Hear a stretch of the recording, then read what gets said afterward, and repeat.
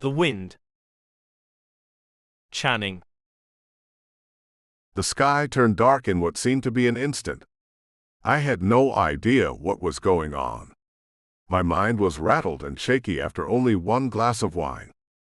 I had only drunk one glass of red wine. I didn't understand why I was feeling the way I was feeling. I didn't understand where the storm could have come from so damn quickly. I didn't understand anything. Mostly, I didn't understand where in the hell my wife was. One minute she was on deck, and the next she was just gone. The wind was howling so loud, I never heard her fall over. I never heard her scream for help. By the time I realized she had fallen, our sailboat had moved a very far distance in a very short amount of time, because the sail was still up. The gale-force winds were blowing into them, moving the boat so fast. I swear I didn't know she fell. I swear it. Down a long hallway we walk.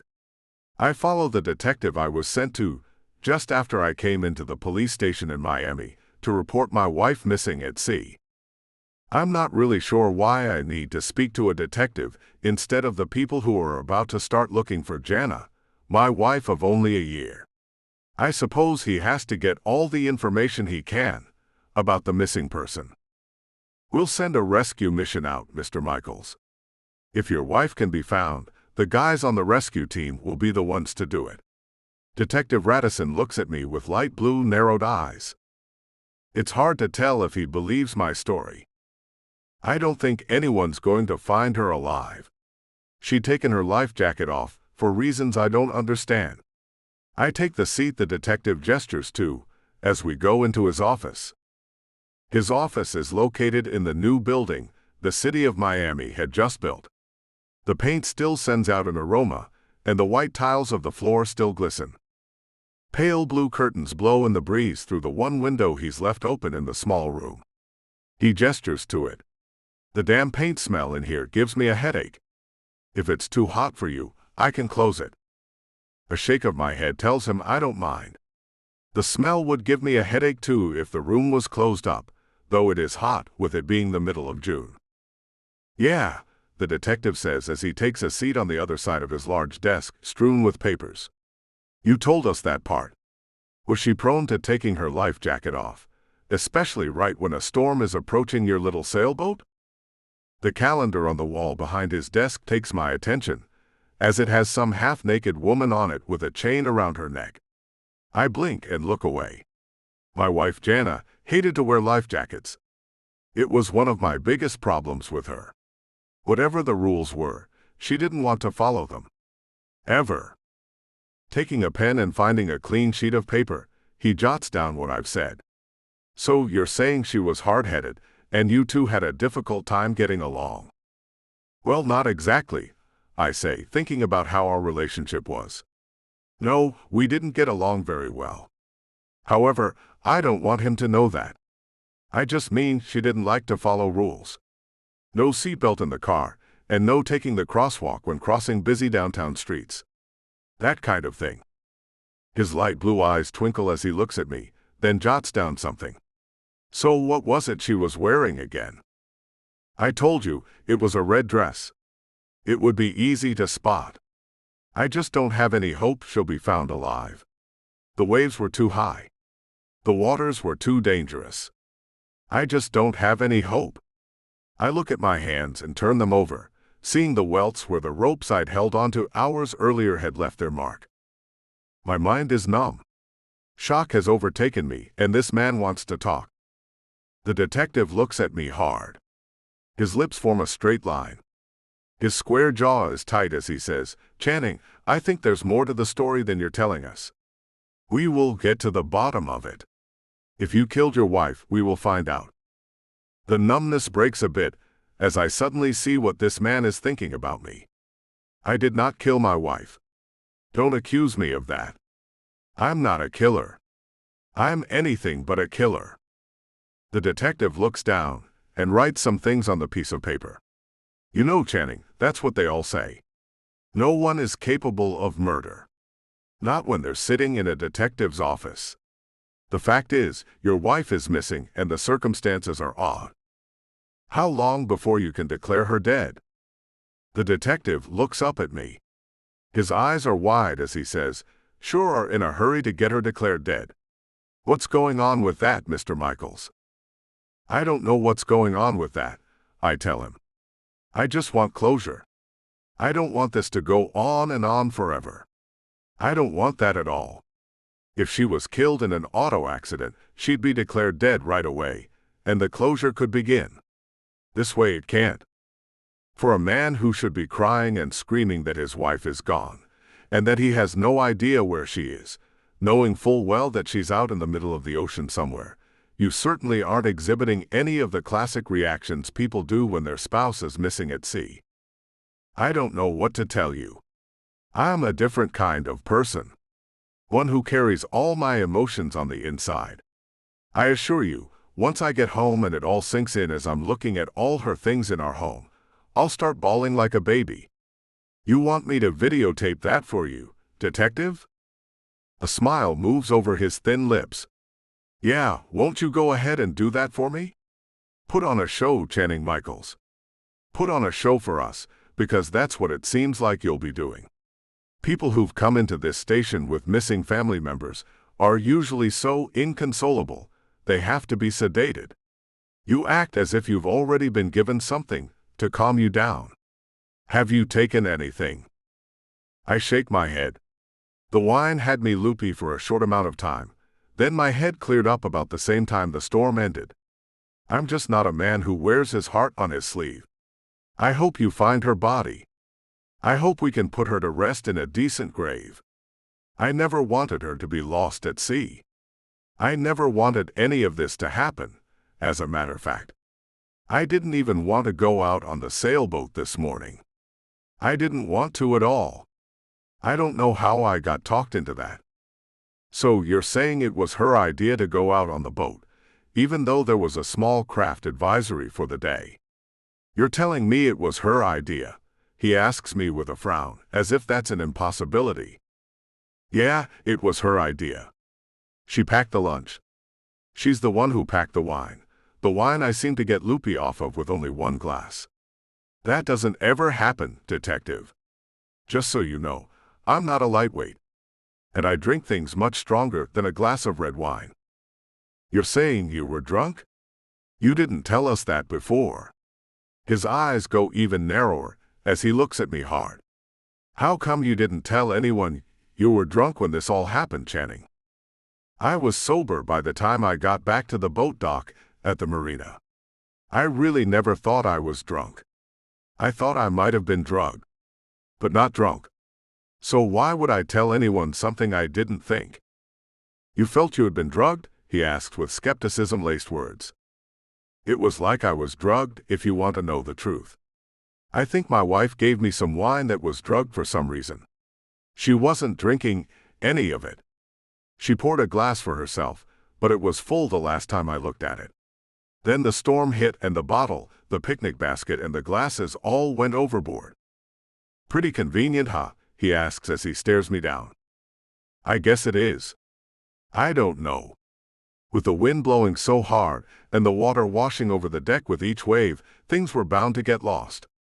Why didn't you get washed over the side, Channing? With a shrug, I say, because I was taught to tie myself onto the boat. As soon as I secured myself, I looked for my wife to secure her as well. But she was gone, right? He asks as he writes down every little word I'm saying. I lean forward and look at the paper. It's impossible to read his writing. Yeah, she was gone. I was yelling for her. The thought that she might have gone inside had me looking to see if she was inside the cabin. But she wasn't. She was nowhere. The bottle of wine was nowhere. The 2 glasses that were sitting on the deck were nowhere. The basket full of chicken and potato salad was nowhere to be found. The detective taps his pen to his desk. Your wife's life jacket was there. So everything wasn't gone. It managed to stay on board. When I moved around on the boat to look over every side, I picked it up and put it in the cabin. The weather was terrible, and I feared for my own safety as well. I leaned back in the chair, my legs suddenly cramping, and my body beginning to feel the pains and aches from the physical ordeal I've just been through. Things just don't add up, Channing Michaels. The detective looks me over. They do add up, I say. There was a storm. The water got really bad. She was swept overboard. End of story. There are plenty of instances like that when you're talking about people who have been lost at sea. Many, many stories like that, detective. Leaning back, he puts his hands behind his head. Until we have a body, we don't have anything. So you're free to go, Channing. You may have just got away with murder. Getting out of the small chair, I stretch a bit to loosen the tight muscles of my legs. I didn't get away with anything. My wife is gone. Do you think it's going to be easy for me to live with my wife gone? She wanted to go out on the damn boat this morning. Here it is this evening, and I don't have a wife anymore. I don't know where she is. She's at the bottom of the sea somewhere. Go home, Channing. If you feel like getting something off your chest, here's my card. Call me. You know things always go easier with confessions, he says with a smile. I take his damn card and stick in my pocket, which is still damp. Then I move back as the detective looks at me, and I glare at him and say, I came here to get help and all I got were accusations. What the hell is this place? A police station or an interrogation unit? We are here to help. It sounds like Jana Michaels needed our help. His face is stoic as he looks at me like he can see right through me. She didn't need your help. She needed to have her damn life jacket on. That's what she needed. She should have never taken it off. A smile pulls the corners of his lips up. Funny how all the money in the world can't bring her back home, isn't it, Channing? Yeah, that's real funny, detective. I turn to leave. His words stop me. By the way, how's your hockey team, the Skippers, doing this year? They're actually having a very good season. The first since I bought the team 2 years ago. The first year they were still no good. This year, the second one, they're picking up and winning games. He taps his pen on the desk. And that investment firm you have. How's that going? Going great. Making money hand over fist, thanks to the money my grandfather gave me. A grandfather I never even knew I had left me $1 million. I managed to get my master's in business, then opened my investment firm. I make a lot of money. That's not illegal, detective. Being rich is not illegal. He laughs. Yeah, I know. But you'd be surprised what rich people think they can get away with. I didn't kill my wife.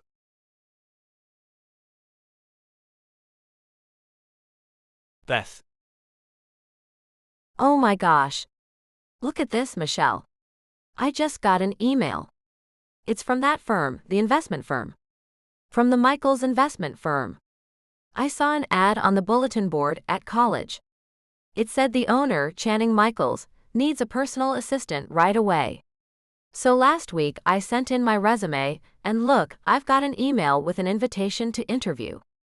My gosh, it's tomorrow. Oh my gosh, the interview is tomorrow. I don't have anything to wear. What am I going to wear? Oh my gosh, an interview to be Channing Michaels' personal assistant. Do you know how cool this is, Michelle? How cool is this? Michelle pulls the earbuds out of her ears and looks at me. Huh. Gosh. Didn't you listen to anything I said? No, Beth. I was listening to music while I tried to wake up. It's early, you know. On a Sunday at that. You should still be asleep. What's going on with you? She rolls over on her stomach and lays across her bed. The t-shirt she slept in is gathered around her waist and her tiny panties that leave nothing to the imagination. But who am I to talk?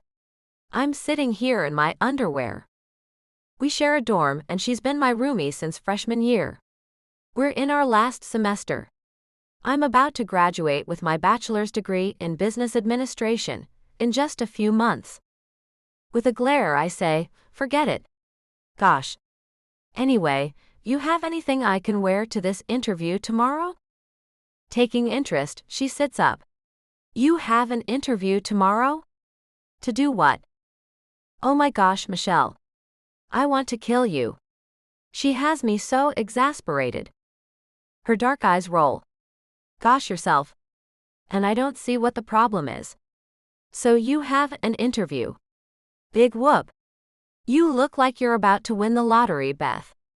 Not do an interview for a job. Getting up from the chair in front of my desk, I throw my hands up in the air and begin to pace. I just told you I have an interview at the investment firm. Channing Michaels' investment firm, to be his personal assistant. You know, the billionaire Channing Michaels? The guy who owns that hockey team, the Skippers? That Channing Michaels. The gorgeous muscles upon muscles Channing Michaels. Who just recently lost his wife in a tragic boating accident, Channing Michaels. That billionaire guy. Michelle jumps up. That guy. You have an interview to be the assistant to that gorgeous son of a gun? Finally, she gets it. Yeah. So help me pick out something nice to wear tomorrow for the interview. I want to look nice. She moves to the small closet we have to share, and looks over her shoulder at me. Of course you have to look nice. That man is one gorgeous piece of man meat. You have to look to die for, Beth. I sigh and go to sit back down, as my head is getting a little buzzy. Yeah, got the gorgeous thing, okay? He's gorgeous. He's tall. Like 6 foot something, I read once about him in a magazine. I don't want to get my head wrapped around that. I don't want to go into the interview and act like a little schoolgirl, with a big crush on the big attractive billionaire man. I want to go in like a professional. Like the professional I one day hope to be. Good luck with that, she says as she laughs. Looking in the mirror at my drab brown hair, I ask, should I go get my hair and nails done? Michelle rolls her eyes. Yes, of course you should. We're talking Channing Michaels here, Beth. Not some old dude. He's attractive, wealthy, and available. Running my hands through my long hair as I look in the mirror, I say, my gosh, what if I really get the job? Michelle, what if I really do get the job? She comes and stands behind me, putting her hands on my shoulders. Maybe you'll become the next Mrs. Michaels. With a slap to her hand, I say, shut up. I'm just looking for the job, not trying to marry the man. My gosh, he just lost his wife. Michelle looks over her shoulder, as if what she's about to say is top secret or something, then she looks back at me through the mirror. Did you hear about that? I mean, did you really hear about that? It was on the news and stuff. You know, they're kind of blaming him. I nod. I did hear they were kind of blaming him. But I also heard him say he didn't do it. I would have to believe him. Hopefully, he'll be my new employer someday really soon. I don't want to have the thought in my head running around that he did kill his wife. But what if he did, she asks, turning me to look dead in her eyes. I don't care. And I mean that. In a way. All I care about is making money. As his personal assistant, I would guess that comes with a pretty nice paycheck. Michelle nods and walks back to the closet. You would think, wouldn't you? With a shrug of my shoulders, I say, well, even if it doesn't, the experience would be all worth it. Don't you think?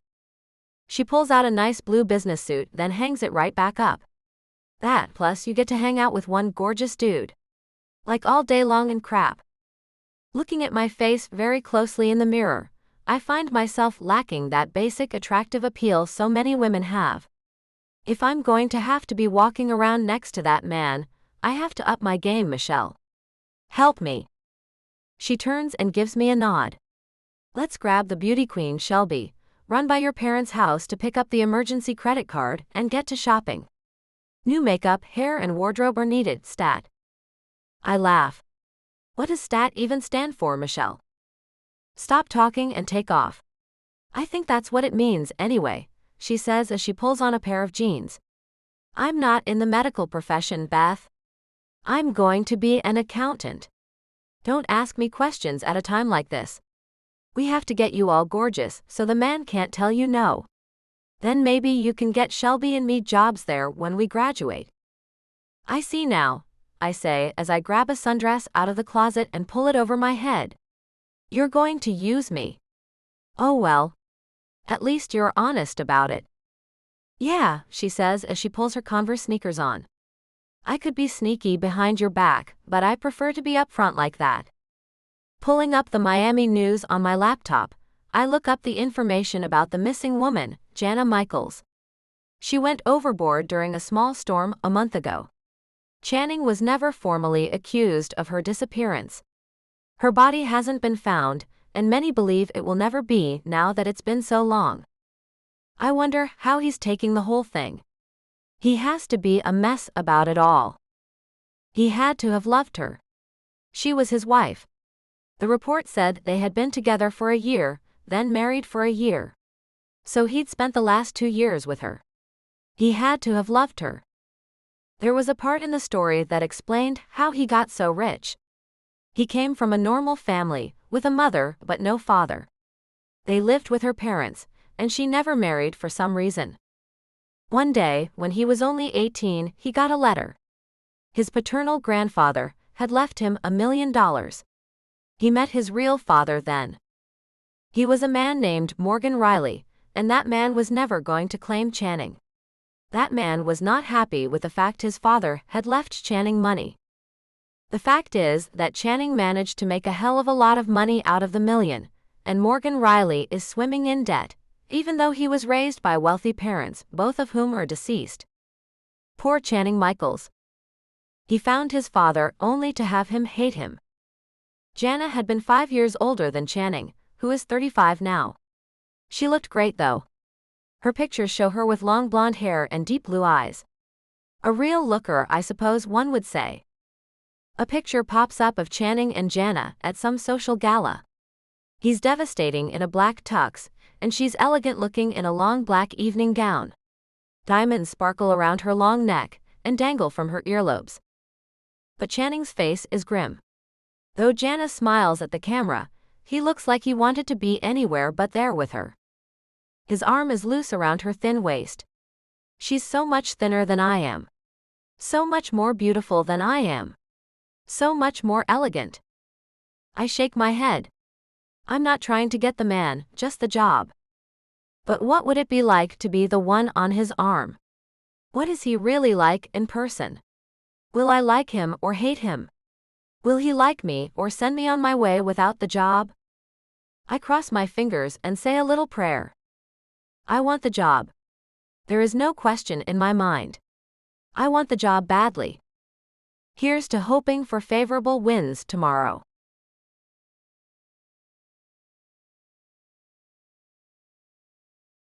Channing. My mood is black as I wait for the third interview of the morning. I'm looking for a replacement for Renee, the woman who's been my personal assistant for the last 5 years. She also happened to be my wife's best friend. She's who introduced us to each other and suggested we'd make a good match. She couldn't have been more wrong. Renee is on Team Lori. She's Jana's younger sister. She's 23 and thinks she knows everything. Like she thinks she knows I killed my wife. Jana's parents are divided about me. Her mother is more on my side, and her father is on the fence. If they only knew the truth about their daughter, and what kind of crap she did to me, they wouldn't be so quick to judge me.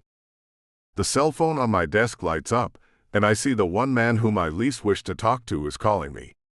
My father. A man I never knew about until I was 18 when he came to ask for his father's money back. Which I did not give him, making him furious with me. Which I did not care about one little bit.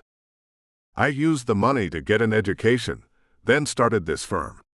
My grandfather was a man who I wish I could have meet. He left me a long letter explaining that he never knew about my existence until he lay on his deathbed, and my father admitted that he had one grandchild. With a phone call to his lawyer, my grandfather had managed to change his will, which was going to leave everything he had to my father, his only child. He gave me $1 million, and my father inherited $3 million and several very nice homes in different areas of the country. My father, Morgan Riley, only has his father's Miami home left. He sold the rest of them and spent, from what I understand, most of the money. And boy, does he want that $1 million back, since he knows I now have billions. I could give it to him, easily. But you know what they say, when you give a mouse a cookie. I know if I give that man $5, he will ask for more and never let up. Not really wanting to, I answer the phone. Hello, Morgan. Channing, we need to talk. I know you're in a jam, and I think if you give me some money, I can help you out with an alibi. First words out of his mouth. Priceless. I don't need one. Thanks for the offer, Morgan. I didn't do anything. I turn my chair around, gaze out the window of my 15th floor penthouse office, and see the waves coming up on the shore of the beach just a few miles away from my office. And I'm too busy with interviews for a new personal assistant today to mess with you. Where do you think she is, son? And how are you doing? He asks. I think she's somewhere in the ocean, and I'm fine. How are you? I mean, the two of you really had something, didn't you? If you ever stopped having something, that is. The sound of him clearing his throat comes through loud and clear. Now, son, you know that was a mistake. And we ended it. You know that. You can be honest with me. Is this tearing you apart? I sit and think about that. Is it? The first night had been odd. But she had never slept in our bedroom, anyway. She had taken a room clear across the large, 6-bedroom beach house I'd bought before I even knew her. She'd claimed I snored. No one else ever told me that, though. Then I found out exactly why she wanted to be so far away from me each night. She was sneaking away most nights, and when I found out that it was to see my father, that was the real kicker. Then the truth came out. She and he had known each other. She and he had known each other very well, and it seemed to me she was part of my father's way of getting back at me. I should have given him the damn million and divorced her then. But I was thinking I could punish them both more by staying married to her and demanding that she stop seeing him, or I'd cut her off without a cent. There was a prenup, of course. I'm no fool. I could have divorced her, and it would have only cost me the lawyer's fee, but I was out for some type of revenge, and that didn't make me feel any better either. I suppose nothing can make you feel better about your wife sleeping with your father. There was a time when I thought I loved that woman. She was very good at making me feel like she loved me. But once I found out about her, and dear old Dad, it was over. Jana didn't even try to act as if she loved me after that. Only in public did she do that, fawning all over me when we had social functions to attend. Acting as if she thought I hung the moon. Until the car ride home. Then it was back to ignoring me. Back to letting me know she was miserable with me. Back to letting me know I had made a big mistake. Son? Oh, I went off to another world. Anyway, I'm fine. Like I said. So if you have nothing else, I need to go. I have one more interview this morning before I go to lunch. So bye. Bye, I hear him say just before I end the call. Pressing the intercom, I call the receptionist. Is my last interview for the morning here? Yes, Mr. Michaels. Beth Statler is here waiting, the receptionist Shelia tells me. You can send her in now. And I'll be leaving at lunch for the day. Yes, sir.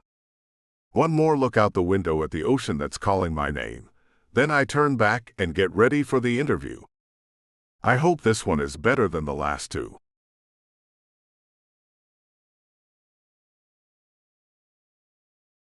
Beth.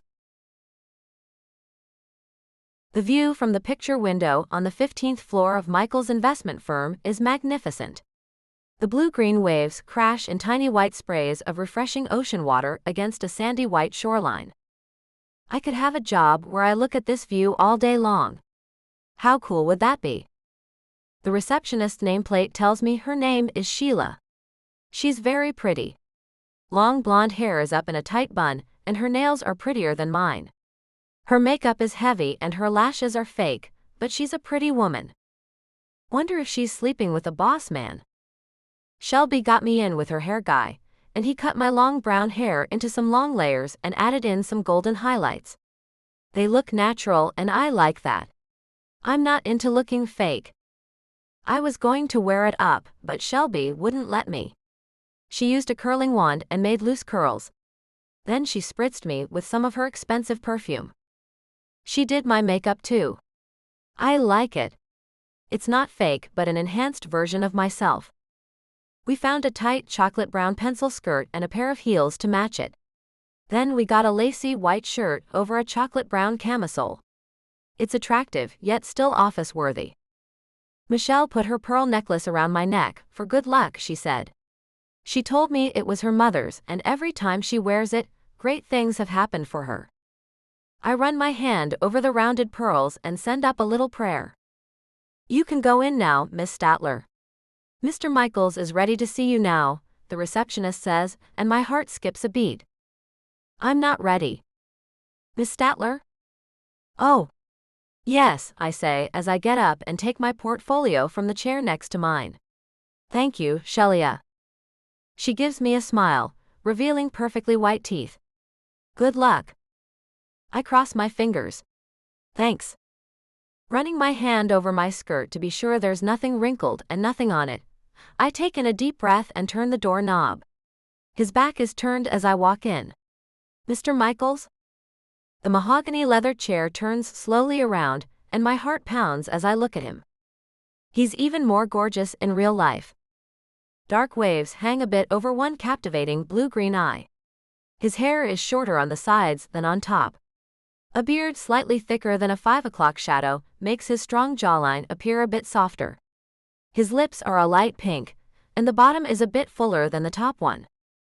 Thick dark lashes surround those penetrating eyes, and he looks right into mine. Miss Statler?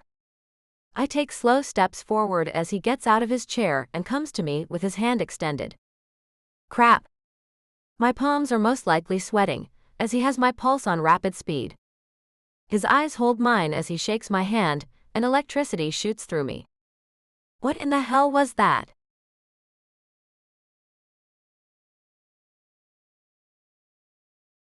Channing. What the hell was that? It felt like lightning just struck me. The touch of her velvety soft hand sent me into another world for a moment. Her green eyes are mesmerizing. She's gorgeous. Please come sit down, Miss Statler. I let her hand go, walk in front of her, and take in a deep breath to steady myself. I don't get this way over females. As she sits down, and I go to the other side of my desk, I look her over. She's draped in colors I don't usually find appealing, but she's changing my mind about them. The dark brown of her skirt and camisole bring out the deep browns in her thick and gorgeous dark hair.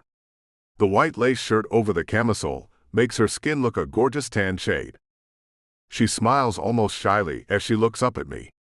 It's very nice to meet you, Mr. Michaels. Leaning forward, I put my elbows on my desktop, lace my fingers, and lean my chin on them. Mister, let's get rid of the formalities. I'm Channing. May I call you Beth? Of course. Her cheeks go a little pinker, and she looks out the window behind me. You have a beautiful view, sir. I'm looking at the most beautiful view this room has right now. I do. I sit back and decide I need to know a hell of a lot more about this young woman. Picking up the resume she sent, I look it over. Almost finished with college. A bachelor's in business, I see. My eyes move back to hers. Is that where you plan on stopping, or is a master's in your future plans? She fidgets for a moment. Money is an issue at this time. I've run out of it. I would like to get my master's, of course. I have to get to work, though, and pay off the student loans I have accumulated. Then I'll see about going back. Leaning back in my chair, I look up at the ceiling for a moment, then back at her. If you get the job, I'd pay for you to keep going to school. Her eyes light up. Oh my gosh. Would you really? The way her smile goes all over her beautiful face is amazing. She is amazing. I really would. Then I lean forward. Tell me how you would make my life easier, Beth. She looks all over my office for what I don't know. Her eyes land on mine. Okay, here's the thing. I can do whatever you need me to do. I'm great at remembering things. How you like your coffee, if you like coffee, that is. What kinds of things you expect to be done before you arrive at the office. Sometimes I might need you to come to my home and other places with me, I say, not only because it's true, but also to find out if she's someone's girlfriend. Do you have someone who'll be jealous of all the time I'll need you? Jealous? Oh, like a boyfriend? No. Her head shakes and her curls dance around her narrow shoulders. Good. No boyfriend. That's good. I'd hate for your employment with my firm to end a special relationship for you. I lean back and look her over as she reaches for her portfolio. Nothing going on in that department, sir. I'm available for you at all hours. No job is too big or too small for me, sir. She places her portfolio on my desk and slides it over. Her nails are perfectly shaped and polished with the same deep brown color she's sporting. Nice manicure, I say as I run my fingertip over her index finger. Does the pedicure match? She giggles quietly. It does. My eyes flash back to hers. Mind showing me? Her cheeks go really red. She pulls her hand back and stands up. Walking to the side of my desk until she's next to me, she steps out of her tall heels. I turn in my chair and look at her little, perfect feet. I love pretty feet. And hers are pretty. Nice. The urge to run my hands up her creamy calves and under that tight skirt is nearly overwhelming. I cannot have any type of woman in my life right now. She steps back into her shoes and goes back to sit down. So, like I was saying, I can be available to you as much as you need. My classes are all available online. I don't have to be in any classroom. I'll be at your disposal. At my disposal. That sounds nice. How are you at being discreet? Her green eyes twinkle for a moment, then she looks away. I can be discreet. She looks back at me, then smiles. Your secrets will be safe with me. I'm no gossiper. I hate gossip, as a matter of fact. Have you heard any about me? Yes, sir, I have. But don't worry. I don't ever believe in gossip. Her eyes soften as she looks at me. How are you doing, by the way? Fine. I'm really fine. Since you're good at keeping secrets, I can tell you this one. My wife and I had no real marriage. It was only in public that she acted like we had anything. It's a long story, and if I hire you, you will find it all out. I know this is forward, but what are my chances of that happening, sir? She seems to be holding her breath. Stop calling me sir, and they'll be a lot higher. I laugh and see her let out a breath. Done, Channing, she says with a smile. Her ruby red lips pull back, showing me another thing I love to see in a woman, a gleaming white smile. What do you say to extending this interview to lunch, Beth? My fingers cross in my lap. I say, of course, Channing. Her smile is traveling all over her delicious-looking body. The woman has the best-looking body I've seen in a while. And though I know I shouldn't hire her, I also know I will. Moving out of my chair, I go to her and hold out my hand. She takes it and gets up. Are we going to lunch now? We are. Tell me, Beth. Do you like yellow or red better? My hand presses against the small of her back as we walk out of my office. Depends on what we're talking about. If it's walls, I like yellow better. If it's cars, I like red. Her heels click on the marble floor as we walk into the lobby. I'm talking cars. If I hire you, I'll give you a car to use. So red then? I look over at the receptionist. See you tomorrow morning, Shelia. Yes, sir, she says. See you tomorrow. Oh, and Shelia. I stop and take Beth by the shoulder to turn her so I can see her face. The adjoining office off mine. Have it cleaned. Get a new chair in there. A nice one. A very nice leather one. I look at Beth. Do you like coffee? She nods. I do. How much do you like it? A crease goes between her eyebrows. A lot. Why do you ask? I look back at Shelia. Have one of those single-serving coffee makers, the one that starts with a K and that I can't pronounce, put in there and every flavor of the little coffee packs you can find. And order a nameplate for the desk. Beth Statler is my new personal assistant. Send the maid to the apartment and have it cleaned too. She'll be moving in tonight. What? Beth says, then her knees go weak and I have to run my arm around her waist to keep her from falling down. I have the job.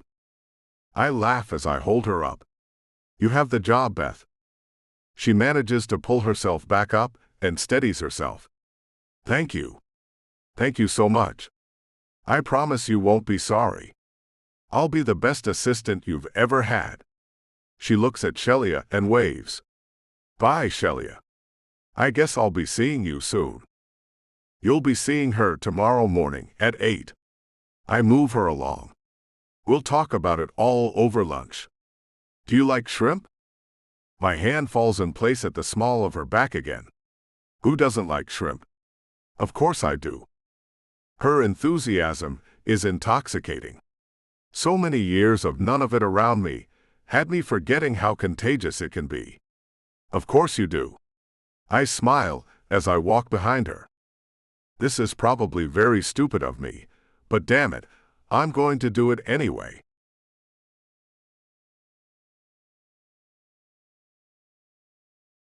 Beth. Michelle has tears in her eyes as I pack up my things from the bathroom. Don't cry, Michelle. You can visit, I'm sure. But who's supposed to leave the light on for me at night? She cries. Shelby told you she'll come stay with you. She hates her roommate anyway. I take the little box of the few toiletries I have and put them on my desk, which I've already packed away. I know. But I'm going to miss you, Bethy. A knock at the door has her jumping up to open it. Some skinny boy stands at it, holding out a set of keys. Hi, Michelle says as she holds out her hand. For me? He smiles. You don't have dark hair and you don't have the killer legs Mr. Michaels told me the young lady named Beth Statler does. Michelle looks back at me. What do you know about that, Bethy? My whole body heats, and I know my face has to be scarlet. I'm Beth.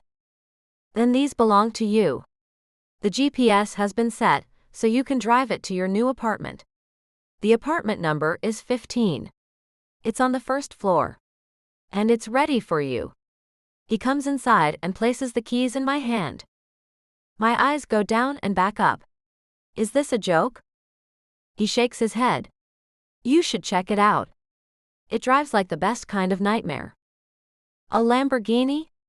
You're kidding me. Oh, what? Michelle says as we all run out to the parking lot. As we get out the front doors, I see it. A candy apple red dream. No way. I hear the guy's phone snap my pic and he sends it to someone. Hey. Michelle yells at him. The boss said he wanted a pic of her face.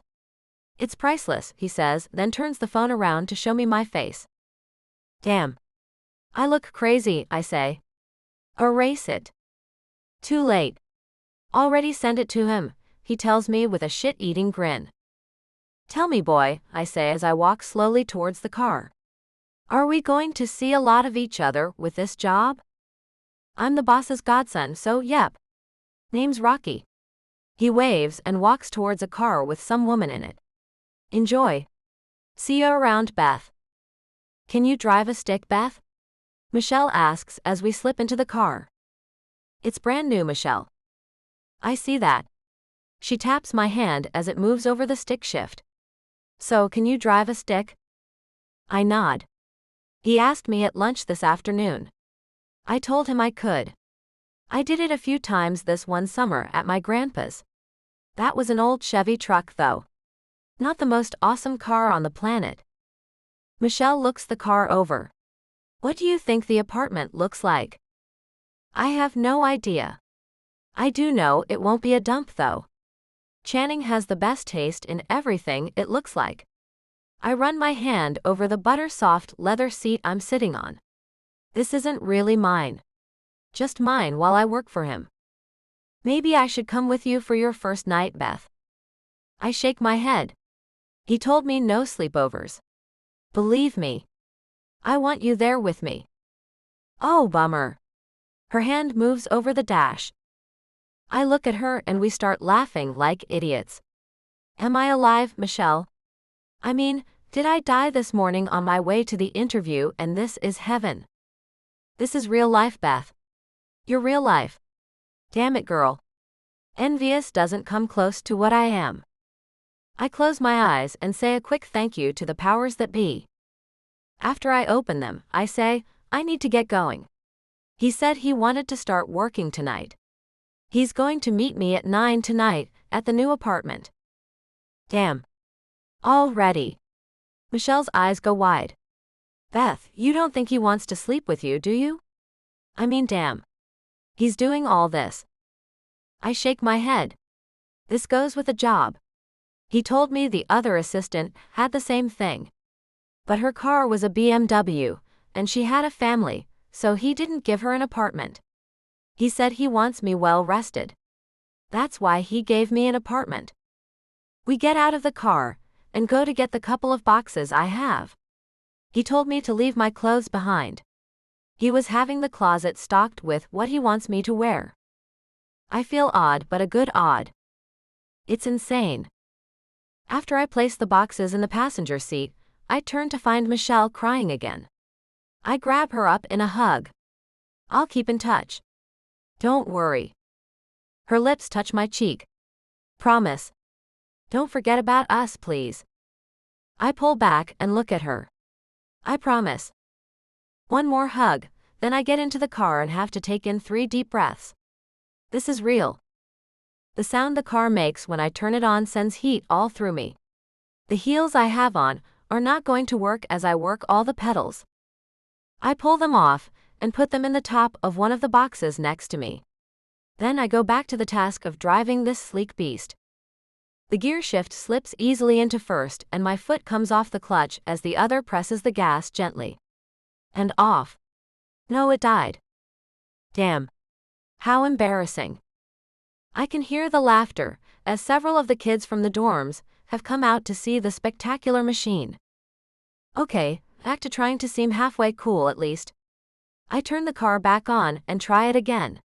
Taking my foot much more slowly off the clutch, and putting a little more pressure on the gas pedal, and off I go with a screech of the tires. I take several trips around the parking lot to get the hang of it. Then off I go out of the parking lot and onto the road. The sun is setting, and when I pull down the visor, a pair of Wayfarers falls into my lap. I put them on and head down the road as the nice lady on the GPS system tells me where to go. My heart is pounding, and I roll the window down to let the wind blow through my hair. The wind feels amazing. Everything feels amazing. Like nothing I have ever even imagined. This has to be too good to be true.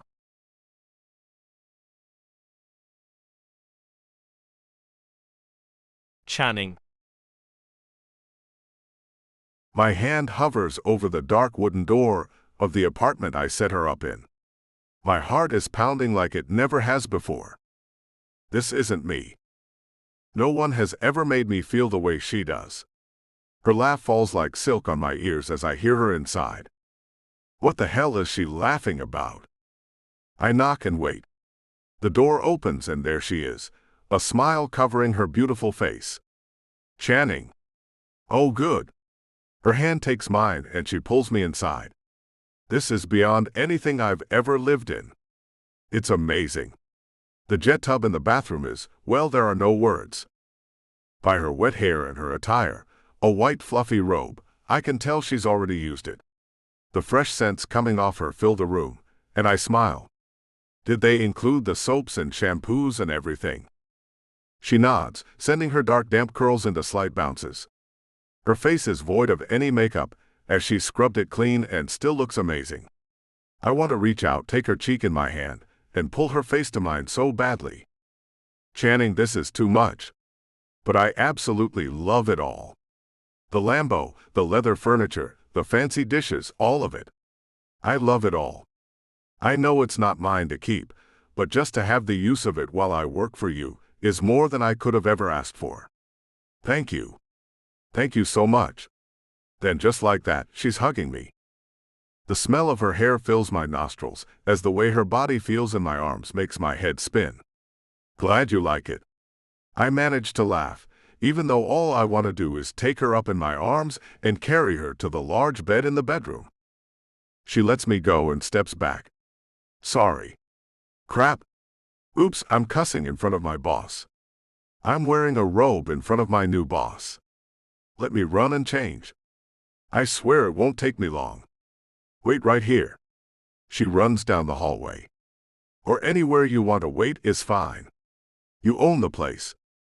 Making my way to the little bar, I find it stocked just like I asked. A Hennessy and a few cubes of ice fill a small glass, and I make her one too. I ordered the leather sofas. I have the same set in one of the living areas of my home. The light's up too high, so I dim it a bit and take a seat on the sofa. I grab the remote to the television and make sure the cable is turned on, which it is. I find a music channel and set a relaxed mood. A smile moves over my face as she comes back out with a pink set of sweats on and bare feet. I knew she'd look adorable in pink. In her hands is a pen and pad of paper. Ready, boss. She sits across from me on the love seat. Her legs fold underneath her. I push the glass of cold liquor towards her. She gives me a little smile and takes it. Thank you. She sips it, then puts it back down. So what would you like to get started with? Getting you out of those clothes.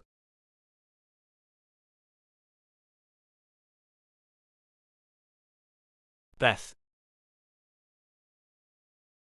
Are you always like this, Channing? His hazel eyes wash over me. What do you mean? You seem a little flirtatious. Is that just your personality? My hands nervously play with the pen and pad of paper I'm holding. He looks away, seemingly a bit embarrassed. I'm not always flirting with women, no. It's okay. I just don't know you yet, and definitely don't want to take you anyway, but exactly how you are. I get up and turn the light in the room up, thinking he may have dimmed it somewhat. The music is all soft and sensual sounding, and the whole setup is making me think he may have the wrong idea about me. Am I making you uncomfortable, Beth? Spinning around, I look at him. No. Channing, not at all. I just don't want you to get the wrong idea about me. I took this job to be your assistant, not to get in your bed. I just want that clear. His face kind of falls a bit and it makes me feel awful. I sit next to him, and he peers up at me through thick dark lashes. I know that. I'm sorry. I don't act like this. I really don't. I don't know what's got into me. Maybe the loss of your wife. He cuts me off as his finger touches my lips, and I nearly die with how hot it makes me. The urge to pull his finger into my mouth and give it a good suck is hard to control, but I manage. It has nothing to do with her. Those penetrating eyes blink a few times and look so deeply into mine that it's insane. I like you, Beth. What? Okay, I'm not going to take that wrong. I like you too, Channing. We will make a great team, you and I. His hand trails over my chin and down to my collarbone. No, you don't understand. I like you, Beth. His eyes dart back to mine. Damn. A smile covers his face. And what does that mean? It means I have to quit this job. I'm not that kind of girl. Sorry. I get up and try to walk away, but his hand grabs mine and he pulls me back. I bounce on the soft cushioned sofa as he pulls me back down. I know you aren't. You're normal and natural. You're spunky and moral. You're perfect, and I know the timing is so off, but there's something here. I felt something I've never felt before when I saw you. Then when I touched you, it felt like I was hit by lightning. Maybe you had a little stroke, I mutter. His laugh fills the room, and my ears tingle with a fantastic sound. I'm not that old. My head shakes without me realizing it. I can't do what you're asking. It's not right. His hands run over the tops of his blue jean-covered thighs as he sighs, then he looks back at me. I'm going to tell you a little bit about myself, Beth. You see, I was raised without knowing who my father was. I hold up my hand. I know that. I read about you on the internet. His left brow cocks. Did the internet tell you that my father hates me, and he had an affair with my wife? Instantly, my hands reach for his and take them. I hold them to my heart. Oh my gosh. Channing. That's awful. I've been so alone with that. You're the first person I've ever shared that with. His eyes glisten as he looks at me. I feel like I can trust you. Can I? I nod. Of course. I let his hands go. How long did that last? I think they had something going on before I even met her. I can't be positive about that, though. See, my personal assistant, Lori, was Jana's best friend. She thought we'd make a good couple and introduced us. Wait. Lori quit though, right? I ask. He nods. She thinks I tossed Jana overboard. See, Jana told her about the affair she'd had with my father. I didn't know that until the day after my wife fell overboard. Then Lori came to work and told me she was resigning. She told me she knew about the affair, and tried to get me to confess to her that I did something I didn't do. Kill Jana. My heart is nearly bursting with sympathy for this man. His hand moves over my knee. I place my hand over his and say, Channing, I don't want you to take this in the wrong way, but shouldn't you tell the police about that? His head shakes. So far, there's no reason for an investigation. If I let that cat out of the bag, then there will be. Is there any reason you don't want an investigation done? I wait for his answer without breathing. The way his face contorts with my question makes me feel awful. Beth, you don't think? No. No, I don't think you're capable of that. I grab the drink he poured me off the coffee table and take a sip. I just mean, since you did nothing wrong, then why not tell them? The way I look at it is, why open a can of worms no one has asked me to?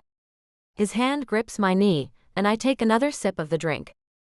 His hand runs up my leg over my thigh, leaving a trail of happy behind it. So tell me what you did when you found out your wife was having an affair. I was mad. Not because I loved her so much. More because I felt like an idiot. She made me think I was her world. I married her because she told me things like that life wasn't worth living if she couldn't be Mrs. Channing Michaels. He pulls his hand away and takes a long drink from his clear glass. Well, maybe that was true at that time, I offer him. Dark waves bounce across the top of his head as he shakes it. No, it was all just to get to me. Just to let her into my life, my world, and my bank accounts. I found where she'd given my father thousands and thousands of dollars. He still wanted more, though. I heard he was in debt pretty badly, I say, and he looks back at me. So you did nothing then when you found out? I took her off the accounts, but told her I wasn't going to divorce her. I thought it might be a little payback, a little punishment for messing around on me, trying to take what was mine, and give it to the jackass who was never going to come forward and claim me as his. He looks out the large window, which overlooks a very pretty garden when it's daylight outside. His loss, Channing, I say as I run my hand along his strong jaw. Hers too. He turns to look at me, and his hand runs over my cheek. He turns it and drags his knuckles across it. Then his lips are all I can look at. All I see is them parting just a little. My eyes flicker to find his looking at my mouth. My heart aches for him, knowing the pain he's endured. From what I've seen in the media, he's not a man who chases fleeting pleasures. Despite his wife's betrayal, he's remained steadfast, loyal. I don't understand why you'd find me attractive, I murmur. He tilts his head, a slow smile forming. And I can't fathom why you'd say that. His tongue grazes his lips. My pulse thunders as he leans closer, his breath warm against my mouth. My hands glide up his arms, pausing to feel the strength of his biceps beneath the soft blue t-shirt, the smoothest I've ever touched. Then his lips meet mine, a spark igniting a rush of heat that pools deep within me. His arms encircle me, lifting me to straddle his lap. My body presses against his chiseled chest, his firm muscles unyielding where mine mold to him. His toned abdomen brushes my softer curves. His hands roam my back, setting my skin ablaze. They slip beneath my shirt, and when he discovers I'm bare underneath, a low groan escapes him. I feel his desire stirring beneath me, pressing against my core, aching for him. He pulls back, his forehead resting on mine. No one can know about this, Beth. Not until she's declared gone. You understand, don't you? My breath catches. Maybe we should stop. His fingers tighten in my hair, tilting my face to meet his gaze, eyes burning with need. I don't want to stop. I want you, more than I've ever wanted anyone. Once she's officially gone, we can be open. Until then, it's our secret. I search his eyes, desperate to trust him. So no one can know. I understand. His lips crash into mine, the kiss fierce and consuming. He tugs my hair, standing and lifting me effortlessly. His mouth trails to my neck, grazing it with a hungry edge. As he carries me toward the bedroom, my body trembles with anticipation, and a whisper of doubt. I pray this isn't a mistake.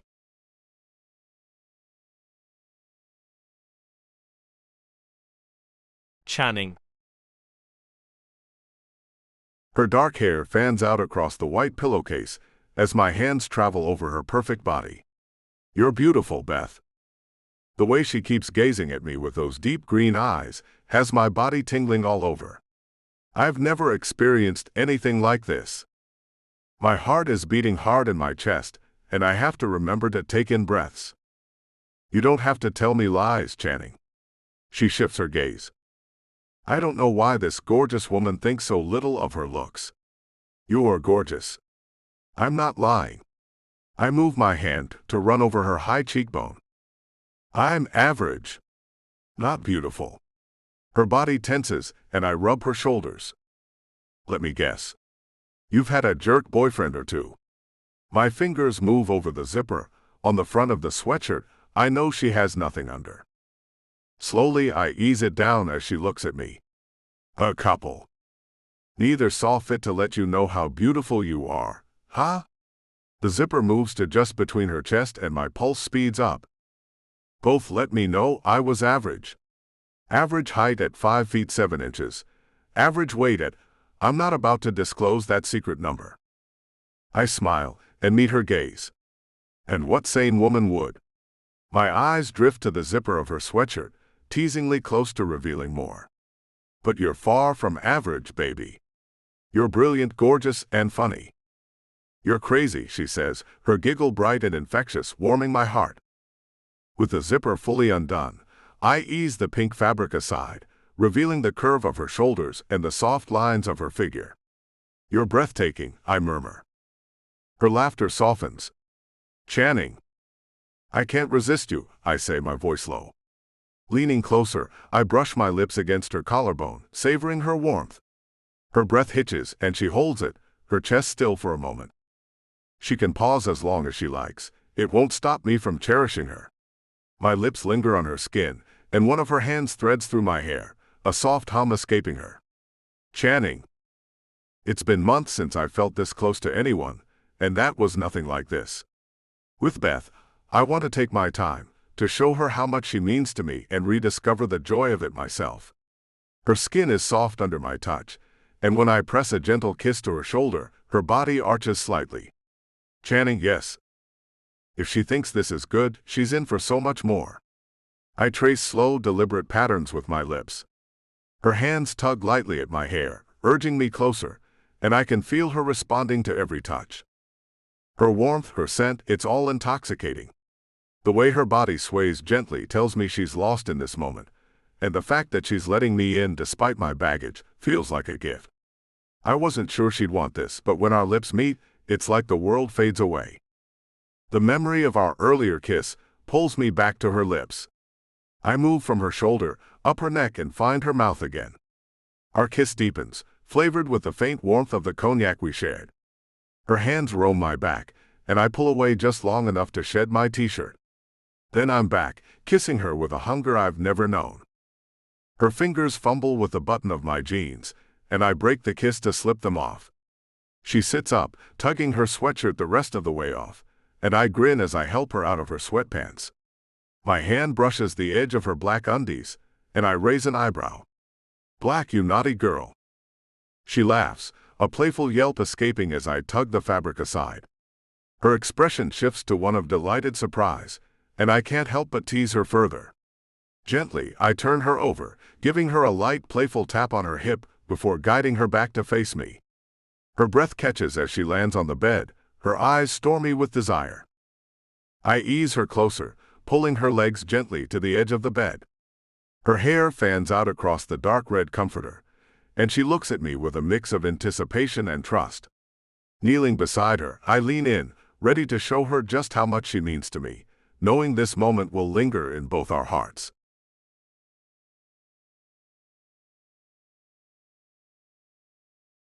Beth. My heart thundered as Channing Michaels sank to his knees before me, his piercing gaze locking with mine. The air between us sparked, charged with a desire I hadn't anticipated. This moment felt surreal. Channing, the man I'd never dared to dream of, was here wanting me. Confusion swirled in my mind. Why me? But the heat in his eyes silenced my doubts, drawing me into the gravity of his presence.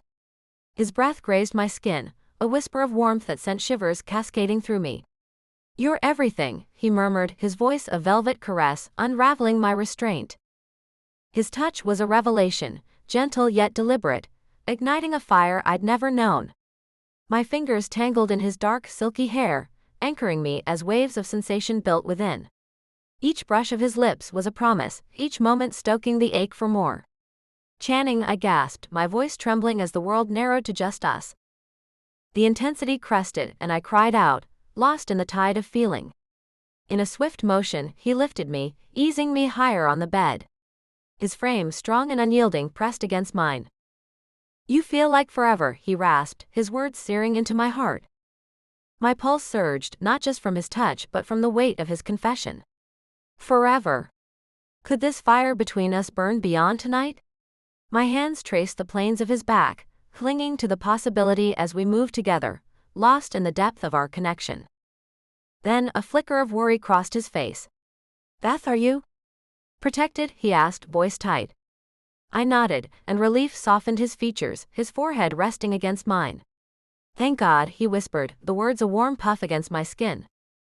As our breaths steadied, he shifted, his gaze softening. One hand swept a stray lock from my face, his touch achingly gentle. His lips met mine in a brief, reverent kiss. "Thank you," he said, voice low. "You have no idea how much I needed you." I smiled, warmth blooming in my chest. "You're welcome." His eyes, brighter now, held a spark that hadn't been there before. Propping himself on one elbow, he draped an arm across my waist, studying me. "Beth, can I ask something?" His voice was earnest, almost vulnerable. "While we're together, can it just be us? No one else?" "I promise I'll do the same." A shy smile curved his lips. "And for now, let's keep this between us." I closed my eyes, a disbelieving laugh escaping me. "This can't be real," I whispered, but his steady gaze told me it was. His lips brushed my cheek, warm and deliberate. "It's real, baby. Every second of this." "So what's your answer?" "I need to know. Seeing you with someone else would break me, and I can't afford to fall apart now." I opened my eyes, meeting his intense gaze. "Are you serious?" "Dead serious." His lips grazed my chin, then he pulled back, eyes searching mine. "Well, it's like I've slipped into a dream," I whispered, still reeling. "This doesn't feel real." His mouth found mine, a fleeting tease. "You're killing me with the weight, baby. Didn't you feel what I did?" I don't know what you felt, I admitted, my hand sliding up to cradle his face. But what I felt was indescribable. His eyes held mine, unwavering. If you mean it, then yes. I'm yours. No one else. Relief washed over his chiseled features, his eyes sparking with joy. Yes, he breathed, triumphant. His kiss deepened, lips moving over mine with a tender, lingering softness. Each touch sent a current through me, heat and electricity wrapped in velvet, a sensation as thrilling as it was unfamiliar. Was this what it meant to be his? Were we bound now, in a way that felt like forever?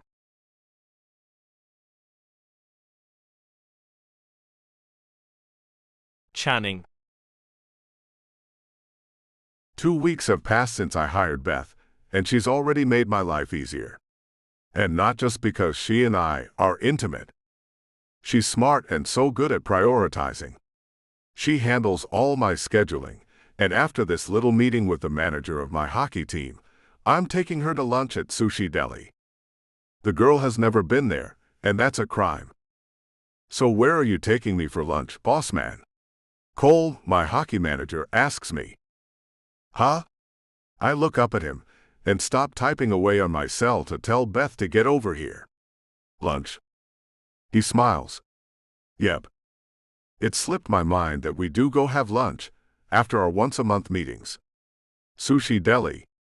My personal assistant is coming too. I have to sign some papers for her. Cool. We can take my car. That little two-seater you drive is too small for me anyway, he says as he stands up and stretches his long legs. My legs aren't short and I don't mind it. I turn to see who's coming into the arena the team is practicing in, and find Beth tapping away at her phone as she comes in. My eyes travel over her. She's wearing the outfit I picked out for her last night before I left. I never spend the entire night. I can't have anyone seeing my car there overnight, or word will get out.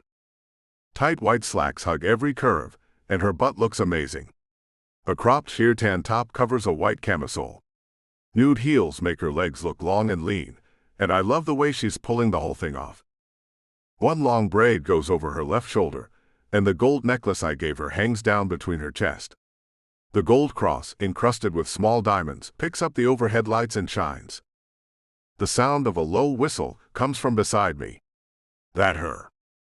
I turn to see Cole ogling my girl. That's my assistant, yes, Cole. He's up and walking to her, before I can even get out of the stadium chair. With his hand extended, he says, "Nice to meet you. I'm Cole, the manager of the Skippers. You are the boss's new assistant, I've heard. And my date for lunch today." She shakes his hand and smiles. "I'm Beth Statler, Cole. Nice to meet you. And I don't date." "Good girl. Don't date?" He laughs and takes her left hand in his. "I don't see a ring. So why don't you date? You're way too pretty to be alone, baby doll." She leans around him to look at me. "Ready, Channing?" I nod and get up as Cole slips his arm around her shoulders. "Like I was saying, you're way too pretty, Beth. So what's the story on you?" "No story." She looks at me as I come up on the other side of her. "Just way too busy with my new job, a job I love and would never want to lose." "You love it?" I ask and have a feeling she means she loves me. "That's good. I love having you." Her smile as she looks up at me melts my heart. She fingers the cross around her neck and says, "You do?" I nod and look at Cole. "You know the rule, Cole. No dating my assistants." "I know of no such rule. Your only assistant was Lori, and she was married." His arm tightens around Beth's shoulders. "Anyway, this little lady needs to have some time off from being your slave." His mouth moves close to her ear and my heart starts to pound. "What do you say to a little fun this evening? I know this rocking club downtown. Do you like to dance?" "I think I have to do next week's schedule this evening. Channing has a lot going on next week, and it's going to take some major concentration to get it mapped out for him," she says as we go outside. "Thanks for the invite, though. That's nice of you."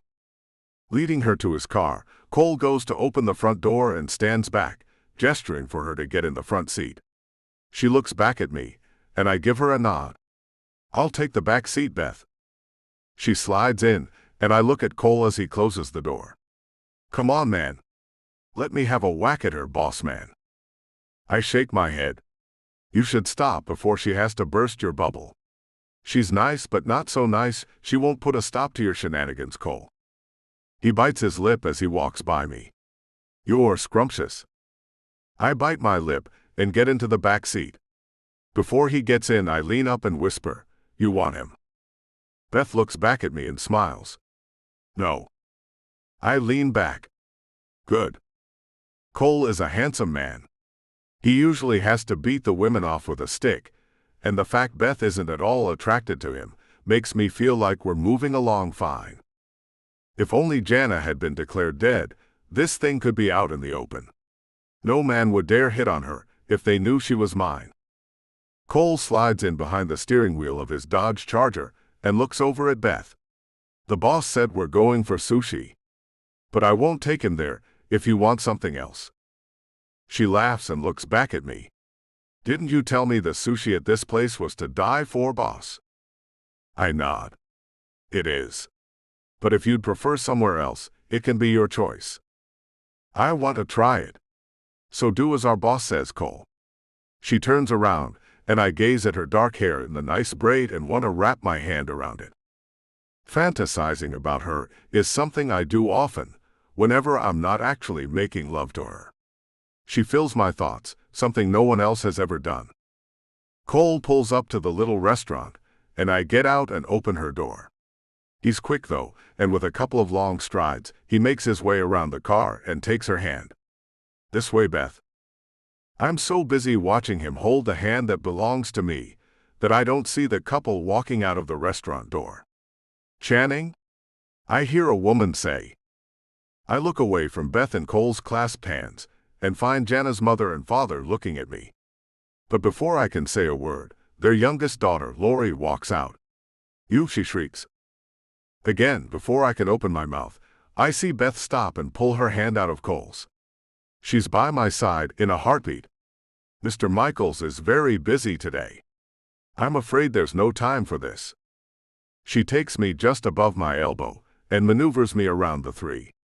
Lori glares at me, and Jana's mother and father look at me with slack jaws.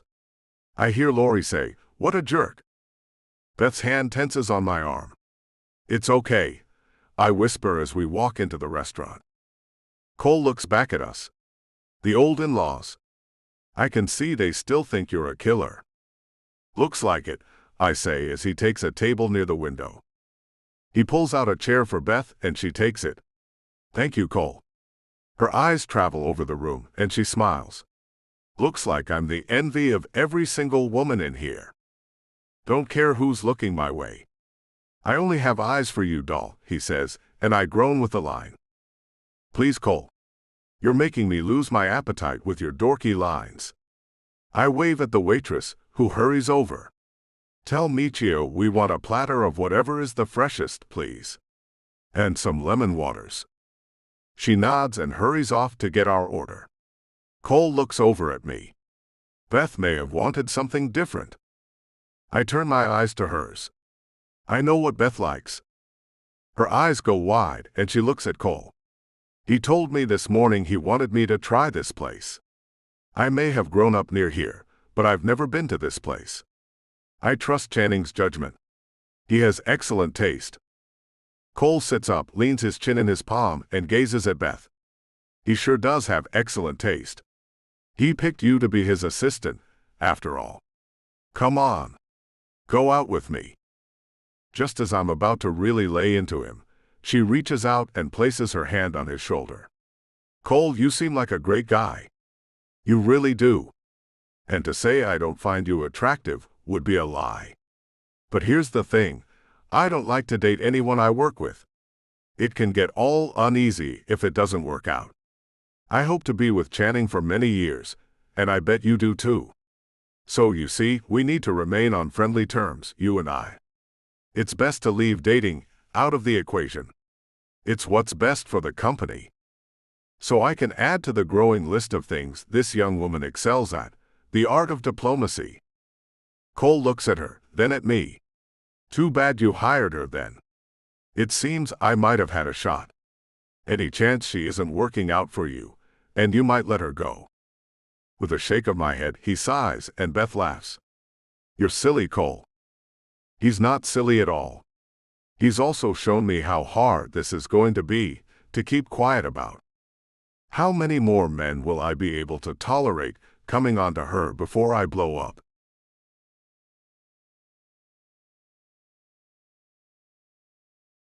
Beth. 3 weeks into this thing we have going on, and I've fallen so hard for this man. Channing is unlike any other man I've ever known. He snuck me out to his beach house, as he calls it. It's a beach mansion, in my opinion. I took my car home to my apartment, and a little later, he came in his mother's car to pick me up, then took me to his beach house, and told his mother he'd bring her car back to her in the morning. He told her he was getting the oil changed for her, like the good son he is. Channing is just plain good. I can't see how anyone could think he killed his wife. And I don't see how she could have ever cheated on him. He's the best romantic partner I've ever had. Carrying 2 glasses of red wine, Channing comes into his bedroom. He told me he'd never shared the bed with Jana, so I feel okay about being in here. My heart stops as he leans in to kiss me, before he places one of the glasses in my hand. Here you go, baby. We had just gotten out of a hot shower, and I'm wrapped in a towel. He has a towel wrapped around his waist. With a quick movement, he has my towel off and lying on the floor. I pull his off, we place our glasses on the bedside table, and he tosses me onto the soft mattress. I hold out my hand, stopping him before he jumps on me. Open the window. I love the sound of the ocean out here. He pads over to the window and pulls it open as I watch his muscles move with every step. Damn, he's attractive. Channing paused as he approached, his gaze locking onto me, fierce and unguarded. That's where I want you every night, Beth. Right there in my bed. I sighed, stretching my arms toward him. We both know that's not possible yet, Channing. Come here. A shadow crossed his face, his jaw tightening. I want this over. I need it to be over. He climbed onto the bed, settling beside me, his warmth a quiet anchor. One day it will be, I promised, straddling him. My lips found his, a slow, deliberate kiss to chase away the weight of Jana's absence, an absence that refused to be declared final. We still get to be together, everywhere. Together but not touching, he growled, pulling me close. I have to watch men flirt with you, and it drives me insane. You have no idea how much I hate it. His arms tightened, possessive, grounding. His kiss claimed me, fierce and consuming, his teeth grazing my lip with a hungry edge. Heat flared between us, my body responding instantly to his unspoken promise. I trailed kisses down his chiseled frame, lingering over the hard lines of his abdomen, each touch a silent vow. His breath hitched, hands threading through my hair, guiding me with a tenderness that belied his intensity. We fit together effortlessly, 2 halves of a whole. Where he pushed, I yielded. When he faltered, I steadied him. Yet a quiet fear lingered. Would this perfection shatter? Was I waiting for the dream to collapse? Thunder rumbled, and a chilly gust swept through the open window, prickling my skin. Channing felt my shiver and tugged me up. Come here. Let's get warm. He drew the blanket over us, rolling me beneath him. His lips brushed mine, soft yet searing. One day, I'll make this right. I swear it. I know you will. I pulled him back, losing myself in the kiss. His touch felt like home, every moment with him, whether tangled in sheets or folding laundry at the cleaners, etched into my heart. I was hopelessly, recklessly in love, terrified of the end. His lips drifted to my earlobe, nipping gently. I need you to know something, Beth. I murmured, caught in the haze of him. I love you, Beth Statler. His voice was raw, certain. Heat bloomed in my chest. Smiling, I met his gaze. I love you too, Channing Michaels. His answering smile was devastating, stealing my breath. One day, I'll make you mine forever. His kiss deepened and my mind spun. Wedding vows, white dresses, a future as Mrs. Channing Michaels. I dared not hope too fiercely, but the images danced, vivid and unyielding. He shifted, his body covering mine, moving with a rhythm that set my pulse racing. The bed creaked, the headboard tapping the wall. He froze, chuckling against my neck. Never used this bed like this. Didn't know it'd be so loud. I'll get a new one tomorrow. His lips grazed my throat, teasing as he deepened his movements. Thunder roared, drowning out the sounds of our shared breath. Lightning flashed, illuminating the room, and I arched into him, lost in the crescendo of sensation. Channing! I gasped, my voice breaking. The bedroom door burst open. We whipped our heads toward the sound. A tall, ethereal figure stood framed in the doorway, her white gown billowing like a specter. Her finger pointed, accusatory, piercing the haze of our moment. Jana! Channing's voice cracked, raw with shock.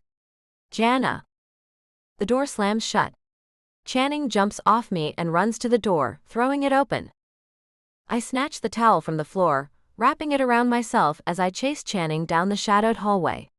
He tore after the fleeting figure, but the woman, Jana, had vanished.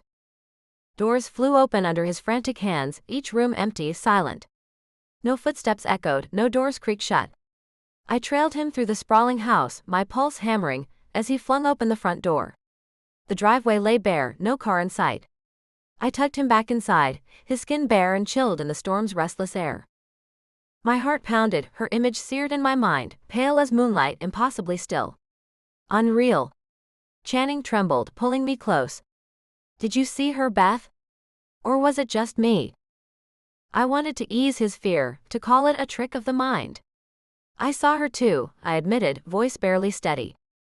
His eyes darkened, wild with questions. What does it mean? What was that? The word ghost hovered on my tongue, but I swallowed it. I don't know. His gaze, weary and haunted, held mine. Should we go to my place? He shook his head, resolute. No. I need to stay, to see if she returns. Thunder growled outside, the sky heavy with impending rain. Should I leave? I asked, glancing back, half expecting her silhouette in the shadows. He took my hand, guiding me up the stairs. Not tonight. The storm's about to unleash. I follow him, and keep looking over my shoulder for his dead wife to make another appearance. I want to talk about it so damn badly, but I know he wants to forget it happened at all. Damn. Who could deal with that?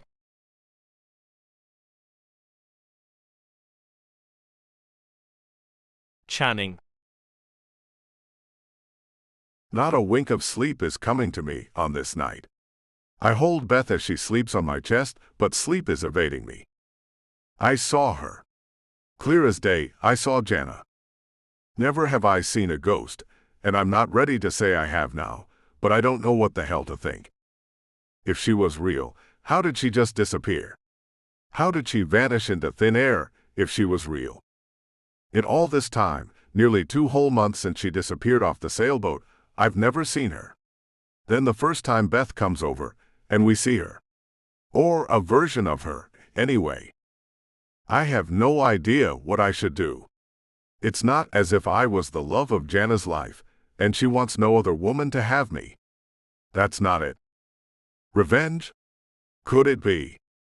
Did I accidentally miss her cries for help when she fell off the sailboat, and she's blaming me in her afterlife for her death? I kind of think I might need to see a psychiatrist. Or a psychic. One or the other, or maybe both. The thought comes to me that I've yet to go into her bedroom. Not one time have I been in there. Not that I had before she died, either. Moving Beth off my chest, I lay her on the pillow and get out of the bed. I grab a pair of shorts and pull them on, then set off on the cross-house trip to the room she called hers. It's on the first floor and the other side of the house. The place I've called my home for the last 5 years seems eerie to me all of a sudden. The storm has passed, but I can still hear rumbling thunder in the distance. Shadows cast on the walls as I make my way down the first set of stairs. The house has 4 stories. The top story is one big room. I call it the party room, but I've never had a party there. My bedroom is on the 3rd floor, along with a couple of others, and a media room, an office, and a workout room. This floor was always mine and mine alone. As a matter of fact, Jana never even came up here. So for her to come up here is just plain odd anyway. The 2nd floor is mostly rooms I store stuff in, and then I make it to the 1st floor. I go through the kitchen, then the living area, and then the hallway that leads to her bedroom. My heart's pounding as I turn the knob. It's odd. I'm almost expecting to find her in there. The door creaks as I open it, and I see the window has been left open. Damn it. I knew I should have made myself come in here, but for some reason I just couldn't. Flipping the light switch on, I look around and find clothes lying all over her bed, which is unmade. The makeup desk, where she would spend hours fixing her face, has makeup all over it, and a few sets of false eyelashes. Shoes that cost tons of money are lying all over the floor, as if they were bought at the dollar store. The woman took care of nothing. She always acted if money was no object, and things didn't need to be taken care of, because with my money I could easily replace anything she broke, ruined, or lost. A wasteful creature she certainly was. And a filthy one as well. Closing the window, I lock it and go to make sure the others are locked as well. I find every last one of them unlocked. That shouldn't surprise me. I'm sure she was still messing with Morgan. Then it hits me that her car is still parked in the 2nd garage. I never went to look at it either. I think I'll have Rocky come clean all this stuff out and give it to a charity store. Her car can be donated as well. God knows, I'm not going to drive it. His mother can have it if she wants. I think Rocky's dad, my old college roommate who decided to enlist in the army and made it through one tour only, would like it if I gave it to her. Rocky's mom was pregnant when Arturo left. They married just before he left, and he never came back. So I became their baby's godfather, and made sure he didn't want for anything. His mother, Anne, doesn't let me do as much as I want to. She's proud and works hard to keep a roof over his head. He turned 15 the other day. It's been a damn long time since his dad and I were 20. A damn long time. With everything locked back up, I leave the room and turn out the light, then go to the garage with her car in it. As I head to the opposite side of the house, it's not lost on me just how separate our lives were lived. I walk through the kitchen and have to shake my head, as we even had 2 refrigerators. I had a large Sub-Zero when she moved in the day we got married. Only a month later, she had to have her very own. It's a little larger than the one I had. I had to have some of the cabinets removed to fit it in. Her reasoning was that her food was always getting pushed to the back of the fridge. It wasn't a lie. She never ate, so it did get pushed back. And the fact that she didn't eat didn't stop her from purchasing the most expensive thing in the most expensive grocery stores. Everything had to be organic. Yet the stuff sat in the fridge until it rotted. And that takes a while. I pause in front of her fridge and open it. Full as always. And not a thing touched. I'll have that cleaned out as well. No reason to keep any of it. If I used any of it, then I'll be reminded of her, and the less that happens, the better. Yeah, I definitely need to see a shrink. Even though it's been a while since I've had any nice feelings about her, I still should have some sadness. I should miss her somewhat. I should feel bad, but I just don't. And the more I think about the wine that day, I know she drugged it. She had to have. And the sailboat trip she had to take. Even though there were warnings that bad weather could come up, she had to go. Promises of trying to work things out. Promises of leaving Morgan alone. Promises of thinking about having a baby. I don't even know why I brought that up to her. I didn't even want to have a child with her. Like ever. She was not mother material. But for some odd reason, I brought that up one day when we were doing our typical arguing. I told her I wanted a baby, and she told me she would never mess up her figure for a kid. She was about to turn 40, the day we argued about a thing I didn't even want with her. I knew her days were numbered for having healthy children, and I just brought it up. The whole relationship had been a lie, in my opinion, and I should have divorced her when I found out about her and my father. But I didn't. For spite, I didn't.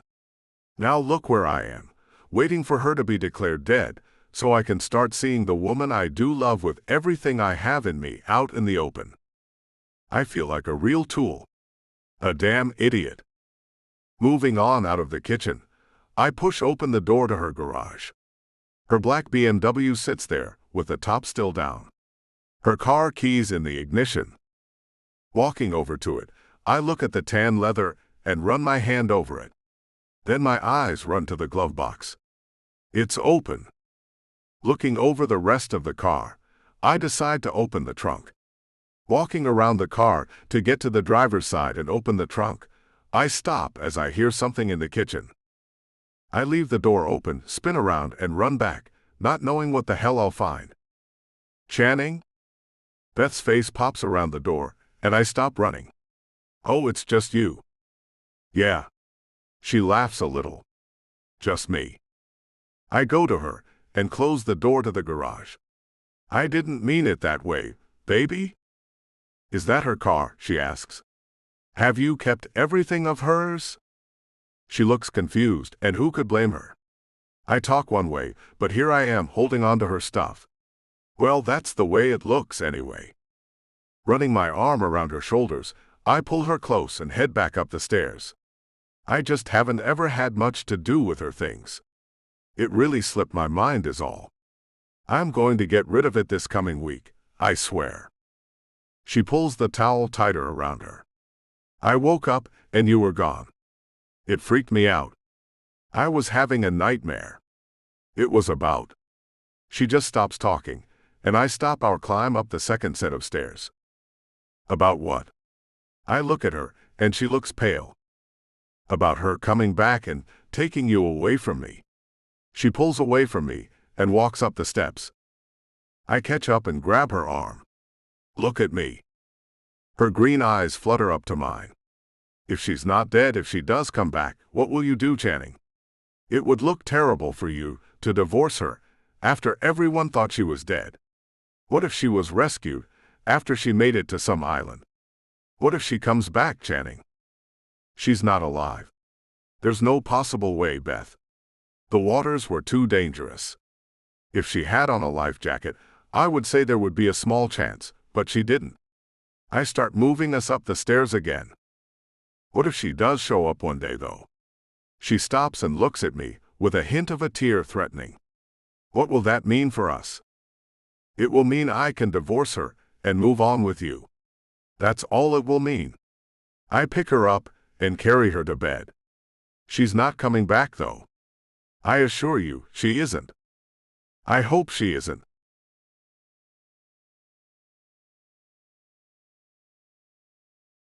Beth. Want me to pick you up and take you for coffee, Michelle? Not even a second passes before she answers me over the phone. Can I drive the Lambo? Drumming my fingers on the steering wheel as I sit in the car outside Channing's psychiatrist's office, I think about it for a moment. Okay. How far away are you? She asks as I hear her pulling on clothes. 10 minutes. I have an hour to kill. Meet me outside.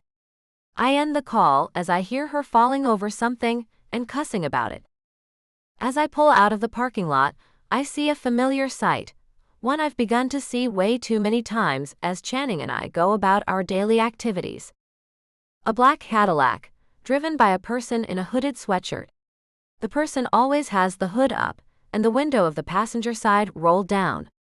And it seems the person has business everywhere Channing does. It's been a week since I spent the night with him at his beach house. I haven't been back there, and he says he's seen nothing else. But he wanted to start seeing someone about his lack of emotion over Jana's death or missing situation. He says he feels nothing except relief, that he doesn't have to deal with her any longer. I think he has some deep repressed feelings he isn't dealing with, So when he told me he wanted to talk to someone, I found him the best psychiatrist in Miami to help him. Rolling into the dorm parking lot, I see Michelle waiting for me. I haven't seen her at all since I took the job and moved out. I've talked to her very little as well. I don't know how I'll be able to keep our little secret from her, but I have to. As I pull to a stop, she walks right up to the driver's side door. Her hand running over the red hood of the car, she says, "Okay. Get out." I get out and hold my arms open. "No hug first?" She hugs me, then moves me to the side. "Get in." I laugh as I go around to get into the passenger side, a place I've yet to sit. Watching her run her hands over every part she can of the car, I laugh. Thinking about taking off anytime soon? I have about 45 minutes left before I have to pick up the boss. She looks over at me and frowns. I have to get to know the car, Bethy.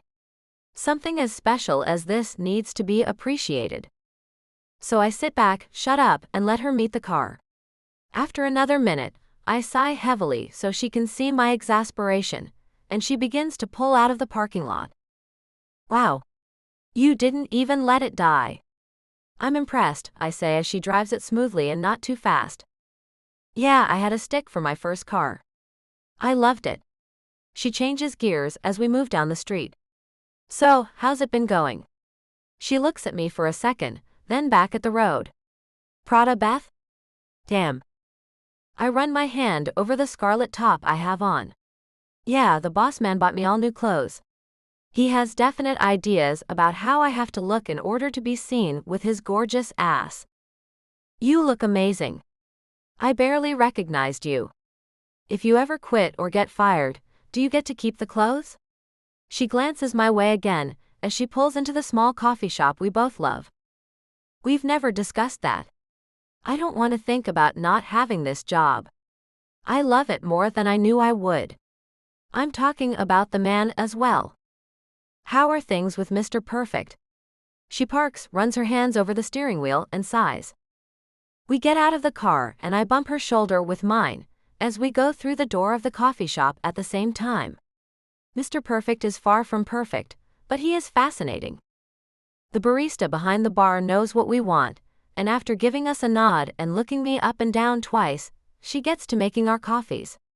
We take a couple of the chairs by the window and sit down to wait. Michelle's eyes keep roaming out to the car. It's clear she adores it. "And the apartment? I mean, you said it was nice, but is it gorgeous like everything else?" "It is. Nothing is average. Everything he has is above average. Fantastic and amazing." I realize I'm gushing and stop. You know, normal rich people things. The barista, Carmen, clears her throat, and we see our coffees are done and go up to get them. Michelle looks at me with a sly smile. "Your treat, right?" "I did invite you, so yes." I pull out a $100 bill, as that's all I have on me. "Here you go, Carmen. And keep the change." Some Cuban phrase rolls off her tongue as she makes a bunch of gestures with her hands. Then she looks at me. "Thank you." "Sure." We walk back to the table, as Michelle looks at me with a smile. "So lots of money with this job then?" I blow the surface of the steaming cup. I get paid every week, and have yet to spend a dime of my own money until just now. It felt good too. "You can spend your money on me whenever you want, moneybags." Michelle takes a sip from the hot cup of strong coffee and shakes her head. "You're moving up in the world, Statler." "For however long this lasts," I say, getting a little of that melancholy I've been getting from time to time. A crease forms between her dark brows. "This thing has a shelf life? Like Mr. Perfect only keeps nice, young chicks as his assistant, or what?" "No, his last one was an old married woman. It's not that at all. It's just that everything is going so perfectly. Mostly, anyway. I know there has to be an end to all the good. You know what I'm saying?" As I glance out the window, I see the black Cadillac cruising through the parking lot. I wave as the hooded person glances casually inside the coffee shop. "Friend of yours?" Michelle asks as she looks at the person driving too. And what's up with the hoodie? Not a friend. But definitely a person who wants to know about Channing's whereabouts. That car has been around us a lot lately. I watch it pull back out of the parking lot and head back the way it came. Bet I find that car in the parking lot when I go back to pick Channing up. Channing, huh? Pretty informal for a man of his stature. She takes another little sip. He's not a formal kind of man. He's very down to earth and laid back. Easy to get along with. Her hand touches mine as I hold the styrofoam cup and gaze out the window. Easy to look at.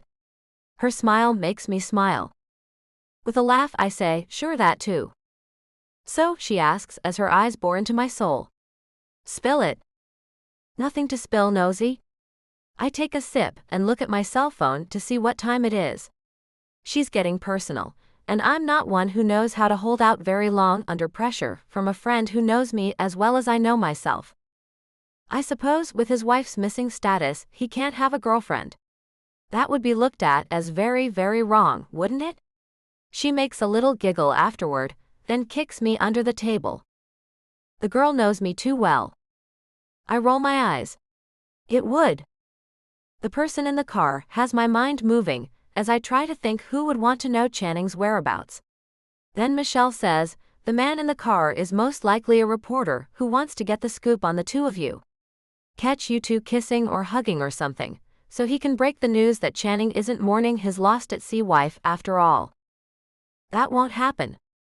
So wait, how do you know it was a he? I ask as I look at her with what I know is a confused expression. His sharply pointed nose with a wide tip, of course. She looks at me with an expression which says a silent, like, duh, Beth. Okay, so with your help, I've figured out it's a man. That's something. Hurry and finish the coffee. I have to go pick Channing up. He'll be done soon. Where'd you drop him off? She looks over the rim of the coffee cup at me. I shake my head. Nope. Not going to give you that information. That's his private information, and I am very loyal to my employer. Only half her mouth moves into a smile. Speaking of which, I have a date on Saturday night with a real baddie from my advanced calculations class. He asked if I could find a date for his roomie. He feels bad about leaving him alone for the evening. We're going to some club downtown. Come with. I guess I shake my head a little too quickly, as it has her laughing. No, She interrupts me. Busy? Well, yes and no. I mean, I like to stay available at all times for Channing. You never know when he'll need me. He does pay me to stay available for him. I get up to throw my empty cup away, as Michelle follows me. She tosses her empty cup in the trash at the same time I do. I'm sure we won't be leaving until around 11.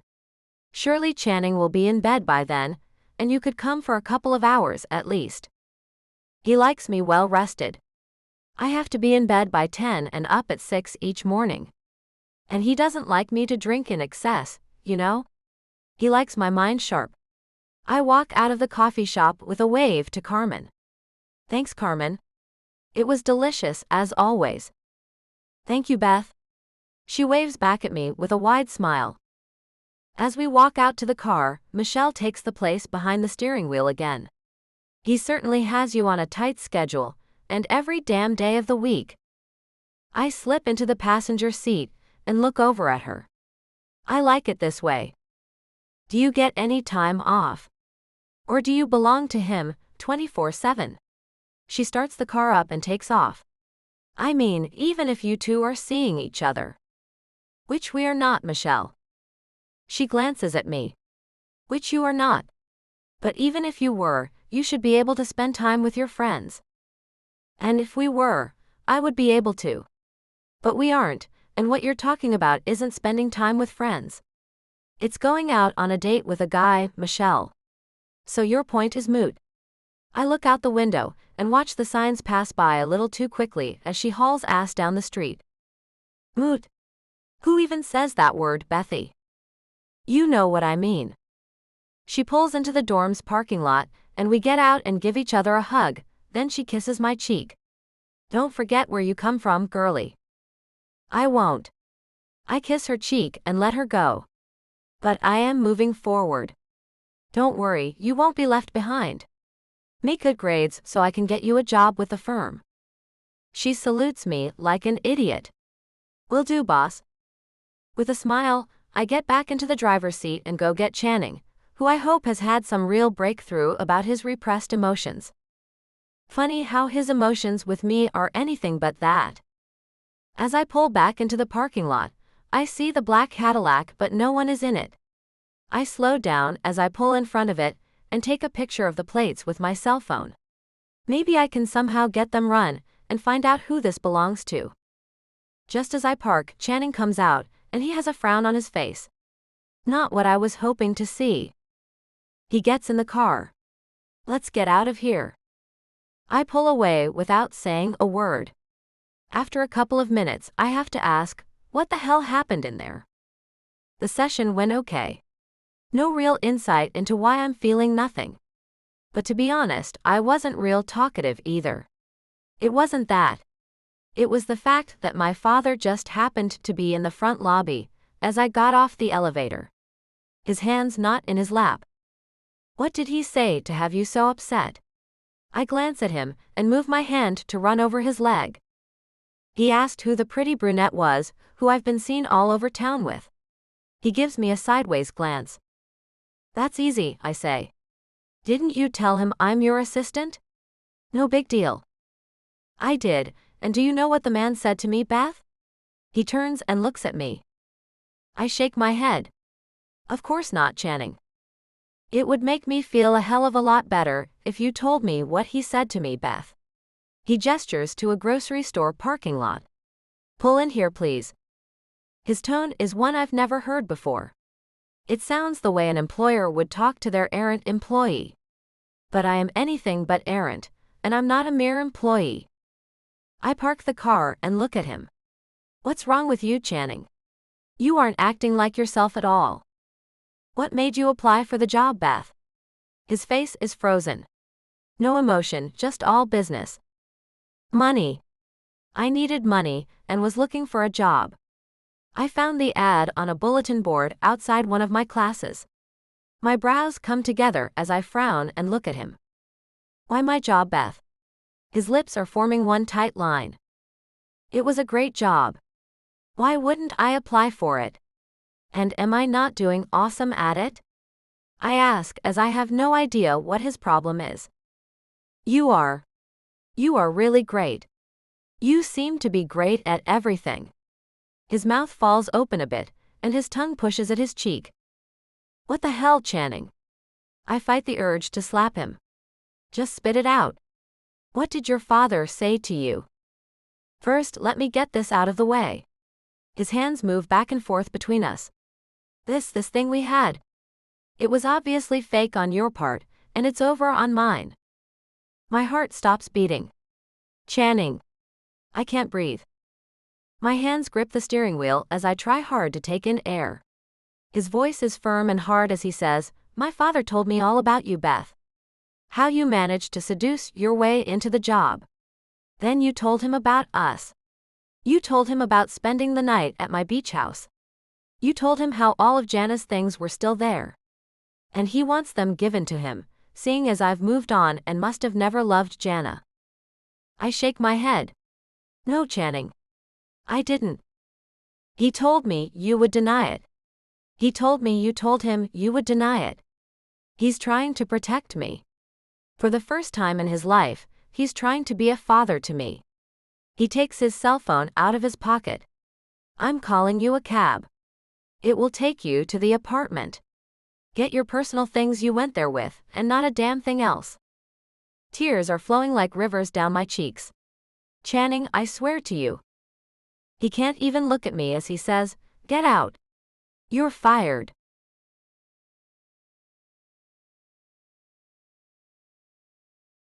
The rain. Beth. Total devastation. I've never known complete and total devastation, but I do now. My heart aches. My body is numb without his touch, and my mind is beyond messed up. How could he just fire me and break up with me, with only his father's words? As I lie in the small bed of the dorm room I share with my roommate Michelle, I look up at the ceiling through swollen eyes. At the moment, no tears are flowing, but that can change in the blink of an eye. The door opens and Michelle comes in. I have the cure for everything. Ice cream, Beth. Come on. Sit up and I'll spoon feed you the miracle cure. I don't, and I'm crying again. It's been 3 nights. 3 nights without his strong arms holding me as I fall asleep. 3 long nights without his kisses. He would stay with me every night until I fell asleep, then he'd leave. But each morning at 8 a.m. sharp, I'd see him again. We'd kiss behind his locked office door, and he'd tell me how much he missed me, and how one day this would all be behind us so we could see each other like normal people. And I believed him. I believed it would all be right one day. I believed everything would all work out, and in the end we would get married and have a family. How wrong I was. My body is pulled up to a sitting position by Michelle, and pillows are propped behind my head. A wet cloth is run over my face. It burns as the salty tears have left their mark on my face. Angry red lines run down my cheeks as the rivers of tears have chapped them. Michelle holds the cool cloth to my face as I sniffle and try to stop crying. Her brown eyes are droopy at the sides as she looks at me. You should let me go rip him a new one, Bethy. I shake my head. No. What good would that even do? Even if he apologized to me, at this point it wouldn't help. In an instant he changed. In an instant, he took the word of a man who has been out to get him from day one instead of mine. In an instant he sent me away. Yeah.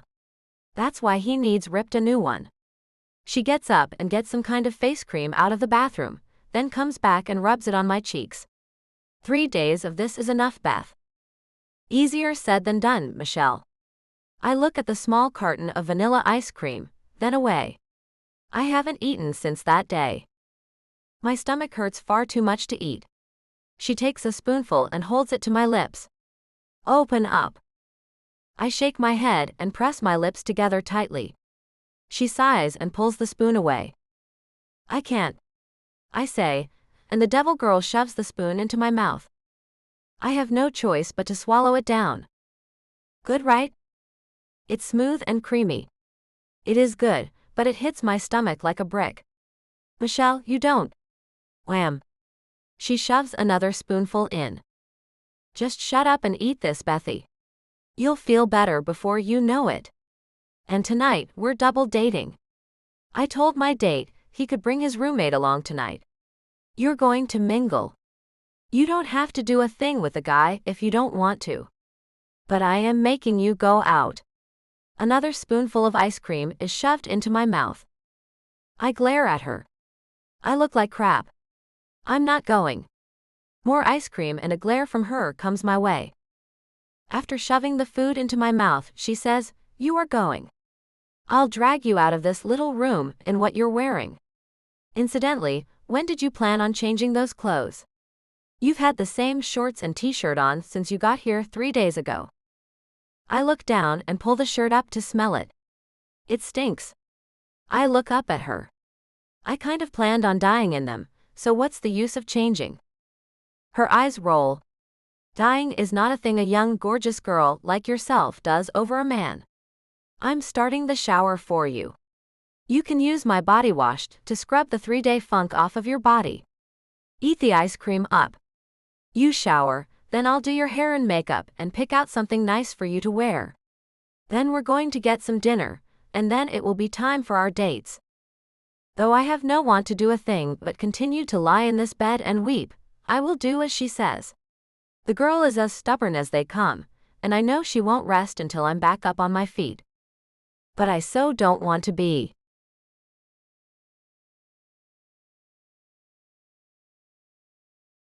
Channing. The days have been long and hard, and the nights have been pure hell. I have no idea why Beth would go to my father and tell him we're seeing each other. It makes no sense. And the fact that the man came over here with a U-Haul truck to get Jana's things was a real kick in the ass. I was just about to let my godson's mother, Anne, have them all. I did draw the line at the car, though. I did manage to keep that out of his clutches. It's safely in Anne's name now and in her garage. I think Arturo is happy up there, somewhere, with the present I gave his wife. She was driving around a beat-up old Chevy. Though extremely prideful, she was very appreciative of the black BMW. I know she'll treat it a hell of a lot better than my wife ever did. Perhaps when Rocky turns 18, he'll allow me to help him more financially. Anne certainly won't allow me to spoil him, as she calls it. On a Saturday night, at nearly 12 o'clock, I sit here in my enormous house and find sleep is still evading me. I can't eat hardly anything. Her betrayal is so devastating. She didn't seem the type to hurt me. I think I'm a very bad judge of character. Jana and now Beth. I can't see through gold-digging tramps. My cell rings, and I look at it because it's so late. Who the hell would be calling me? It's my hockey team manager, Cole. I answer. This better be good. Do you know what time it is? I can hear the sound of music playing loudly, and people having a really good time. He laughs. Yeah, Grandpa. It's nighttime.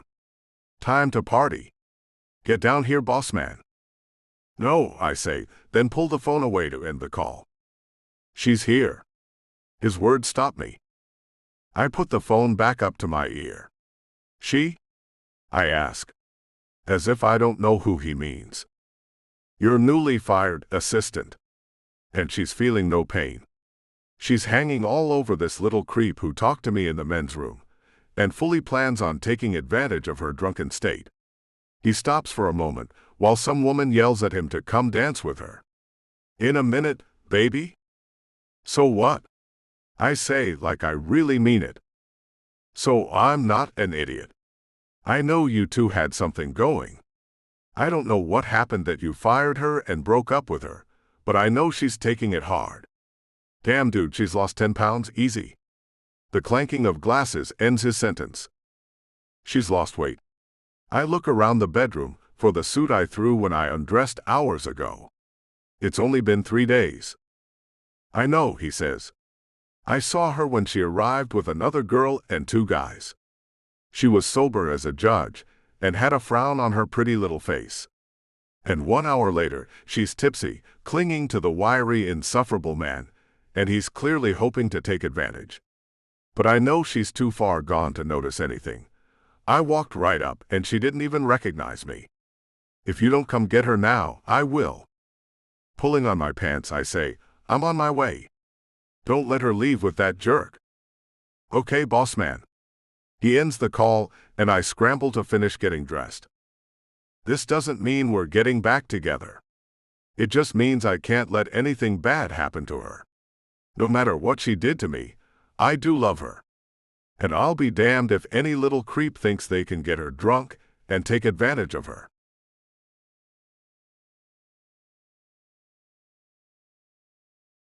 Beth. Michelle, I love you, I say, then turn back to puke in the toilet of the upscale club she made me go to. She holds my hair back as I let it loose again. Damn, Beth. You're throwing up more than went in you. Finally, I stop gagging and feel like I might be able to stand up. Help me up. I need to go home. Helping me up, she takes me to the sink and runs the water. Her wet hands run over my hot face. You really are a mess, Beth. I shouldn't have taken you out. I nod. I know. I miss him so much. I love him so much. And I love you, Michelle. I just want this to end. I want all the pain to go away. The room is starting to spin again, and I lean over the trash can and dry heave, as there's nothing left inside me. Michelle puts her arm around me. Come on. I'm spending the night with Jake tonight. You can bunk with his roomie, Ty. He can hold you and take that jackass off your mind. No more drinking, though. I nod and lay my head on her shoulder. Maybe he will help me get over Channing. I need something. I need help, Michelle. She opens her purse and pulls out a small tube of toothpaste and a toothbrush. I bought this for myself, but you need it more. With a weak smile, I take it from her and brush my teeth. Having the taste of puke out of my mouth makes it easier to stop the dry heaving. After I wipe my mouth, I turn to her and throw my arms around her in a tight hug. I love you, Michelle. Then the tears start. Oh, for the love of God, Beth. When did booze start making you so damn sappy? She pushes me back, grabs some toilet paper from an empty stall and dries my eyes. We need to get the hell out of here. I sniffle and hang on to her as she takes me back out into the loud as hell club. The music is pounding, and it's making me feel awful. The guys who brought us here are waiting at the table, and the one named Ty looks at me. Damn. What the hell happened to her? He asks as Michelle glares at him. She was sick. We should go. She moves me from her side and places me under his arm. He's tall and kind of skinny. He has blonde hair and I think his eyes are blue, but I haven't really looked into them. He smells kind of stinky, like cheap cologne. Not like the cologne Channing wears. His is expensive and smells that way. But this guy might help me start to get over Channing. Please, let me get over Channing. Ty's lips touch the side of my head. Come on with Daddy, and let me get you all snug in my bed, baby. Yuck. That sounded creepy. But I have to move on. Leave Channing and his perfect way of talking and holding me in the past, where it belongs. I will never have another guy that great. Never in a million years would I be given that chance again. No, I'll have to settle for average, skinny, kind of smelly guys who talk in ways I find unattractive. Running my arms around his waist as he holds me around my shoulders and walks me toward the door, I try to hang on to him and keep myself upright and walking. At least he's strong enough to make sure I don't end up on the floor. That would be humiliating. Hold up. I hear some man say. Ty keeps on walking, and then we suddenly stop. I pull my head off his chest and peer at the man who's stopping us. Where do you think you're taking her? I move my hair out of my eyes and look at the tall, handsome man. Hey, I know you. He nods, and I know him, but I'm not sure from where. I know you do. So what are you doing, Beth? Cole. That's your name. Then I burst into tears. Cole. He fired me.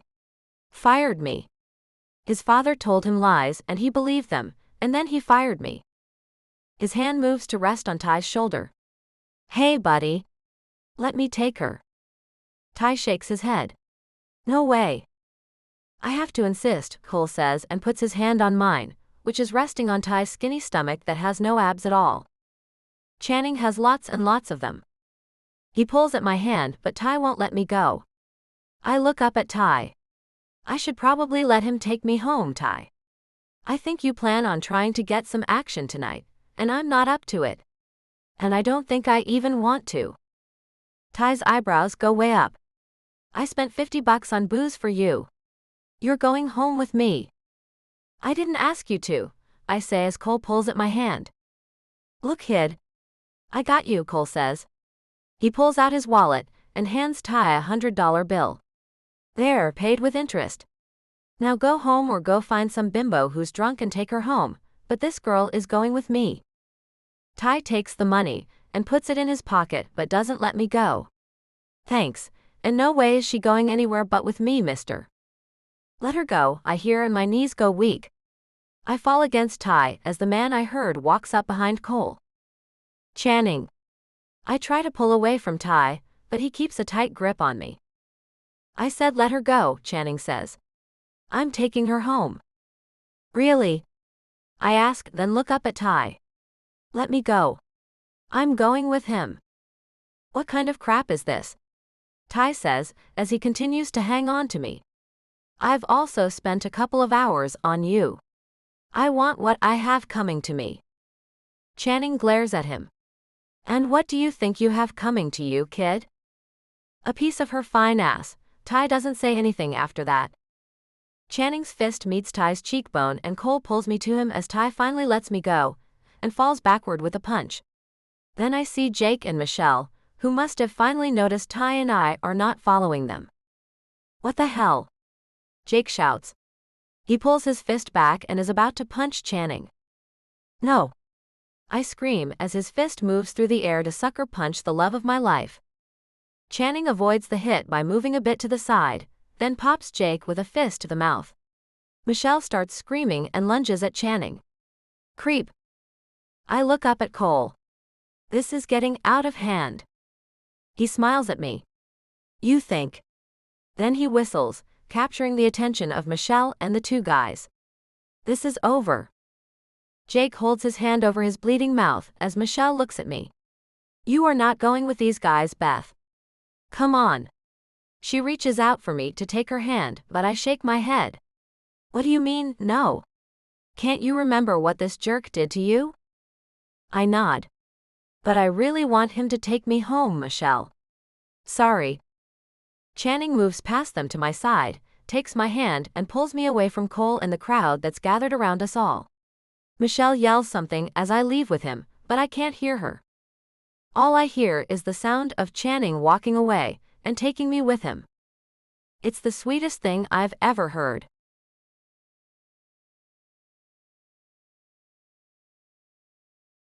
Channing. She smells like honeysuckle and barf. And I can't believe how good it feels to have her hand in mine again. But I have to remind myself of what she did to keep her from getting under my skin again. But as we walk out the door, I find I have to wrap my arm around her waist to steady her or she might fall. How much have you had to drink, Beth? Too much, she says, then hiccups. Thank you for rescuing me. You shouldn't get yourself in situations that require me to rescue you. Her body leans into mine as she wraps her arms around me. I can feel her breathing in deeply. I know that, Channing. I'm sorry. Placing her in my car, I lean in to fasten her seatbelt as she's clumsily pawing at it. This isn't like you, Beth. This close to her, I can see red lines that run from her eyes all the way down her cheeks, as the makeup she had covering them is mostly washed away. The urge to kiss them is strong. I fight it, though, and move back out of the car, closing the door. She is a gold digger, Channing. I tell myself out loud so I can hear the words.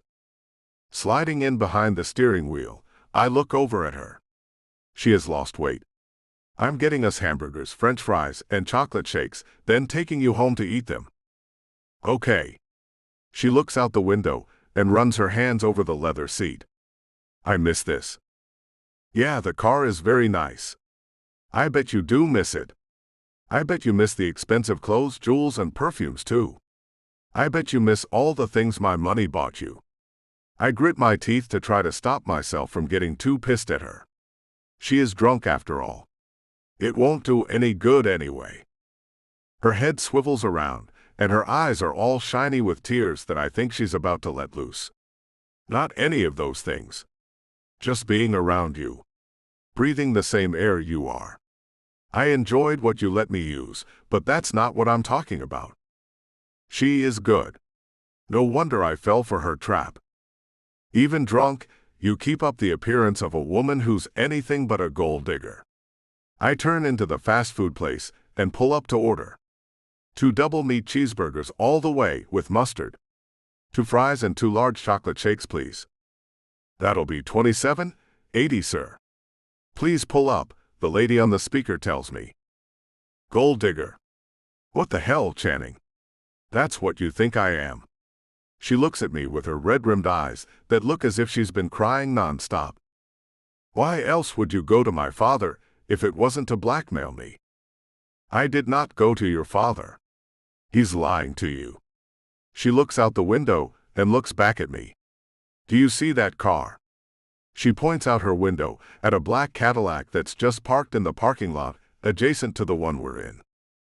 I look at it, then squint to see if I can make out who's inside. My father has a car just like that. She looks back at me. I saw that car a lot the last week we were together. It followed us around a lot. Is he in it?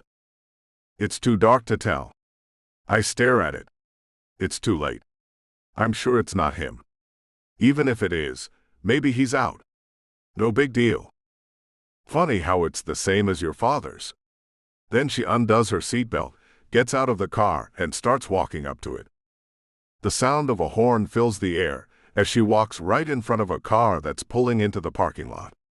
I yell at her to get back in, but she keeps walking toward the black car.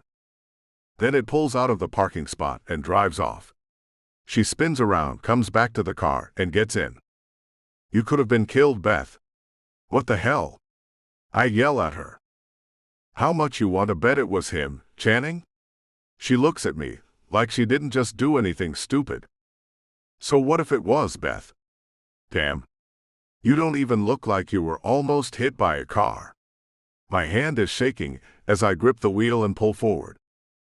The lady hands me the drinks and the bag of food, and I hand her the money and leave. Beth looks at me, and her seatbelt isn't even on. I think he saw us together. I think he told you that because he doesn't like to see you happy. That's what I think. I glance at her. You don't even know him, Beth. And put your damn seatbelt on. Heading out to my house, I see her looking around as she fastens her seatbelt. My dorm's the other way. I told you I'm taking you home. I'm not taking you to where that idiot roommate of yours can do you more harm. Channing, what does that mean? Her eyes glisten with what looks like hope. It means, until you're sober, I want to be sure you're all right. You almost ended up in that kid's bed. I don't want anything bad to happen to you. I pull onto the street that leads to my house. So, you showing up tonight at the club was just so I didn't have intimacy with someone else. She taps her fingers on her leg. I look at her fingers. That dress is too short. Is it your friend's? Did your friend tramp you up and take you out to get over me, or were you ever really into me at all? Is this girl the real you? Are you some party girl who'll go to bed with anyone? Her head snaps as her mouth drops open. Channing, you know the real me. I have to tell you that you taking your father's word over mine is a real red flag to me. The man has caused you so much pain. I haven't done a thing bad to you. Yet you believe him over me. Seems to me it's me who should wonder if you were lying about your feelings you claim to have for me. I love you, Beth. I shout at her. I mean, I loved you. Then how could you put me out the way you did? How could you not give me a chance to talk to you? You just pushed me away, like we had nothing between us. It shows me I can't ever trust you. That's what hurts the most. What we had is completely over because you have trust issues. She looks away. I'm glad you came to get me. I needed this closure. I needed to tell you this is over for me too. Wait. Why did you come? How did you know I was there? Cole saw you and called me.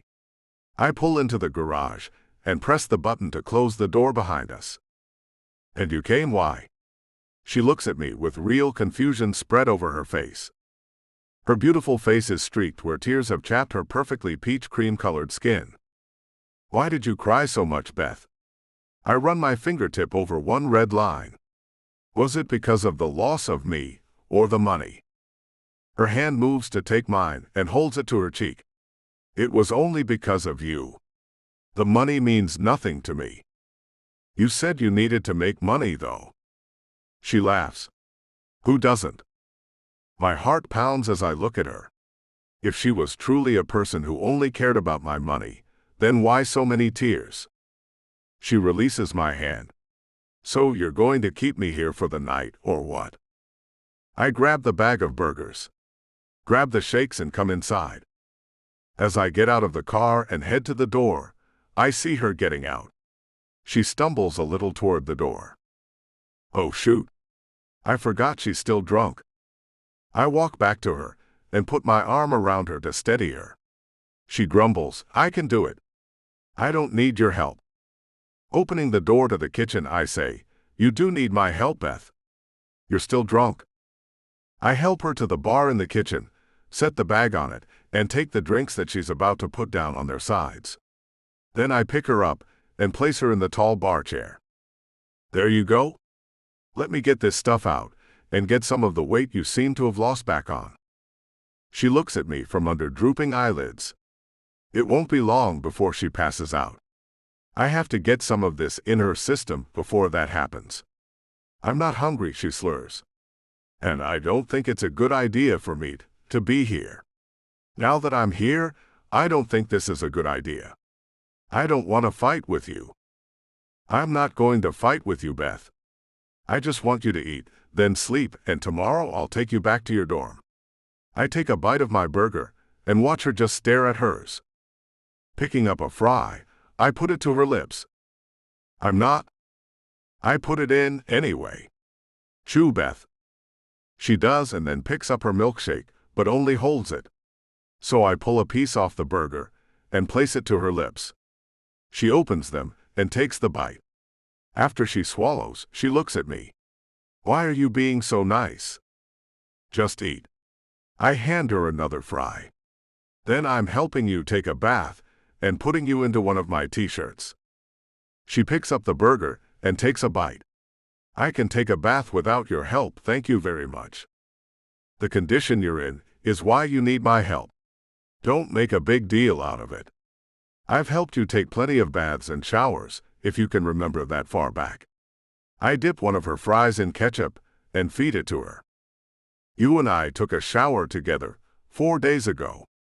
Her deep green eyes meet mine as I hold out another fry for her. She takes it from me and chews it slowly. I don't want your help. Her face is so thin, and I can't help thinking that she had to have felt something for me to get so upset that she didn't eat for 3 days. You need it. I put the straw to her plump lips. She drinks some of the shake, then pops the straw out.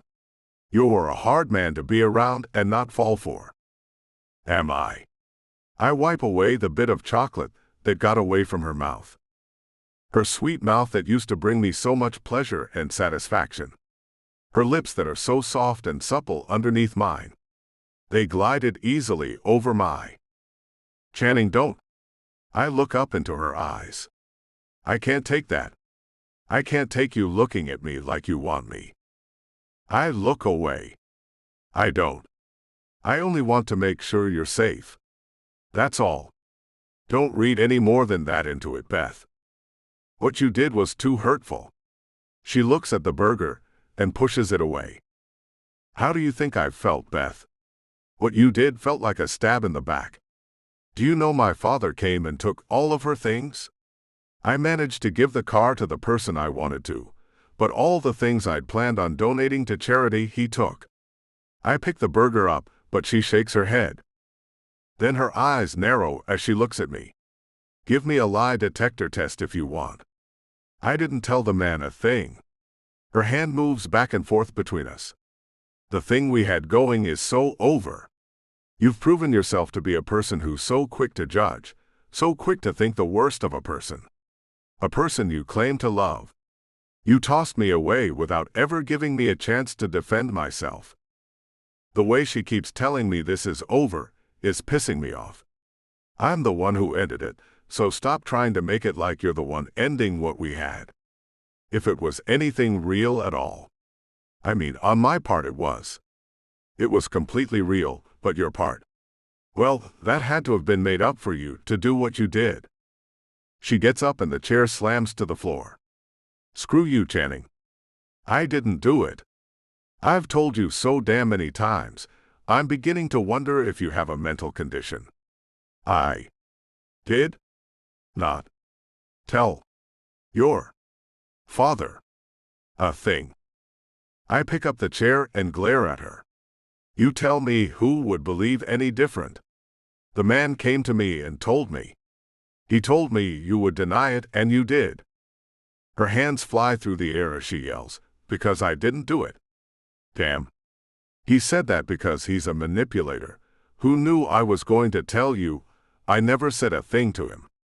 Because I didn't. Duh. She walks away, then turns back. Wait 1 minute. Did you say he came and took her things? I nod. Yes, he took every last thing. Why did you let him? She looks at me with a blank stare. Why did I?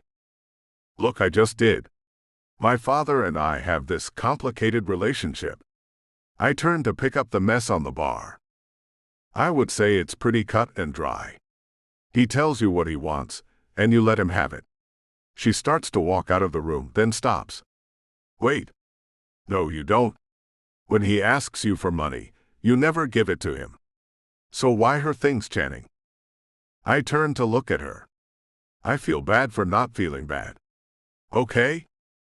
What does that even mean? Her brows meet in the middle, with her confused expression. Look, I don't expect you to understand this, but I don't feel a thing about Jana's death. Not a thing except relief she's gone. He must have loved her, and I made them end their affair. I made the end of her life pretty bad by stopping what they had. So if he wanted her things, then it was fine with me if he had them. I didn't want to deal with them anyway. I take the bag to the trash, then make my way to her. But what has he done with them? Built a shrine to her, she asks as I take her hand and pull her up the stairs. I have no idea. I don't go to his place, ever. So how do you know he hasn't sold the things? I mean, was there jewelry and stuff like that? She follows along. The food has helped her drunkenness a bit. I stop and pull her back down the stairs to Jana's old bedroom. I haven't even looked in there to see what all he took. You just let the man go in and out of there, as he wanted. She shakes her head. You don't act like yourself where he's concerned, do you? I don't. He makes me feel odd. Nervous, mad, angry, and lacking all at the same time. My mother tells me I should have nothing to do with him. It's not me who starts things up, though. I push the door open to find Jana's old room empty. Were there curtains in here, Channing? Beth asks as she comes into the room with me. There were, I say, then look into the empty drawers and notice her jewelry box is gone as well. Every last thing is gone. It's as if she never existed. She looks at me. This doesn't feel right. Not at all. I agree. Why the curtains? And there was a throw rug at the foot of the bed. Why that? I go to make sure the windows are locked, and they are. An uneasy feeling comes over me. I'm not sure how to handle this. Should I call him and ask him to bring back the curtains? She laughs a little. No. But you should ask him what he did with everything. This is odd, Channing. I take her hand again. Let's get out of here. I feel as if someone's watching us. Her body moves in close to me. Me too. As we move back down the long hallway, I notice one of the spare bedroom doors is slightly ajar. Let me check this room really quickly. I push it the rest of the way open, then flip on the overhead light. Let me check the windows. Beth takes one side of the room, and I take the other. This one's unlocked, she says. I find the two windows on my side unlocked as well. I'm having an alarm system put in ASAP. I would, she says, then we both walk out the door, and she looks at me. Let's check them all out. I agree. I take her hand, and then look down at our clasped hands. I hurt her, and yet she's right here with me. Something is telling me she's telling me the truth about my father. She looks at me. So have you hired another assistant? I shake my head. My last one was so good that I know anyone else will just let me down.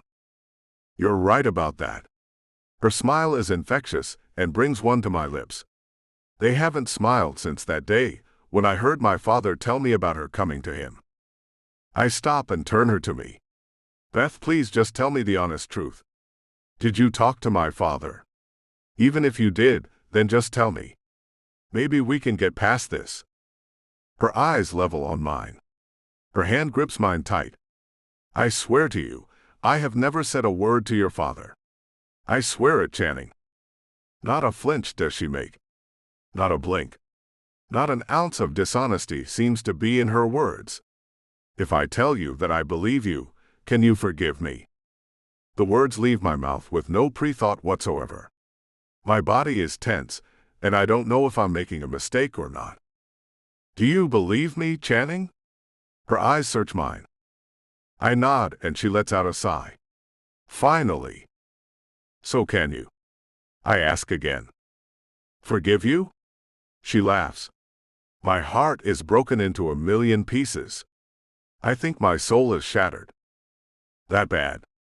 I look at her. Really? She nods, then runs her arms around my neck. But maybe a kiss will help me heal. You know, I was a mess too. I haven't slept since that day. My arms go all the way around her as I pull her close to me. Can you promise me that you'll give me the chance to talk if anyone ever says I did or said anything ever again for our entire lives? She asks as she looks deep into my eyes. I nod.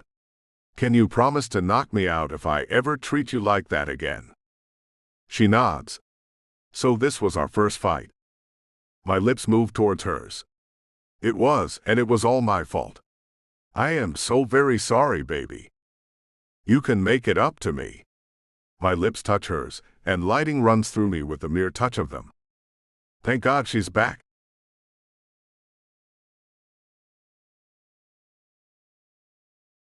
Beth.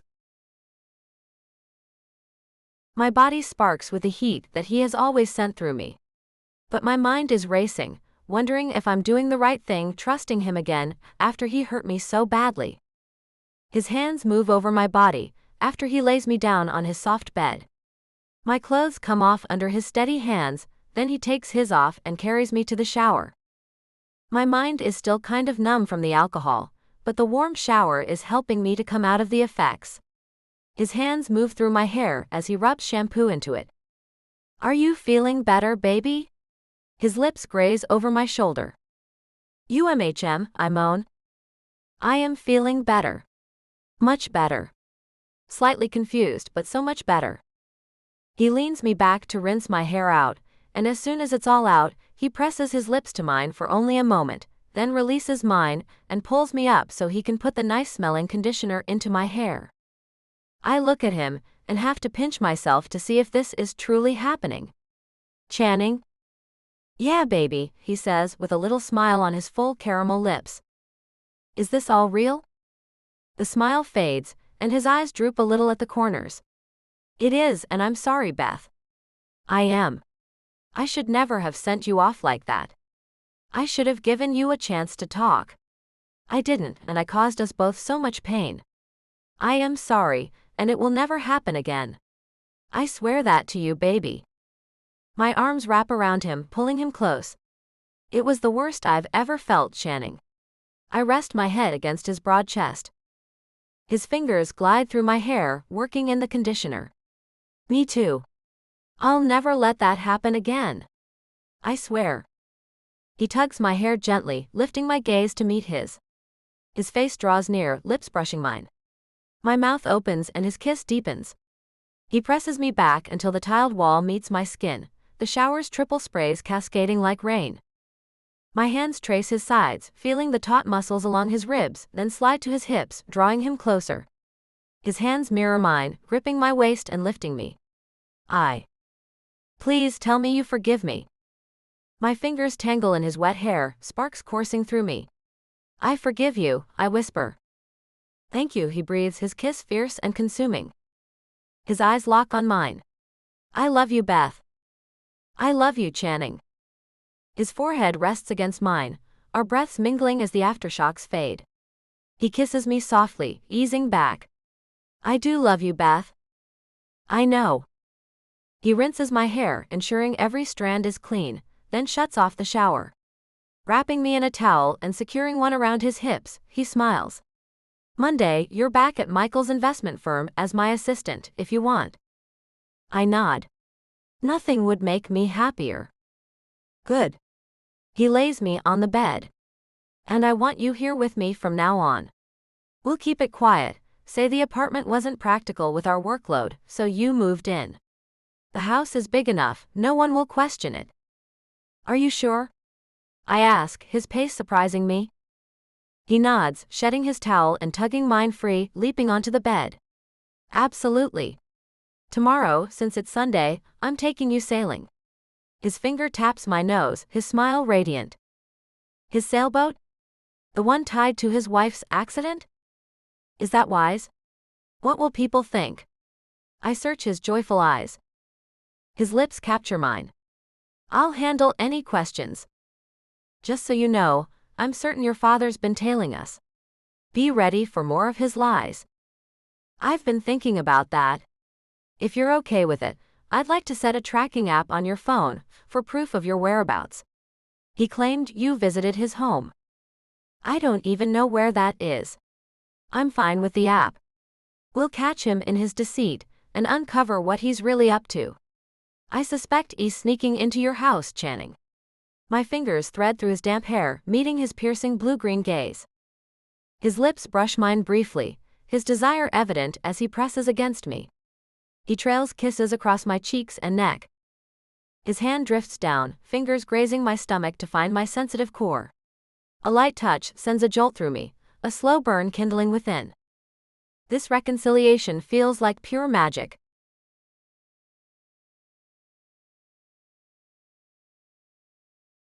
Channing. She is my world again. Only 3 days have passed since I've seen her beautiful face, and yet I can't stop looking at it as she sleeps next to me. Her breathing is slow and steady, and she seems to be getting better already. I hate that I did this to us.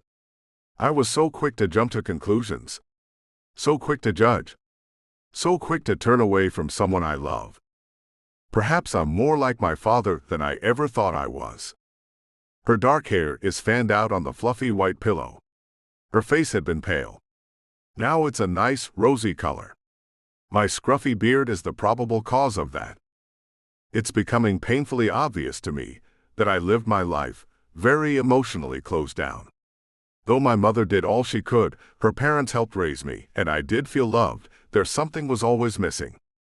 I suppose it was a father. My mother never married.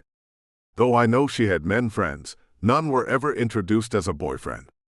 Perhaps she was emotionally unavailable, much as I am. Or was anyway. Beth is definitely changing me. My heart has never hurt so much as when I told her she was fired, and that I was done with her. My body has never ached so much over anything. Even now, I have to fight not to wake her up. My hands hover just over her flat stomach. They itch to feel her silky skin under them. But can I be the man she deserves? She deserves more than just a rich man. Beth is sweet, good, kind, and honest. I was a fool for ever taking my father's words over hers. I will never make that mistake again. If they would just declare Jana dead, then we could move on with our lives. Maybe a visit to her parents is in order. But then there's Lori to contend with, and even Renee. What are you doing, Channing? Her words come sleepily out of her sweet mouth. I press mine to hers for a moment. Looking at you. Wishing things were different. A smile creeps across her red lips. It's okay. Her arms run up around my neck. Lie down and sleep. I'm not going anywhere. Even if you tell me to. I smile. Good. Don't let my penchant for self-sabotage ruin this. I was just thinking how I've never really put my heart out there for real before. Not even when I asked Jana to marry me. I was still closed off. I said the word love, but I never knew the real feelings behind it until you, Beth. Her deep green eyes sparkle up at me, and I sigh with how they make me feel. Channing, I never knew real love before either. I know everything will work out for us. A pale pink ray of dawn slipped through the open window, casting a soft glow across the bed. Morning's found us, baby, I murmured, my lips brushing Beth's cheek, still warm from the night. Her hand slid over mine, fingers intertwining. Feeling sleepy yet? Exhausted maybe, but you in my bed? I traced a slow path down her neck, my grip firm as I drew her up to meet my kiss. That keeps me wide awake. Her hands roamed my back, pulling me closer, her leg curling around mine in a slow, deliberate stroke. Her body arched, pressing against me, her warmth a silent promise of desire. Nodding, she pulled me to her, and I moved over her, our bodies aligning in. Her breath caught as we joined, her lips parting in a soft gasp. She rose to meet me, legs wrapping around me, anchoring us together. I loved her with every fiber of my being, the thought of leaving this bed unbearable. She was my forever, yet Jana's shadow lingered, a specter haunting the edges of our bliss. I pushed the thought away, focusing on Beth's beauty, her light chasing the darkness. Her hands gripped my arms, a smile flickering. "You like it, baby?"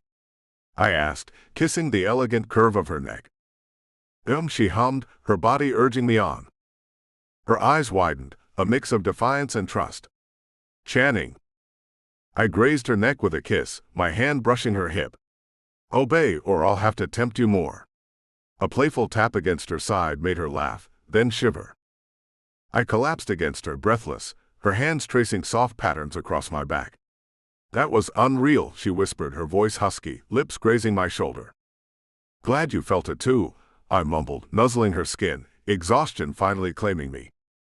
I shifted, half my weight easing off her, my arm draped across her chest. Her breath slowed, steady and warm. My leg pinned hers gently, a quiet vow she was mine, safe in my arms. Forever, I thought, even as Jana's pale figure flickered in my mind. Sleep pulled me under, but my heart held Beth tight, refusing to let go.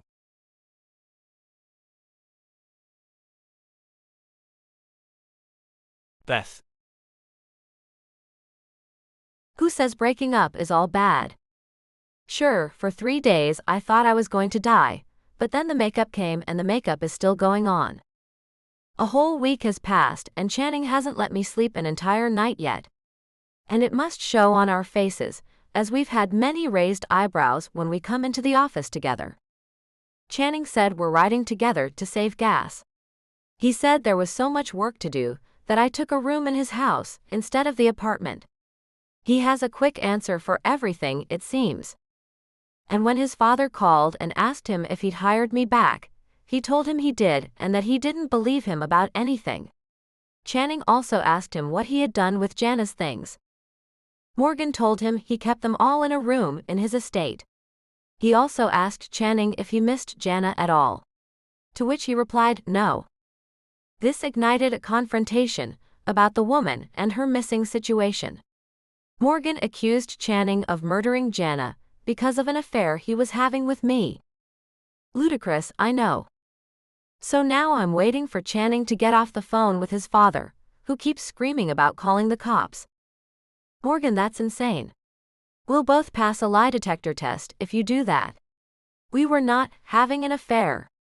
Channing taps a pen on the top of his mahogany desktop. You are now, though. His father's words hang in the air like a dark cloud. Channing's eyes dart to mine and he frowns.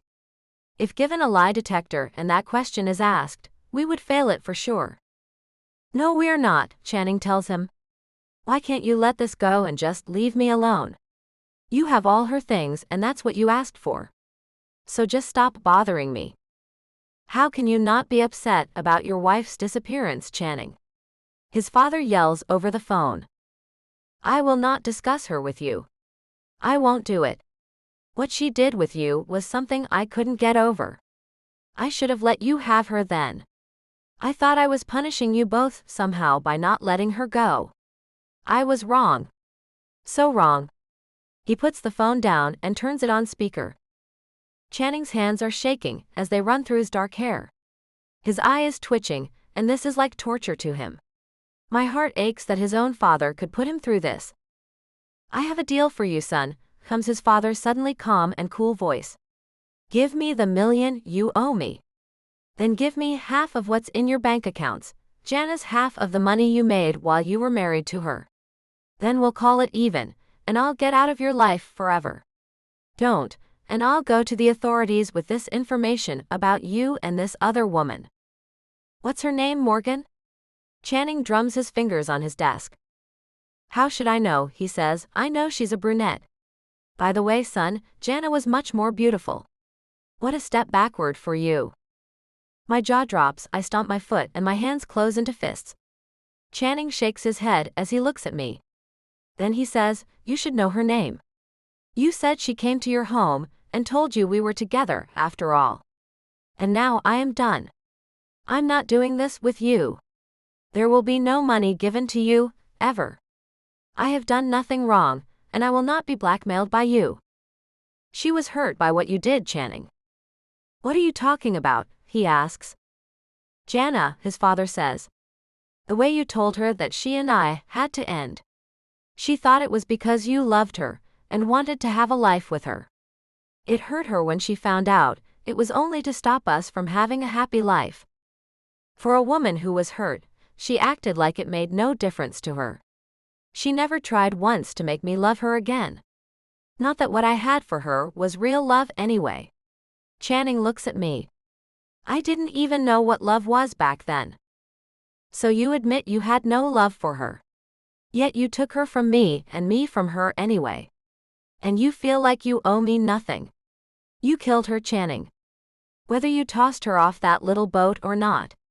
You took her out when you knew there were small craft advisories. You got drunk and you didn't control the boat. She fell overboard. You killed her no matter which way it happened. Accident or not. You did it. His father stops talking as he suddenly starts sobbing. My eyes go big and I shrug my shoulders. The man is a loon and uses every source known to man to manipulate Channing. It's really disgusting. I whisper to Channing, you should hang up. He nods. I don't have time for your mind games. Bye. He swipes his finger over the screen, ending the call. That was awful. He pulls me to sit on his lap and runs his fingers through my hair. I run my hands over his shoulders, trying to loosen them up. We need to come up with a plan, Channing. Just in case the authorities are told about us. His eyes are stormy blue right now, and his emotions run all through them. The man has him feeling so torn and guilty over what has happened to his wife. How come I feel nothing about her passing, Beth? Am I a monster? He looks away from me. I take his face in my hands and make him look back at me.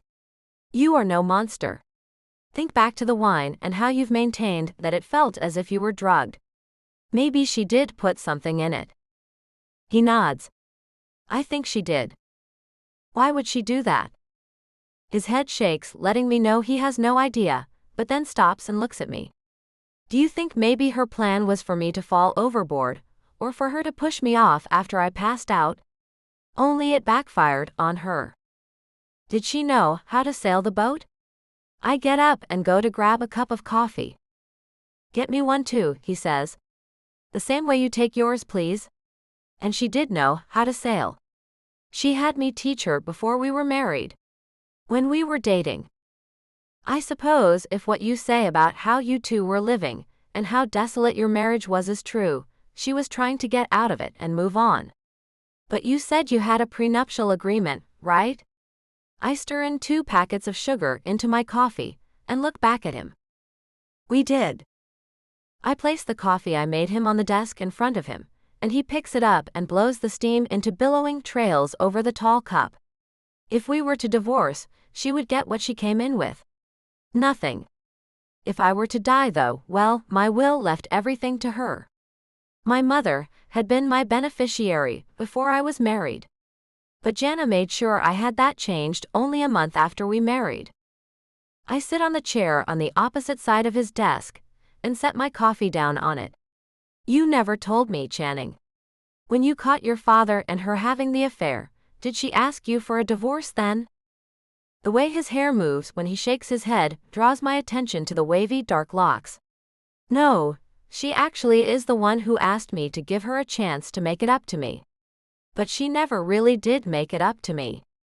I asked her to stay with me in my bedroom, and she told me she slept in the other room because I snore so badly. You don't snore at all, I say as I shake my head. And this is really more than I want to know, but I have to ask. What about intimacy, Channing? Were you too intimate after you found out about their affair? His eyes dart up to mine. This is really uncomfortable, Beth. I know, but these are things I need to know to help you figure things out. I tap my fingernails on the desk. So just tell me. I was into something with her. She's the only one I ever did anything like that with. Never before, and I don't care to get into that ever again, Beth. He fidgets in his chair, then stands up and paces in front of the huge window with a gorgeous view of the beach. Just tell me. Now you have my brain going, most likely in the wrong direction. I get up and move in front of him, so he has to stop the incessant pacing. He looks down at me and takes my shoulders in his hands. There's a room at the house where we were intimate. He lets me go and walks away. Are you ashamed, Channing? I follow him and he turns back. Yes. He goes to sit down and looks up at me, as his head is slightly lowered. He peers at me almost shyly from under his thick, dark lashes. It's a thing she was into, and I didn't know that until we were married. Then she introduced me to how she liked to be intimate. I move to stand in front of him and take his chin in my hand. Don't worry, Channing. I won't judge you. I promise. Bet you will. His eyes move to the side so he isn't looking at me. Trust me, Channing. I ease down onto his lap and press my forehead to his. You can trust me, baby. The room is on the second floor. The only room that isn't used for storage. It has a few things in there we used. I need to get rid of those things. They bring me bad memories all the way around. His hands move over my back. What kinds of things? I move my hands over his muscled arms. Things she had me string her up with. His breathing stops. I can hear his heart pounding in his chest. I didn't want to do those things to her. I didn't want to hurt her, but she made me. She wanted it. Oh well, that's not so taboo anymore, Channing. BDSM is kind of common. Not that big of a deal. I kiss his cheek. As long as all are consenting to it. Sounds like you were if you went through with it. Is it bad that sometimes it did feel good to do that to her? He pulls back and looks at me. And the first time after I learned about their affair, I really went ape shit on her. I don't think that's good. I smile. But I get why you would.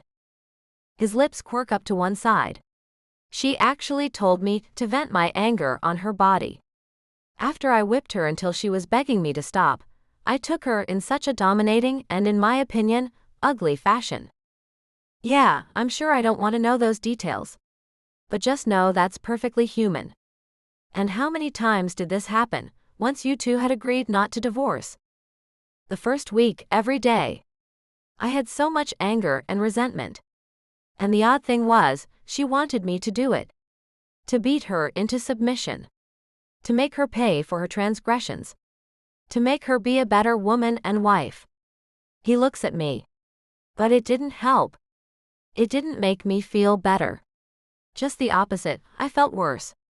I felt bad about how her body was bruised. My heart is aching for him, and I wrap my arms around him. I'm so sorry that happened. That's terrible. You should have divorced her and ended it all before that happened. But it happened, and you can't take back anything you've done. After that week of what I look back on and think of as torture for us both, we just stayed away from one another.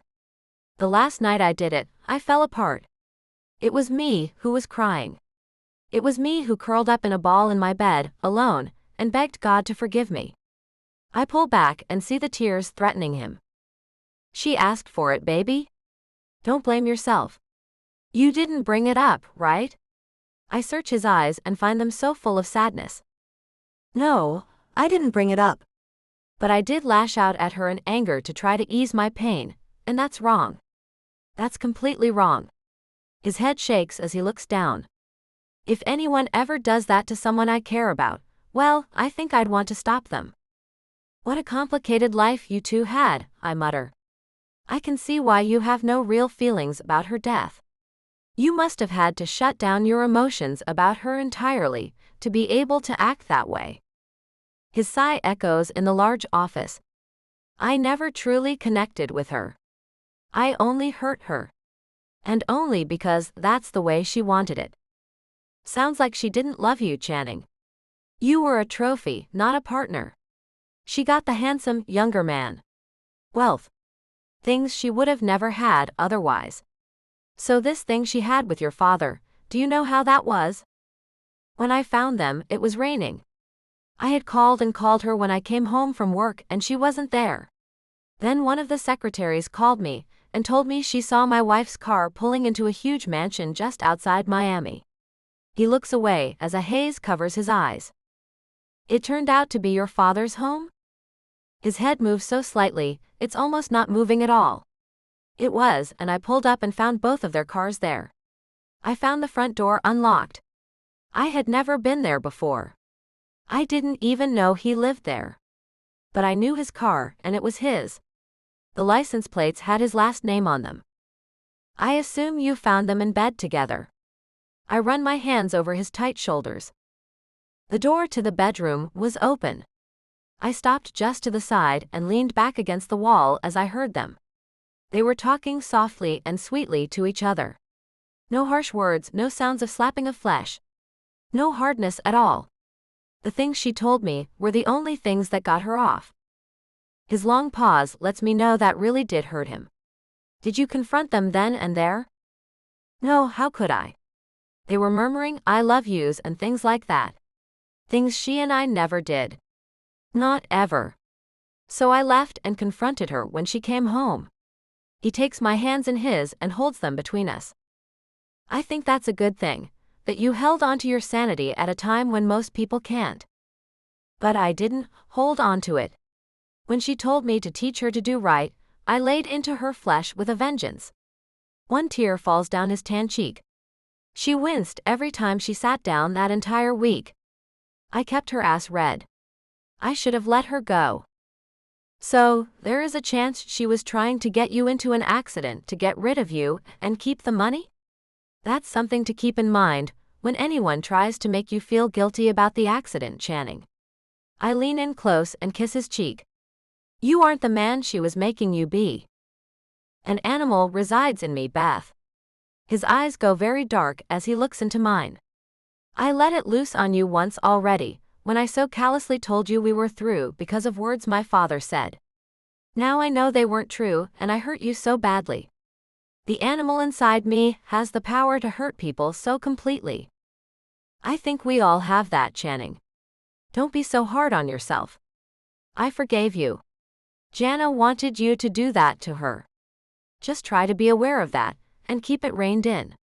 I smile, and he only frowns back at me. I don't deserve you. I kiss the tip of his nose. You do. You're so sweet and innocent and I hurt you. And I forgave you. I never want to talk about it again. Now let's go to lunch, then maybe if you can pull yourself out of this funk, we can go home for a little one-on-one time in the sheets. Intimacy. You want to go home and be intimate with me? He looks very puzzled. After all I've told you, you still want me? I nod and hop off his lap. Channing, you're too hard on yourself. And no, I don't want to be intimate. I want to show you how tender you can be. His smile and the way he extends his hand out to me tells me he's on board with my idea. But what a dark side this man has.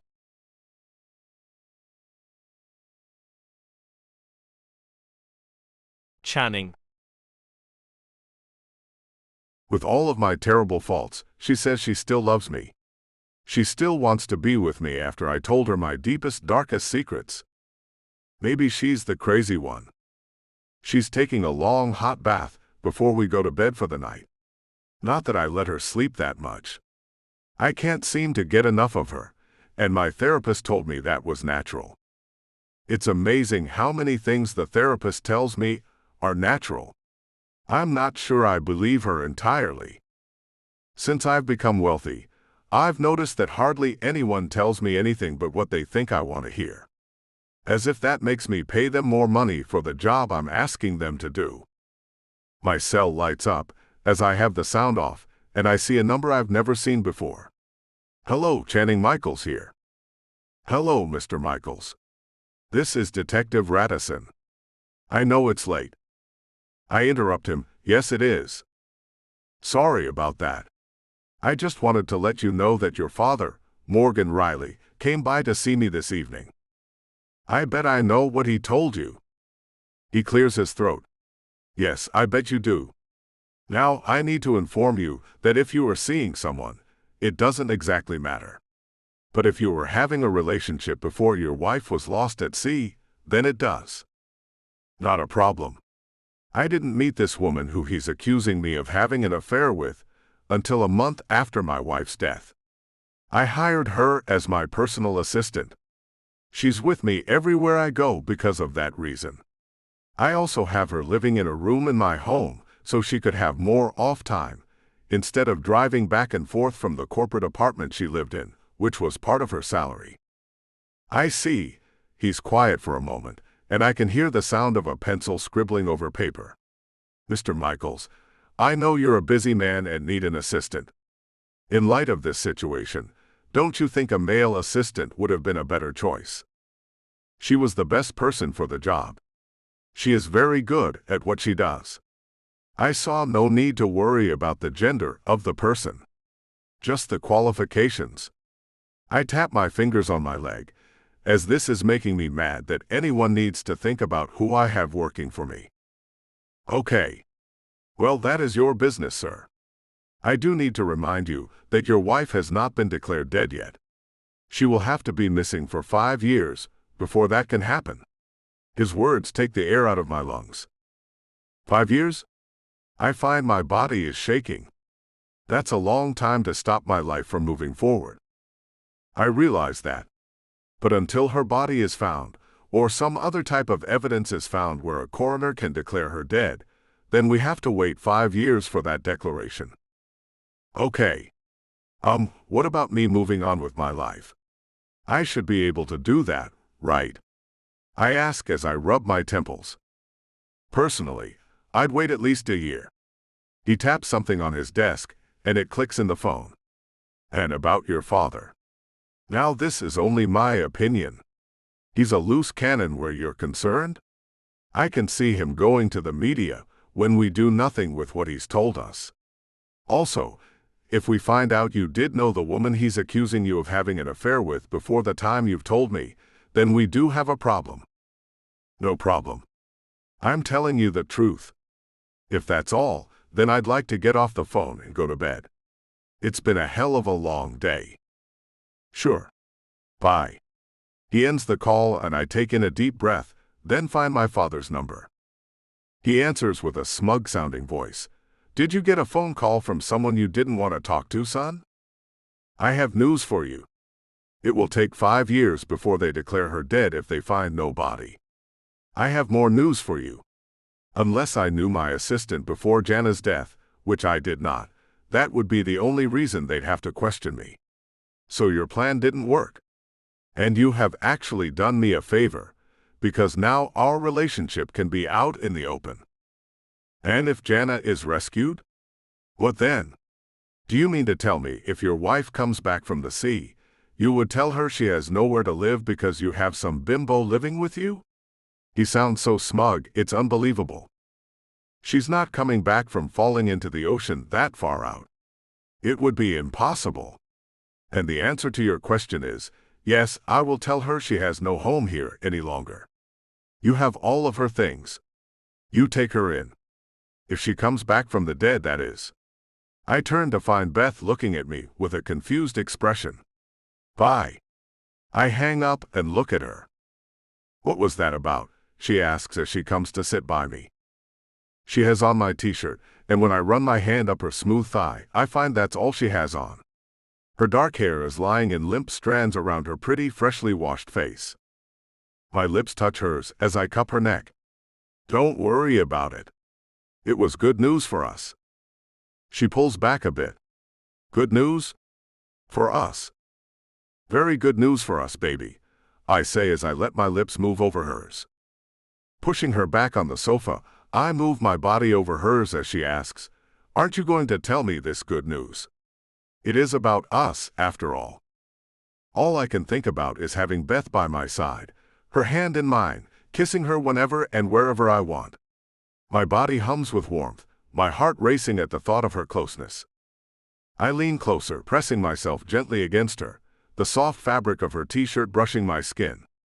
I want to cherish every part of you, I murmur, my voice low. I want to make you feel like you're mine. Her hands glide over my back, her breath uneven, a soft rasp in her voice. Okay. If that's what you want. Beth's fingers find the button of my jeans, undoing it with a quiet confidence. Our lips meet again, hungry and searching, our kisses deepening as we lose ourselves in each other. I shift to help her ease the jeans off, her movements quick and sure until they're gone. Her hands tug at my shirt, pulling it up, and I break our kiss just long enough to let her slip it over my head before diving back to her. The way she grips my shoulders and sighs fills me with a joy I've never known. Her touch, her adoration, it's intoxicating. Her legs brush against mine, drawing closer, her body warm and inviting. My mind is a haze of sensation, yet a flood of dreams rushes through me, places I want to take her, moments I want to share. I want her to meet my mother, my grandparents. I want to whisk her away to Spain, a place I've always longed to visit, now with her by my side. Her hands tangle in my hair, tugging gently, and I smile against her skin. I deepen our rhythm, feeling her heartbeat against my chest, only the thin t-shirt between us. I pull back, meeting her questioning gaze, then slip the shirt off her. She smiles, radiant, and pulls me close again. Our lips crash together, and I feel like I could stay here, wrapped in her forever.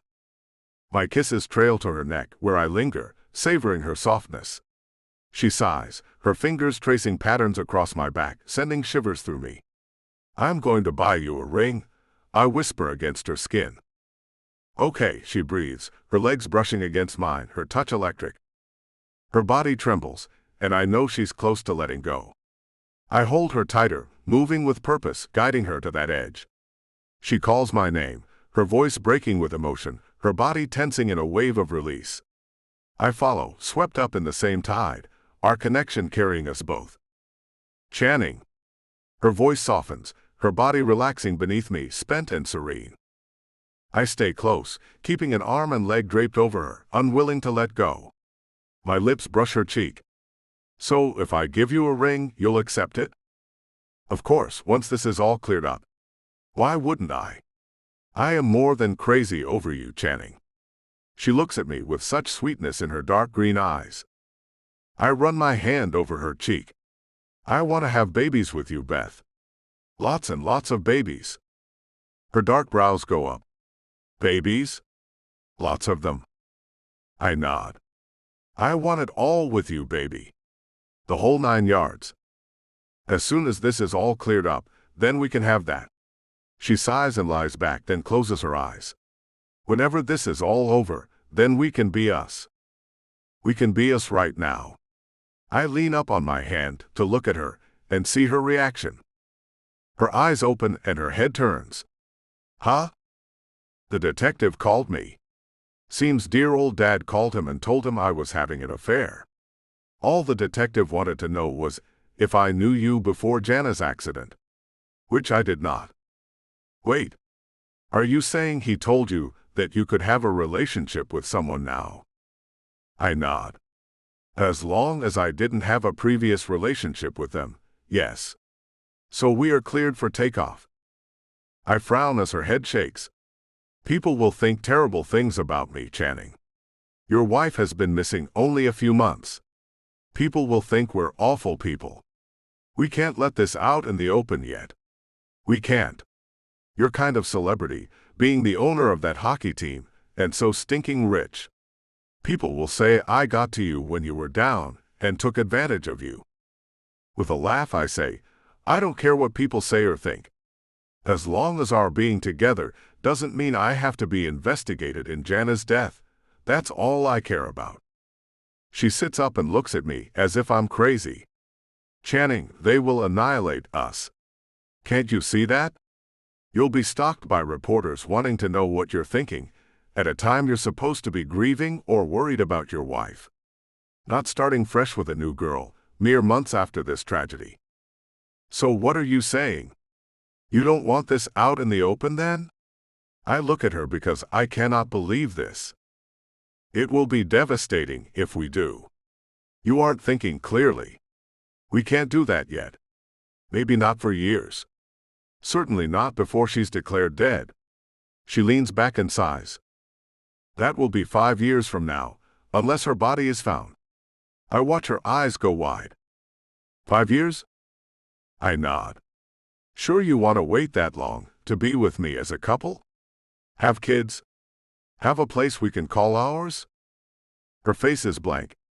No, I don't want to wait that long. But I don't want to face the reporters, and people we both know, who will think we're awful people either. So what do we do now?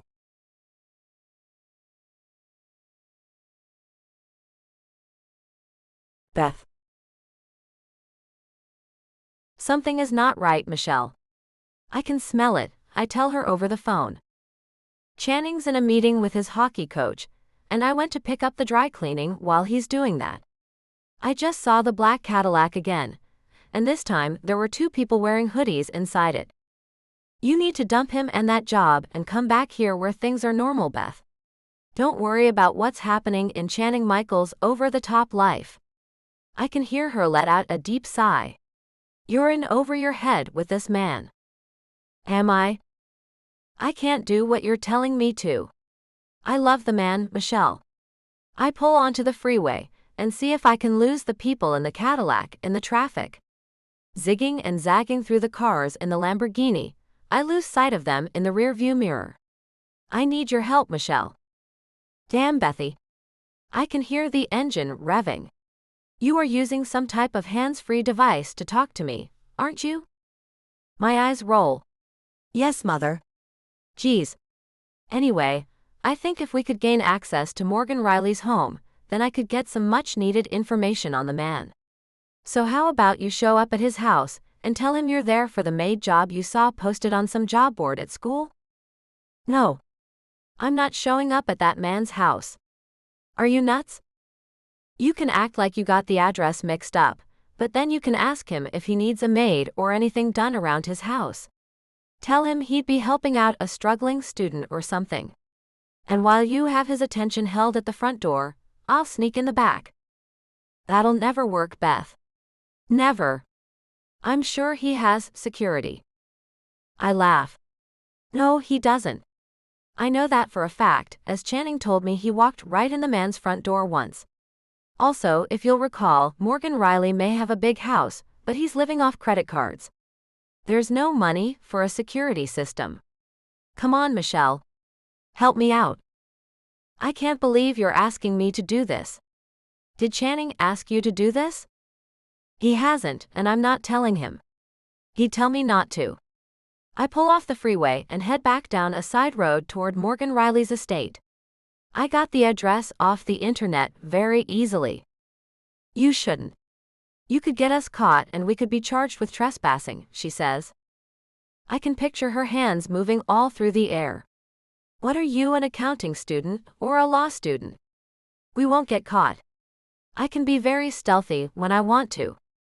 Okay, Nancy Drew, tell me when we'll be doing this thing that will get your ass put in jail, but not mine. You see, you might be stealthy, but I can run like the devil is after me when I need to.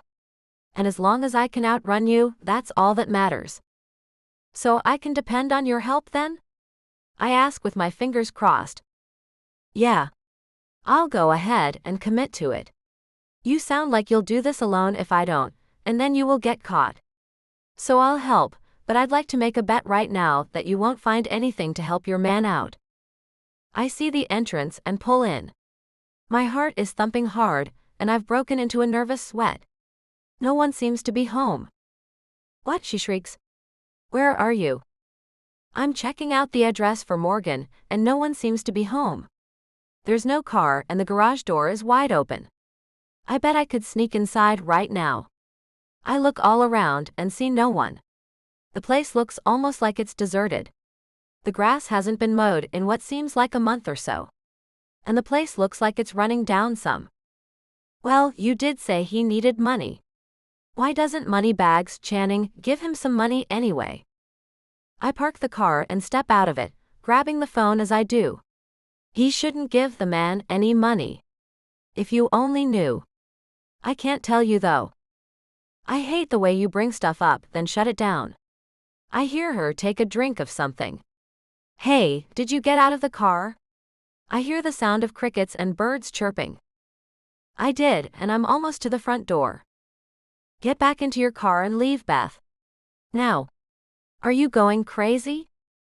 I stop as I hear something coming down the road, and run like crazy to get back in the car. Damn. Gotta go, Michelle. I'll call you back. Wait. I don't wait. I swipe the screen to end the call, then jump into the car, pull out of there very fast, and get out of the driveway just in time to see the car I heard slow near the driveway I just left. I made it about a block down the street, and I can see through the rear view mirror that it's the black Cadillac. I knew it. I knew it had to be him. Making the block, I come back around and drive very slowly past the driveway with my window down to see if I can hear them talking. But all I can hear is the sound of the garage door closing. I call Michelle back. It was Morgan, and this time he was not alone. Did they catch you? She asks with a panicked tone in her voice. Of course not. I told you, I'm stealthy and I'm fast. I make my way out of the neighborhood and head back toward the stadium where I left Channing. My mind is moving in fast circles as I think about who Morgan has with him. Michelle's voice brings me back. Beth, that was so stupid. Don't go there alone ever again. Promise me. Look, Michelle. I wasn't going to tell you this, but just so you know why I'm doing this, it's because Channing wants to take our relationship out in the open. He talked to some detective and found out it would be okay, though not recommended by the cop. Her laugh fills the car's interior with a sharp sound. Beth. The media will rip you both apart. I know. That's what I told him. He says he doesn't care. But I do. I don't want that for him or me, but I do want to be able to move forward. Michelle, he told me he wants us to have kids and get a place together, and he's so damn sweet. I take the exit to the stadium and have to stifle a tear. OMG, Bethy. Don't get caught up in this thing he's doing.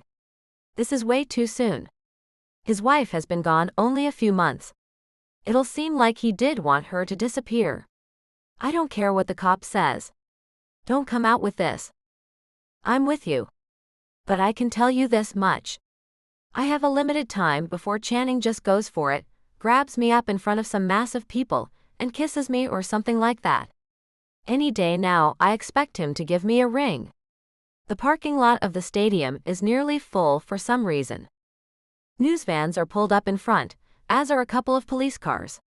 Damn. I have to go. Something's wrong. What? I hang up on her. What the hell is going on?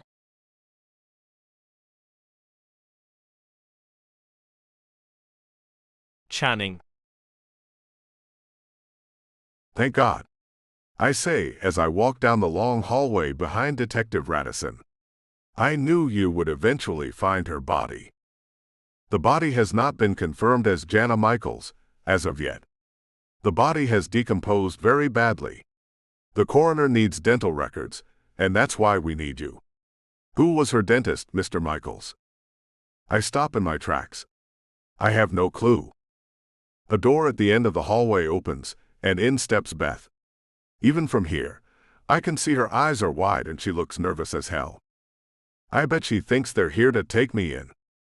She tries hard not to run to me, but walks as fast as she can. Channing, what's going on? She calls out as she comes toward us. There are cameras everywhere out there, waiting for you. I gesture to her as she approaches us. Detective Radisson, this is my personal assistant, Beth Statler. He reaches out to shake her hand. How do you do, Miss Statler? It's a pleasure to meet you. A man who runs a fishing service off the Miami coast found a woman's body, badly decomposed, this afternoon. Her face goes pale, and her hand covers her mouth. Her eyes dart to mine. Channing, I'm so sorry. I shake my head, then put my hand on her shoulder. Don't be. I'm ready to put this thing to rest, and place what is left of her body into a grave, for the rest of her family to be able to have some closure about her. They've suffered for far too long. Beth nods and moves along with us as the detective says, the news reporters will have a ton of questions to ask you, Mr. Michaels. My advice to you is not to answer anything, just in case the coroner finds evidence of foul play. I'm sure you understand. Beth looks up at me as we walk side by side down the hallway behind the detective. Are you okay? She asks me quietly. I nod and take her hand for a moment, giving it a squeeze. I am okay. I'm more than okay. I know most people would be sick with this news, but it's an ending for me. A way out of this mess I made for myself by marrying a woman I didn't love. It's finally all over, and I can start fresh with Beth. The detective opens the door and lights flash, making me blind for a moment. All three of us shield our eyes from the bright lights. Some flash as they take pictures, and 3 others stay on us. The news cameras video every move I make, and every word I say. If I say any. A young woman steps out from behind one of the constant lights, holding a huge microphone in her hand that she thrusts into my face. Channing. Rebecca Parker, co-anchor for Miami Today. Tell us how you're feeling about this discovery. You have to be exuberant about the fact you can finally give your wife the burial she deserves, right? I look at her and see the detective turn back and shake his head at me. Another reporter, this one a man, shoves his microphone at me. Hi, Mr. Michaels. Dan Stevens with the Miami Now show.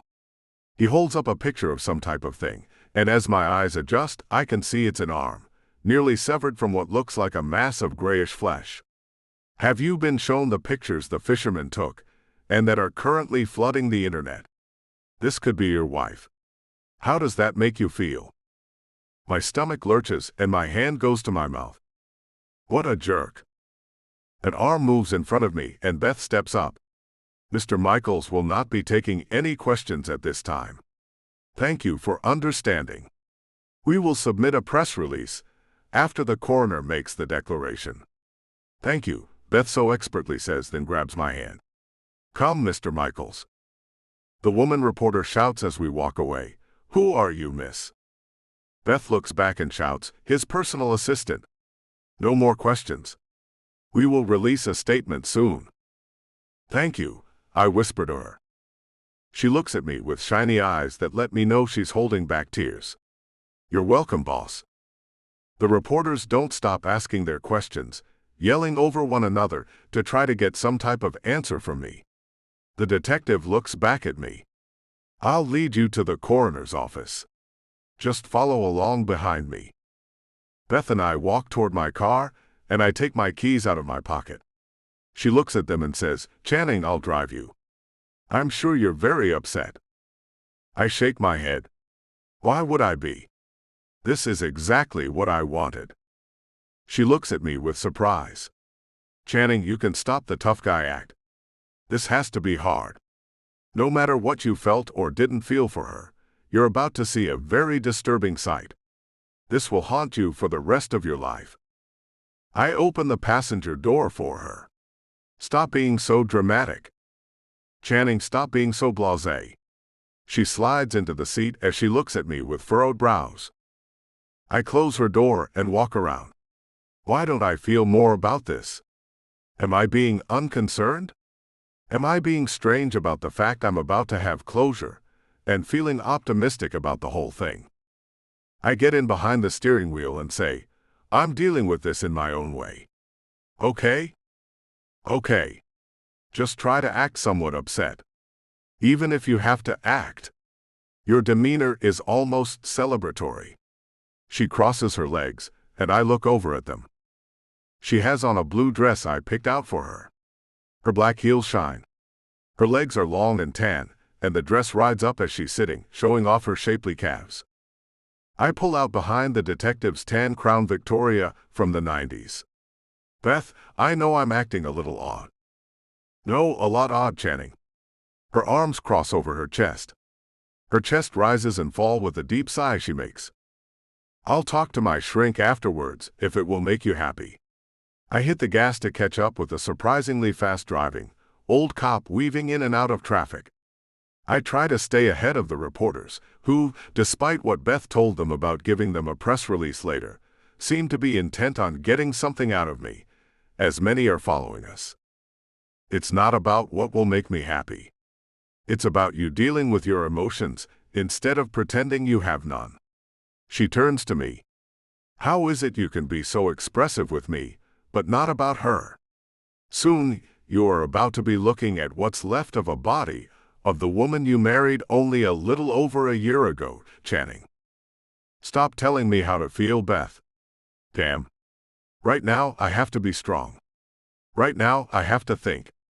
That reminds me, get on the phone with my bank and ask them if there are any dentists on any of the credit cards in the last year. She gets out her cell and calls the bank as I try to keep up with the detective. My mind is so still, so unbelievably absent of any emotion except happiness. I know that has to be wrong. So why do I keep thinking about how this is almost over and my life can move ahead? For God's sakes, my wife is about to be legally declared dead, and all I can feel is joy. Something has to be wrong with me.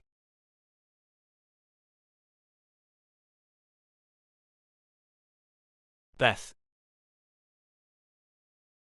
Holding him in my arms after he's thrown up for the third time in 15 minutes, I finally feel as if he's having some normal feelings about finding the body of his missing wife. That was horrible, he mumbles as his stomach clenches again, but there is nothing left for him to throw up. I'm sure it was Channing. I run my hands over his back in an attempt to comfort him. The door to the little waiting room opens and the coroner comes in. A tall woman in a long white lab coat looks at us as she takes off a pair of blue latex gloves. Well, that was pretty grotesque, was it not, Mr. Michaels? She laughs a bit afterward. I frown at her. Not everyone is used to seeing such things. She nods. I know. I just never get tired of seeing big, strong men crumble under the things I have to deal with on a daily basis. Channing stands up on his own and stops leaning on me. I'll be okay. So, is it her? His now bloodshot eyes search the coroner's. I don't know yet. Did you get the name of her dentist? I answer that question, as he has no idea of the answer. The lady from the bank was still looking at the records when he was called in to try to verify the remains, which he was unable to do.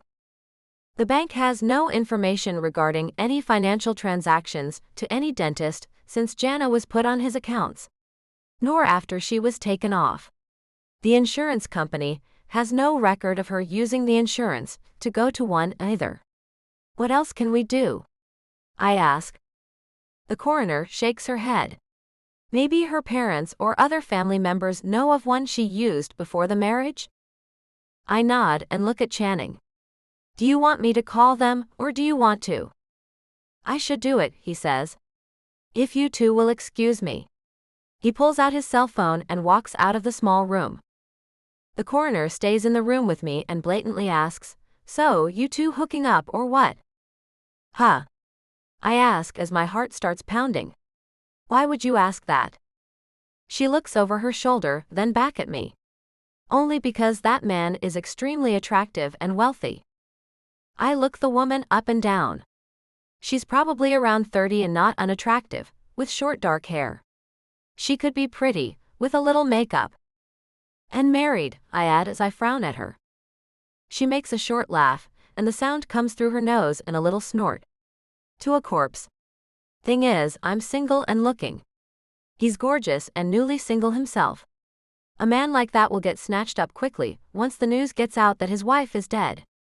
I'd like to be at the head of the line. You know? I tap my foot and cross my arms. I'm sure my boss will be in a period of grieving for a while. No women need to be thinking he's ready to move on just yet. So that's a no then? You and he aren't hitting the sheets? None of that is going on between you two? 'Cause he was pretty much wrapped around you when I came in here. She looks down her nose at me, as she's a good foot taller than I am. See, I'm a tall drink of water, and it's hard to find men who are taller than I am.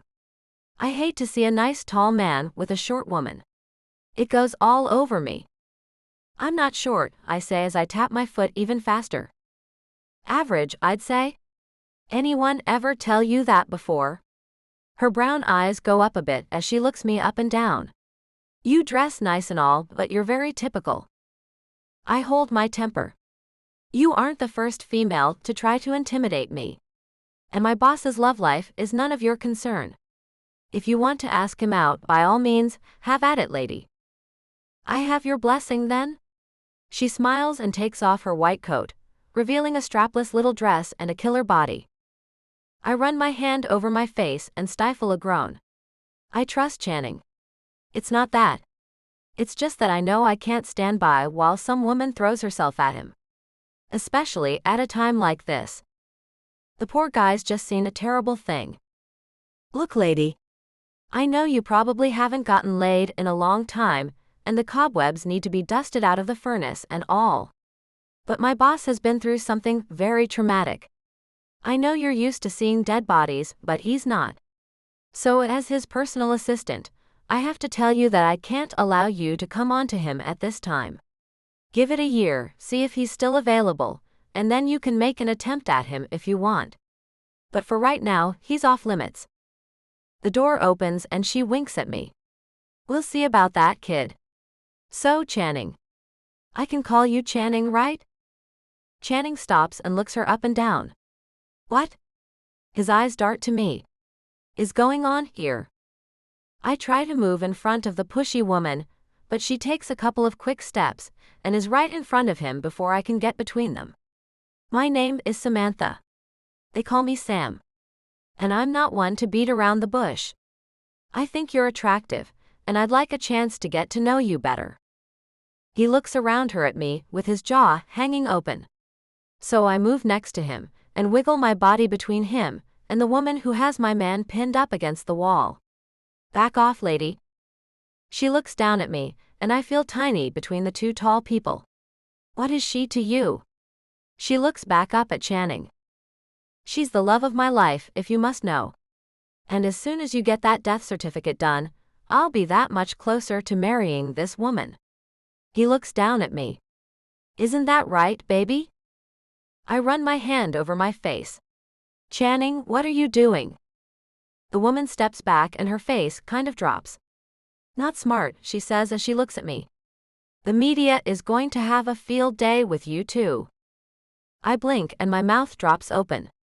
Lady, you're something else. What the hell do you think they would do to you if he went out with your ass? Well, that would be much different. I'm brand new to the scene. You're his personal assistant. Wow. This is some juicy stuff right here. She pulls her lab coat on. Do you always wear such skimpy clothes to work in? I ask her. She shakes her head. No, but I always keep this dress in the closet in my office for those occasions when attractive men have to come in. You don't meet a lot of men where I work. Yuck, I say as I grimace. Then I turn back to Channing. You need to keep your mouth closed, Mr. Michaels. I look back at the slutty coroner. As for you, I expect you to keep your mouth shut. This is not to get out. Channing takes my hand and addresses the coroner. Jana's parents are going to be getting in touch with you very soon about the dentist she went to a few years ago. So, see you around. Her disappointment is obvious as she buttons up her white coat. Bye. Channing pulls me along with him to outside the office. The reporters are all there, and the lights go all crazy on us again. Is it her? The woman reporter from the arena asks him. We don't know yet. The remains are not enough to be able to tell. If you want to know my opinion, I think it's her. I think we've found the end to all this tragedy, and now her remains can be taken care of appropriately, Channing tells them all. My gut is telling me to get him moving along. He shouldn't be so hastily telling the press anything yet. His arm runs around my shoulders as the woman asks him another question. And is the young woman under your arm part of the affair that's been rumored about? My face goes hot, and I'm pretty sure Scarlett too. No more questions, I shout. Mr. Michaels will not be answering any more questions. We will issue a press release as soon as we know the findings on the body. I take his hand away from my shoulder and begin to pull him out of the crowd of reporters. They spring into action with all kinds of questions, as I pull Channing through the crowd at what feels like a snail's pace. Then he stops me and pulls me to him in a warm embrace that makes me nearly pass out. His arms close around me, and he sways back and forth with me. This young woman has been a godsend to me. She's been the missing piece of me I never even knew was missing. The truth is, my wife Jana and I had not been in a happy marriage for the last 6 months. She had an affair, and while we tried to reconcile, it wasn't working. Channing, stop, I say under my breath. In rapid-fire succession, the questions come so fast I can't even understand the words coming from the 20-some-odd reporters' mouths. Channing holds up his hand, and they simmer down a little. Listen up, people. I'm going to say this one time, and then we have to get the hell out of here. The life I was leading with Jana was a lie of a life. I may seem like I don't care that she's been found dead. I do care.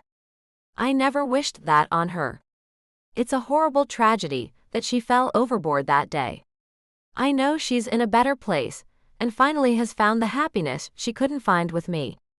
And I have found the happiness that's been missing from my life as well. This young woman is my life now. We will be married as soon as legally possible, and we will get on with our lives as God intends us to. I feel as if I might faint as they all break into loud voices, asking all sorts of things, and Channing pulls me along with him to the car. This is not going to go down the way he thinks it is.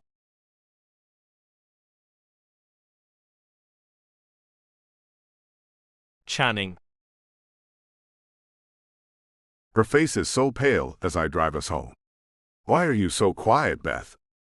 Oh, just preparing for the storm, Channing. That's all. Her hands are moving in knots with each other. I reach over, take the one closest to me, and pull it up to kiss it. Baby, don't worry about what anyone says. I'm not. Her head turns slowly toward me, and her eyes are all twitchy. Are you crazy? I mean it, Channing. Did your shrink do any testing on you? Because you seem to think life is this place where you can do whatever you want to, and the hell what people think about it. It's not that place. Not at all. I laugh and smile at her, then place her hand back down on her thigh as I keep mine wrapped around it. Beth, you're young. I know you think the world cares, but they really don't. The next thing will come along soon and blow my news out of the way. You'll see. Her head shakes and she looks out the window. It looks like it's going to rain. We can build a fire in the fireplace and cuddle by it as we drink a little wine. You want red or white, baby? I want you to try to act as if you just had to look at the most disgusting and awful thing imaginable and deal with that. I want you to be normal, Channing. For just a day or so, be normal. She pulls her hand from mine. I move my hand back to the steering wheel and think, am I being abnormal? Maybe I should call my psychiatrist and ask her. She seems to tell me more often than not that everything I've done and felt is normal. I swallow hard and say, Beth, I feel like you're upset with me for not feeling the way you think I should. My therapist has told me over and over again how the things I've done and felt are normal. Why would she do that? Beth looks at me. Witnessing what you just did should have you beside yourself with grief.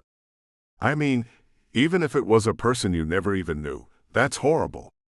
Can't you see that? Her hand runs up to take mine. I'm just so damn worried about you, Channing. You're making awful decisions. You'll see. The media will not make this some love story for the ages. They just won't, baby. I don't care what they make it. I just want us to get to hold hands in public and kiss when we feel like it. I just want what I want, Beth.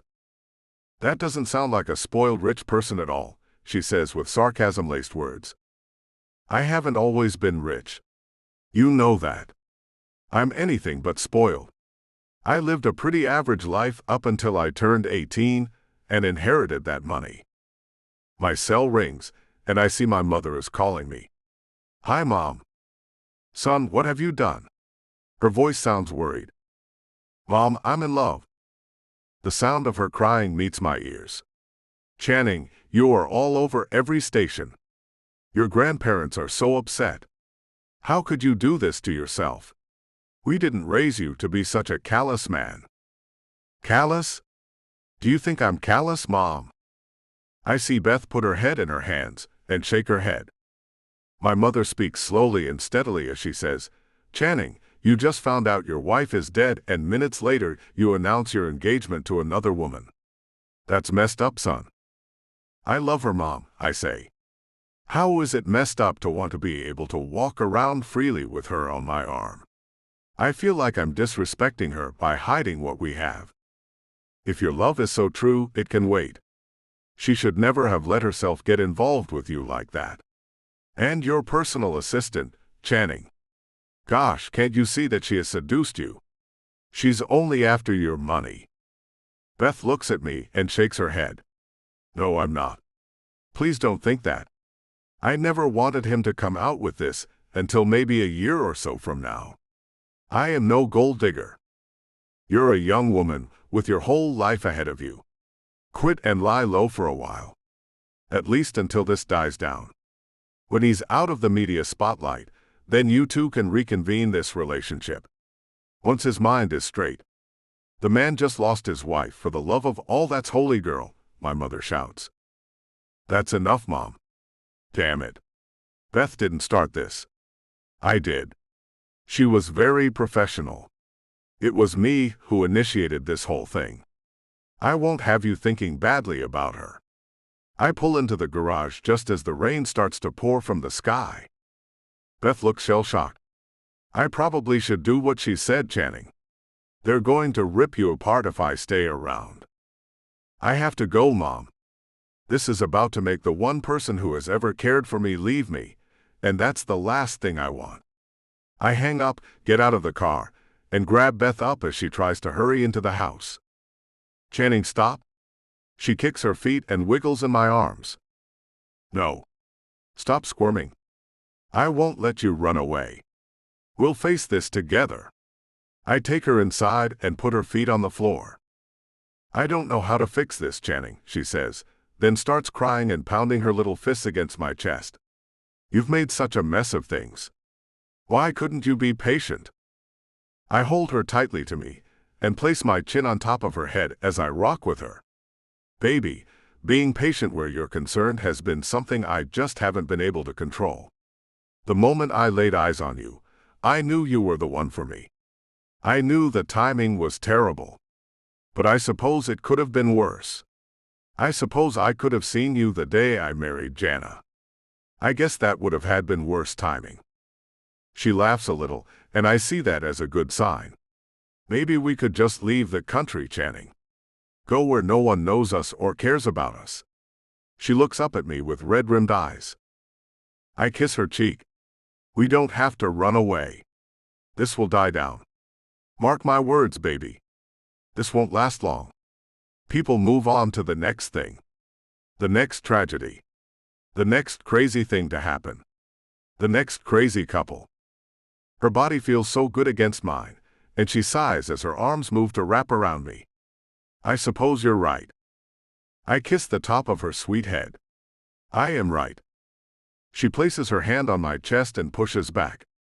Let me go wash my face, and please make me a glass of red wine and meet me in front of the fireplace. I kiss her one last time and let her go. I love you, Beth. I watch her walk out of the room. She looks back at me. I love you too, Channing. Bring some crackers with cheese too. I'm starving. With a smile, I wave her on and turn to get the wine and cheese. Everything will be all right. I just know it will.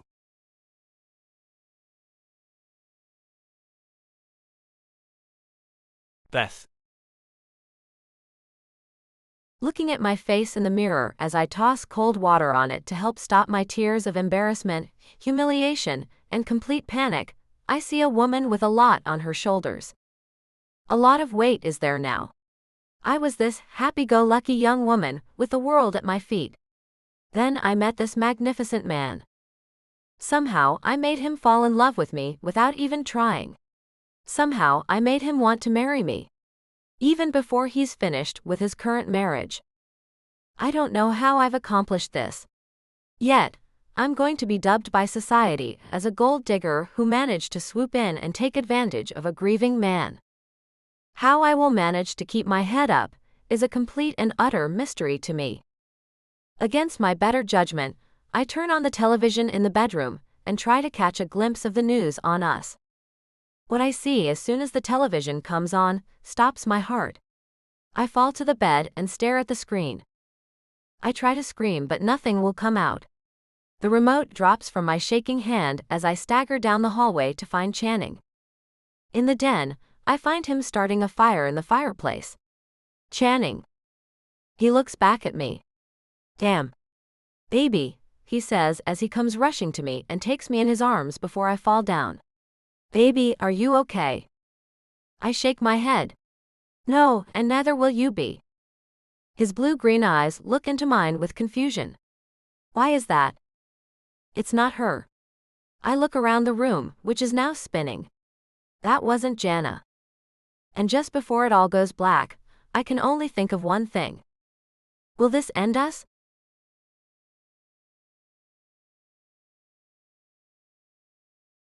The flood. Channing. Beth's shaking in my arms as I run my hand through her hair. Baby, it's okay that it wasn't Jana's body they found. It doesn't make anything different.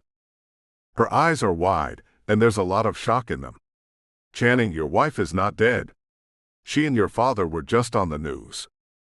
My world stops, tilts on its axis, and turns the other way. No. Her head bobs with a nod. She's alive, Channing. My cell phone goes off, and I manage to stagger to pick it up off the table. The fire has lit up well, and the room glows with the amber hue. Perfectly romantic. And what a great time for Detective Radisson to be calling me at 9 in the evening. Hello, Radisson. Have you seen the news, Mr. Michaels? I nod, as if he can see me. The shock is settling in nicely now, and my body is pleasantly numb. She's alive. I am sending an officer to pick you up, Mr. Michaels. He'll be there very soon. Just get in the car with him and give him no problems. Why do I have to go with him? If you want to talk to me, I'll come down in the morning. I fall back on the sofa and Beth sits next to me, taking my hand. You're being placed under arrest, Channing. Haven't you seen the news? He asks with a tired voice, as if he's tired of this mess and dealing with me. I haven't. Beth just told me Jana's alive. She said Jana and my father were together on the news. Why am I being arrested if she's alive? If you don't mind me asking you, sir. Beth looks at me with concern. Her dark brows furrow and her foot taps nervously. She has accused you of attempted murder. And the murder of your baby. His words I can hear, but I don't understand them at all. Baby? There was no baby, and I didn't try to kill Jana. I swear I didn't. My heart's pounding so hard I think I might pass out. I need a lawyer, don't I? You do, Mr. Michaels. See you down here soon. What should I bring?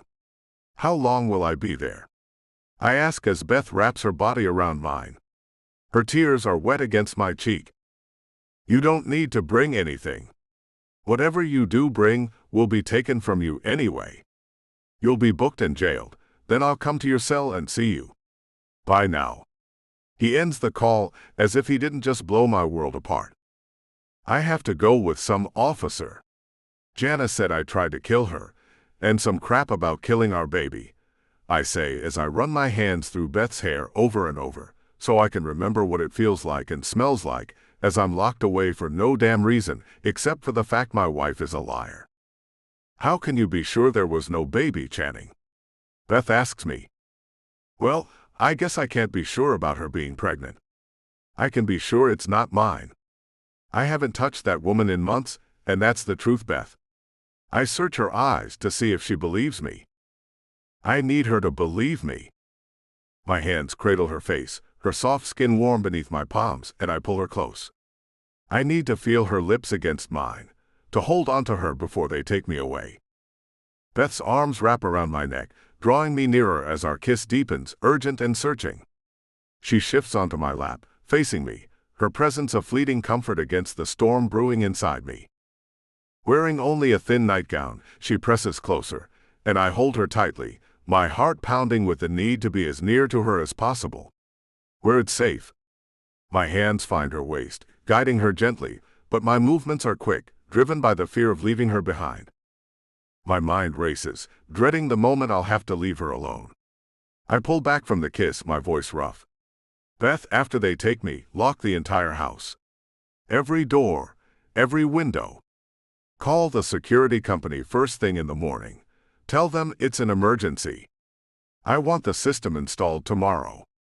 Cost doesn't matter. Channing, she says, her voice husky, her hands resting on my shoulders before sliding to my arms. I'll call your lawyer first thing. I'm sure I can get you out tomorrow. I nod, and her lips crash into mine again, the kiss fierce, almost desperate. Our teeth brush in the intensity, and I pour everything into it, wanting to lose myself in her. The doorbell rings, sharp and jarring, followed by a clap of thunder that shakes the air. I hold her closer, my movements urgent, unwilling to let go. Channing, she gasps, her voice breaking. Baby. Her head dips to my neck, her lips grazing the sensitive spot behind my ear. She sighs, her body trembling as she clings to me, and I feel the wave of our shared emotion crest binding us together. But it's bittersweet, shadowed by what's coming. It should feel complete, perfect. But there's an ache, a hollow fear beneath it. I don't want to leave. My fingers tangle in her hair, and I gently pull her back to meet her eyes. Beth, no matter what you hear, don't believe it. Help me find the truth. I didn't do anything to her, but take her out on that boat. I swear. And if there was a baby, which I doubt, it wasn't mine. Please tell me you'll stay here in my corner through this. Please. I'm with you, Channing, she says, her voice steady despite the chaos. I won't let any of this mess with what I know is true. I love you. You're no killer. I trust you. She seals her words with a soft, lingering kiss as the doorbell rings again, insistent and unforgiving. Got to go, baby. I love you. She climbs off my lap, and I adjust myself back into my jeans. I'll go tell the officer you have to use the bathroom. Beth runs out of the room and down the stairs to go to the front door. I make my way to my bedroom, clean myself up, and change into a set of sweats. Since I'll be in a jail cell, I may as well be comfortable. After pulling myself together, as much as possible anyway, I make my way to the entry room and find Beth wrapped in a white robe, sitting on a sofa as the officer stands and waits for me. Channing Michaels, I'm Officer Simpson. I have to read you your rights, sir. Then I will cuff you and place you in the squad car. You have the right to remain silent. The officer keeps talking, but I zone out as I stare into Beth's deep green eyes. They glisten with tears she's trying so hard to hold back. I'm sure she'll fall apart after I leave, but for now, she's trying to show me how tough she is and how she'll be able to handle all this. The officer stops talking and cuffs my hands behind my back. Beth rises and comes to me. She puts her arms around me and kisses me on the mouth. A sweet kiss. Then she pulls back. I love you, Channing. I'll be working hard to get you out. Her eyes move to the cop standing behind me. I want you to know I expect him to be treated well while in your custody. If anything happens to him, I'll make life sheer hell for everyone in that department. And I'll hold you personally responsible. Get me, Simpson? He nods. Yes, Beth. Damn. Do you have to be so damn dramatic? In confusion, I look at her. You know him? She gives me a smile. I went to high school with him. Todd will make sure you're taken care of. Private cell and all, baby. I look at the short kid. Thanks, officer. I appreciate any help you can give me. I know every person in prison says the same thing, but I really didn't do anything I'm being accused of. He gives me a slight push to get me going. I know, sir. It's not my job to judge. Just to bring you in. Bye, Beth. See you at the station in the morning. Bye, Todd. Bye, baby. See you in the morning. I look back at her over my shoulder one last time, before he takes me out into the pouring rain. Please let her stay with me through this.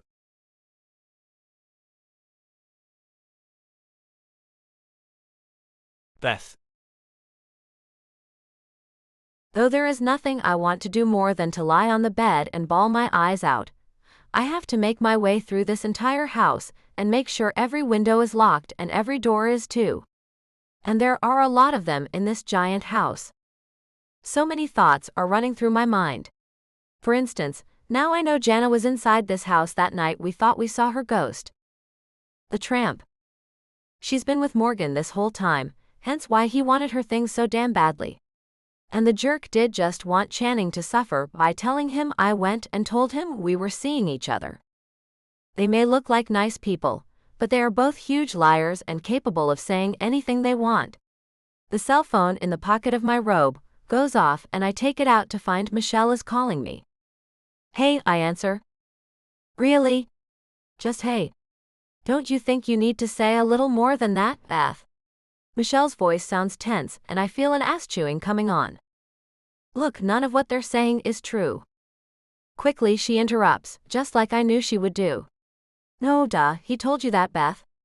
He needs at least one person on his side, after all. No, I know he's telling me the truth. See, that woman has been alive all these months and staying with Morgan. I didn't tell you this, but Jana caught me and Channing in bed the first night I stayed here. How is that, Beth? And how would you two never tell anyone that? We thought she was a ghost. Her laugh is high and sharp and hurts my ear, so I pull the phone away. Beth. Come on. We did. I don't know what to tell you. Anyway, those two are more than capable of telling all kinds of lies. Believe me. And they already have. Starting with this baby nonsense. Channing hadn't been intimate with her for months before she fell overboard. After making sure the last window is locked, I go up to the bedroom. You are so gullible, Beth. Her words come out fast, and I can tell she has a whole bunch of them to throw at me. Of course he told you that. He wants to keep you in his bed, ding-dong. No. It's because it's true, Michelle.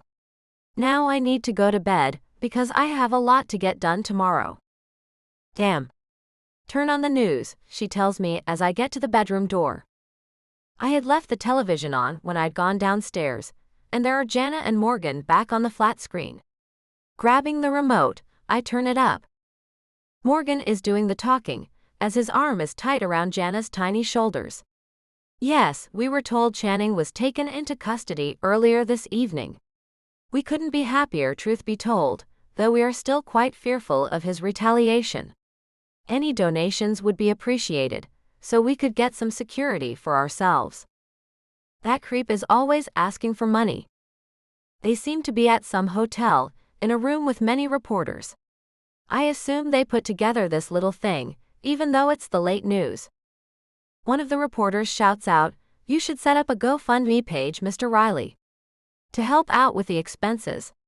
I'm sure everyone wants to help you too after all Channing Michaels has put you through." Jana buries her face in Morgan's chest and acts as if she's crying. I've lost so much thanks to that horrible man. She pulls her head up and wipes her eyes with her fingertips. I see no tears, but she acts as if there were some. Channing Michaels is not the man he seems to be in public. I've told the police about the way he treated me during our marriage. Not once before we married did he ever do anything to hurt me. After we married, though, he began to show his true colors. I have the scars on my back to prove it. I fall to my knees on the white carpeted floor. The air has left my lungs as I hear Michelle say, "See, Beth. Don't be a fool. Get out of there. Don't be another victim." He didn't do the things she's accusing him of. She asked him to hit her.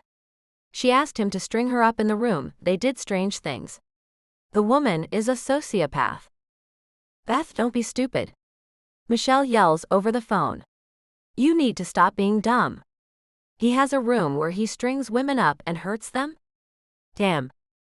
No, he doesn't string women up. Only Jana wanted that. He didn't even want to do that to her. She told him that was the only way she could get off. That's why it's here at all. He never asked me to do that.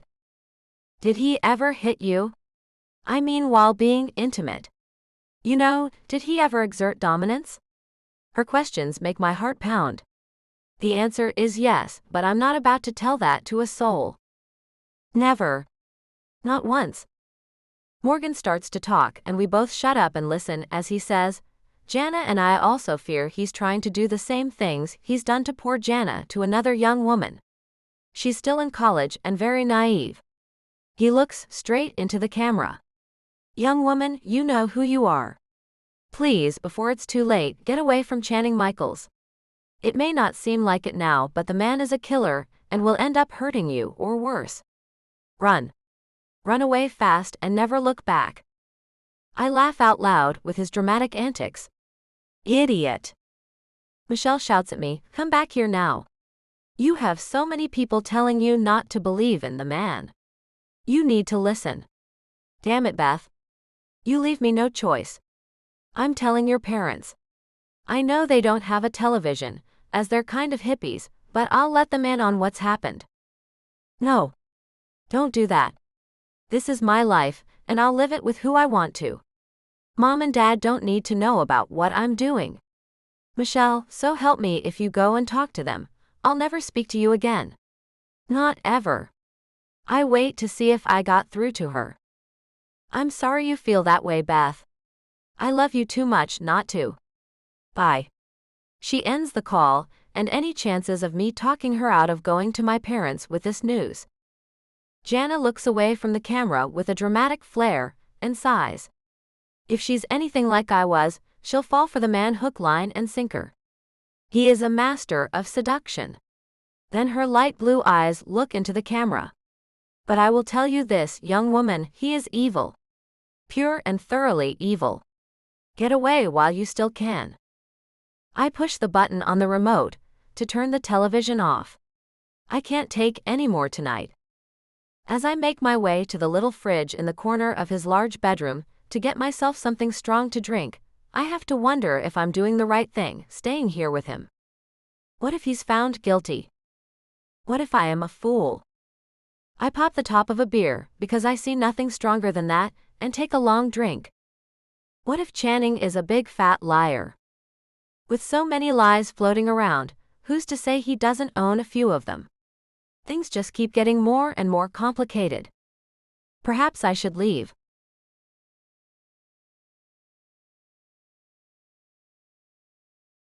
Channing. What do you mean, you're not coming? I whisper over the phone to my mother.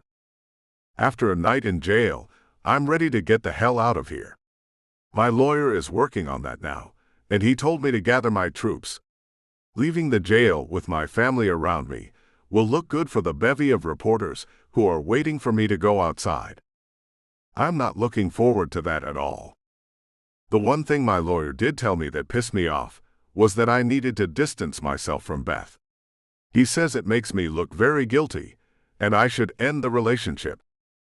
I just can't think of doing that though. If for some damn reason I am found guilty, then I want what time I do have to be spent with her. As much as possible, anyway. I'm not coming, son. I talked to your grandparents, and we just don't know what to believe. We'd rather take a back seat and see what happens. I put the phone down and count to 10. I cannot believe my own family thinks I might have done something that terrible. I pick the phone back up. By any chance, have any of you spoken to Jana? Well, yes. She did call last night. It was late, and she was very upset. She told us she was sorry about everything and only wants to see you get the help you need. My mother's words ring in my ears. It's not me who needs help.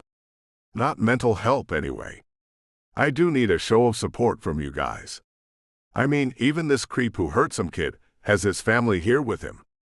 But my family wants to take a step back and see what happens, huh? Nice.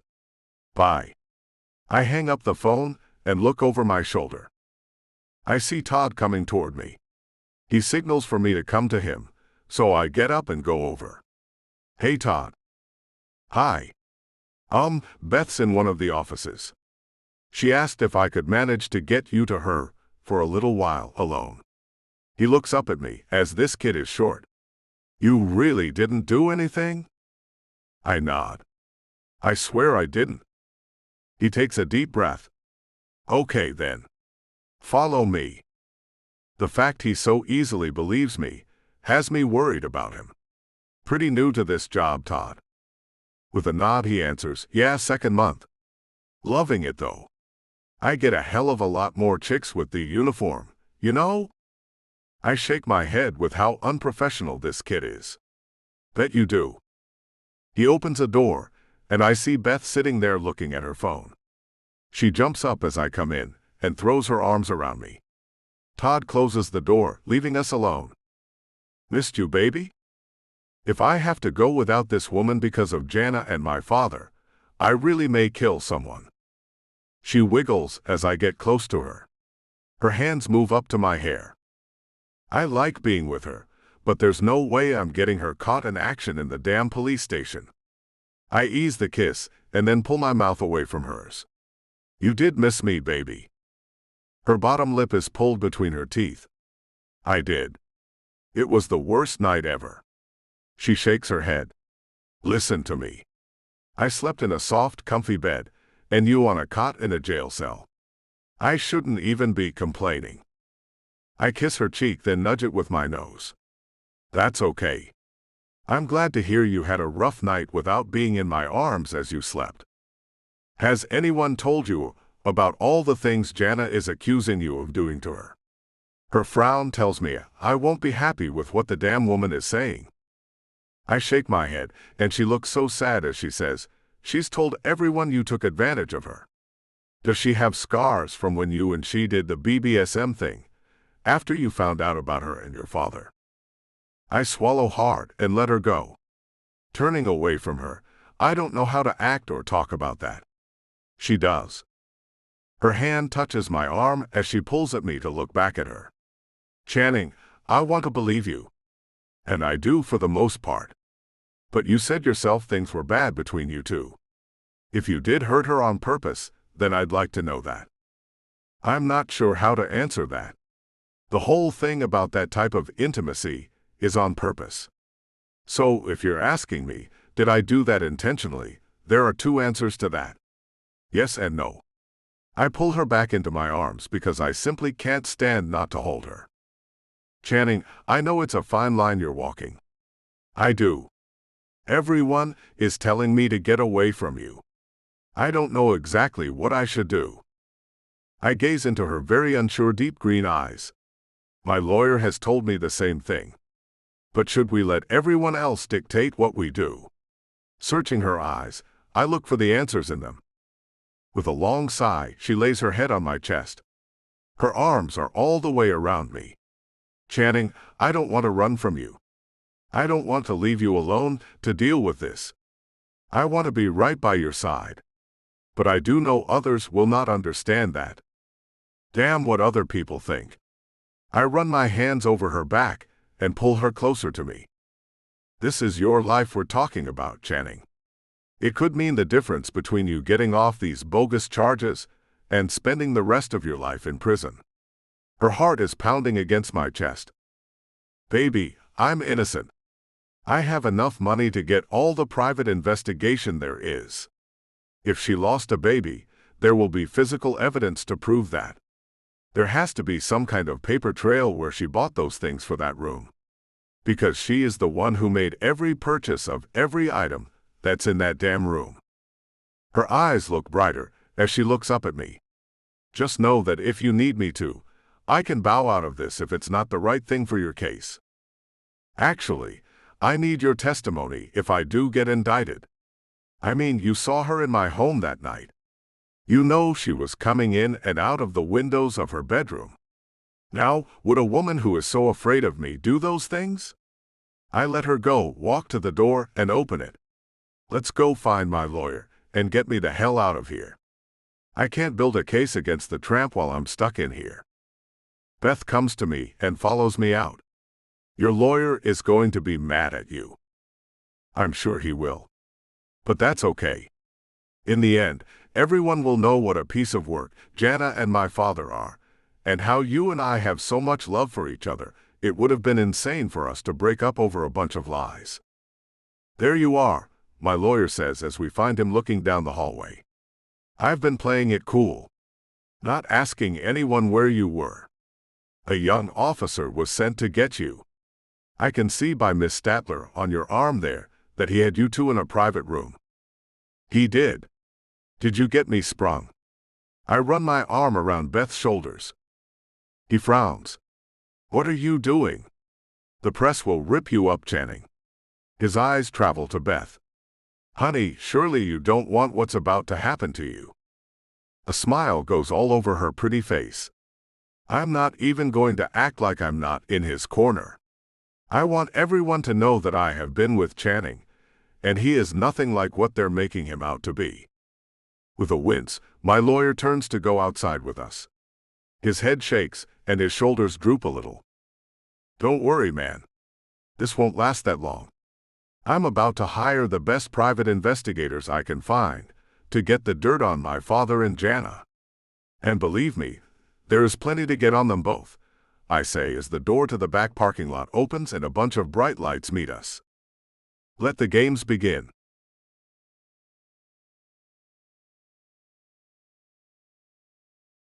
Beth. And there they are. How nice of them to show up. Your fan club is out there, Channing, I whisper to him as we walk out the back door of the police station. The lawyer hurries us along. Don't say a damn word, Channing, he hisses. Channing squeezes my hand as we move as quickly as we can through the throng of reporters in our way. Then we stop altogether, as Jana's voice comes out over a microphone. Channing, wait. The reporters squeeze us in tight, making it impossible for us to move. No talking, Channing, his lawyer says loudly enough for all to hear. Channing nods, and then his blue-green eyes land on his wife, who has been lifted up to the cement porch at the back door of the police station we just walked out of. I have never seen that much hate in anyone's eyes. Not ever. Channing, I know what you're thinking. I know you want to see me dead. I want you to know I'm doing this all for your own good. You need help. You have to pay for your crimes against me and our baby, though. During that period of punishment, you can hopefully get some much-needed mental help. My heart goes out to you. I did love you once upon a time, after all. The cameras all turn to aim at Channing. I don't move as a woman reporter asks, "Would you like to say anything to your wife, Mr. Michaels?" His lawyer claps his hand solidly on Channing's shoulder. He has nothing to say at this time. A gasp from where Jana is makes us all turn to look toward the loud sound. Jana has turned her back to the crowd, and the sound of the cameras zooming in makes whizzing sounds all around us. She pulls the microphone to her red lips as she looks over her bare shoulder. Jana has pulled another coup. The back of her shirt has been slit up the middle, and she has the two sides pulled apart. 5 reddish straight marks go across her back. The distinct mark of one place where a chain hit her so hard it broke her flesh stands out against the rest. Her voice comes sadly out to us all. My bottom is also covered in scars from what he did to me. I did love Channing Michaels once upon a time. But when he changed our marital bedroom into a torture chamber, and made me take my own bedroom away from his, then I fell out of love very quickly. As anyone would. I did seek the affection of another. Unfortunately, it was Channing's father who I found love with. I bear the scars for the affair. I bear the scars for seeking out love when my marriage offered me none. No, my marriage to Channing Michaels only offered me pain. Pain my husband loved to dish out. My fists are so tightly clenched at my sides, I feel the fingernails digging into my skin. I turn and push the reporter behind me. Get out of our way. We need to get the hell out of here. I shout at him. Channing's lawyer helps by shoving his way out of the crowd, and Channing stays between us as they all shout questions. Just before Channing gets into the back of his lawyer's Suburban, Jana says one more thing. With a voice chocked full of dramatic inflection, she says, "Channing, our baby would have been a boy. You killed your son, Channing. How does that make you feel?" I push at Channing to get in the car, then climb in behind him and slam the door. Damn it. I scream and pound the seat in front of me. She's a monster. The lawyer's hands are shaking as he grabs a bottle of some kind of whiskey from some cubby hole next to him. It's only 10 in the morning, but he takes a long drink straight out of the bottle. Channing's face is red with anger. That was an ambush. A complete ambush. The heat in the back of the large car is terrible, as all three of us are hot and shaking mad at what just happened. The lawyer shouts to his driver, "Put the air on back here." The air starts to blow from the vents in front of us in an instant as he pulls out of the parking lot. Reporters continuously run alongside until they can't any longer, then we speed away. Slander? I ask as I look around Channing at the lawyer. Can't she be charged with that? The loud, huffing laugh that comes from his mouth lets me know he doesn't like my idea. Slander? No, she can't be charged with slander. He looks at Channing.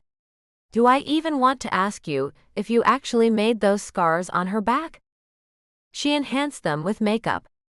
I assure you, he says as he runs his hands through his hair.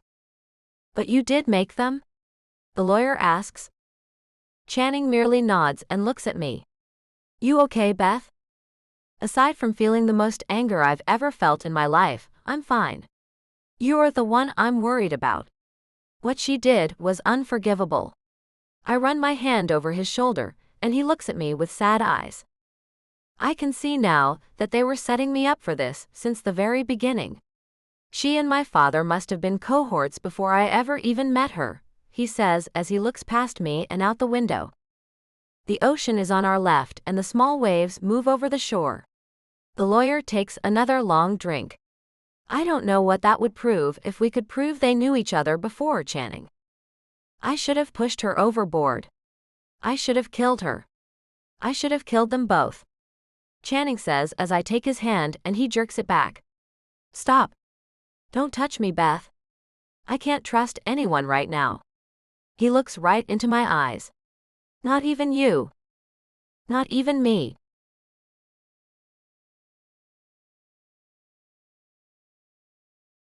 Channing. The silence in the backseat of my lawyer's Suburban is nearly deafening as we ride the rest of the way to my house. I don't know why I said that. My mouth opened, and the words came out without me even thinking. But the truth is, I can't trust anyone. I must be a horrible judge of character. Beth may be all up in this thing with them, for all I know. As the driver pulls up in front of my house, I look at Beth. Her green eyes are full of fire. Her dark waves are cascading over her narrow shoulders, and all I can think is she can't be trusted. I'll have the driver take you back to your dorm. The words come out on their own. Maybe I should just do what comes naturally. Maybe that's been my problem all along. My brain knows who is good and who isn't, but I've been overriding it with my emotions and feelings. Beth's eyes go very narrow. The hell you will, Channing. Her words kind of shocked me. I thought she might cry but not get mad. Look, Beth. She turns away, opens the door, gets out of the car, and walks up to the front door, unlocking it before going inside. I look back at my lawyer and shrug. Guess she and I will have to talk about this inside. See you, Ronnie. He doesn't say a word, but just takes another drink from the bottle of whiskey he's had a death grip on since we left that parking lot. I slide out of the seat and head toward the door she left wide open. As I walk inside, I find her pacing in the entry room. When she sees I've come in, she stops and glares at me. Close the door, Channing. Slowly I close the door, never turning my back to her. I have no idea what she's capable of. Just like I had no idea what Jana or my father were capable of. I don't want to fight Beth. I just can't trust anyone right now. I try to walk past her, to go to the kitchen. Her small hand grabs my arm. You will trust me. You have no choice, Channing. We won't be going down that road you're trying to take. I'm not leaving you alone to deal with this. It's quite obvious you're dealing with a world-class pain, and I will not see you do it alone. I love you. Get it through your head. I love you, and I am going nowhere. Staring at her, I'm trying to figure out why she'd even want to be around me. Is it the money, Beth? I'll give you all you want. Just let me be alone. I'm the only person I can trust. If you say you can't trust me even one more time, Channing Michaels, it will cost your ass more than money. I don't want your money and never have. You know that. Her hand slips up and runs gently over my shoulder. You're trying to shut me out, and it's somewhat understandable that you feel you can't trust me. But you have to wrap your head around the fact I am trustworthy. She looks at me like she can see right through me. I stroke her pink cheek. You don't know how badly I wish I could. My mother and grandparents are sitting on the fence about me right now. Mom told me they preferred to sit back and see what happens. My word is not good enough for them. Her other hand moves along my waist, sending sparks through me. Channing, I do take your word for everything you've said. You have been honest with me about things you didn't even have to tell me. I trust you. I want to help you. I love you, and I'm not going anywhere. Biting my lip, I gaze at this little young super strong woman and have to ask, what did I do to deserve you, Beth? Channing, just stop. Her arms go around me, and she holds me to her as she looks up at me with her green eyes shining brightly. You've had one rough night, and this morning was certainly no picnic. Let's go up to your bedroom, take off all our clothes, and climb into the big comfy bed you have where we can be intimate. Then sleep this awful day away. I run my fingertip over her plump bottom lip. You are beyond amazing. Is that a yes? She asks with a smile. I pick her up into my arms and carry her up the stairs to my bedroom. That is a yes, and I'm about to thank you in every way possible for standing up to me and making me see that I was about to mess up. With a sigh, she lays her head against my chest and one hand trails over my pec. Yes, you were trying very hard to mess things up, weren't you? But I recall a little conversation we had a while back, after you came to your senses about me. You told me to kick your ass if I had to. Glad I came around before you had to exert your mighty force on me. Little bit, I say with a chuckle. She balls up her tiny fist and shakes it near my face. Watch out. I pack a wallop, buddy. You're adorable. I kiss the tip of her nose and push my bedroom door open. Beth set her feet on the floor, her eyes locked on mine as she peeled off her shirt and shimmied out of her jeans, a quiet challenge in her gaze. I followed, shedding the sweats I'd thrown on after last night's ordeal, the jail cell's cold, unyielding mattress still a bitter memory. She took my hand, her touch grounding me, and led me to the bed, soft, inviting, a haven I'd craved in that stark cell. I pushed the thought aside and climbed in beside her, the warmth of her presence easing the ache. Her hands pressed my shoulders down, and she straddled me, confidence radiating. I reached for her, but she guided my hands to her curves, letting me feel the perfection of her form. As she moved with me, my mind drifted. Why had I spilled those raw truths earlier? Words tumbled out, unbidden, exposing pieces of me I barely understood. Was I unraveling, or was it just her drawing out my chaos? Her breath brushed my ear, voice a sultry whisper. I'm about to take you somewhere sweet, baby. I chuckled, tension melting. Good. I need that. She slid down, her touch deliberate, teasing, her eyes holding mine with a playful promise. A flicker of her warmth grazed me, sending a jolt through my core. My eyes fluttered shut, a low moan escaping as she enveloped me, her rhythm steady, deliberate, unraveling me with every motion. Her touch was relentless, a dance of heat and care that turned my resolve to liquid. A soft hum vibrated through me, and when her hands explored further, a sound I didn't recognize rumbled from my chest. She was my sanctuary, pulling me into bliss. A wave crashed over me, sudden and fierce. Beth! I gasped, lost in the tide of release, her presence anchoring me through the storm. She lingered, trailing soft kisses up my frame, then settled half across me, her warmth a quiet comfort. I wrapped an arm around her, pulling her close. "Nap first, then it's your turn, baby," I murmured, exhaustion from the sleepless night flooding in. "Rest, Channing," she whispered, her voice a soothing balm. "I'm right here." Her words wrapped around me, a rare sense of safety settling in. With her by my side, life could be everything, sweet, whole, if I could stop sabotaging it. Jana's shadow flickered in my mind, but Beth's steady heartbeat drowned it out, lulling me toward sleep.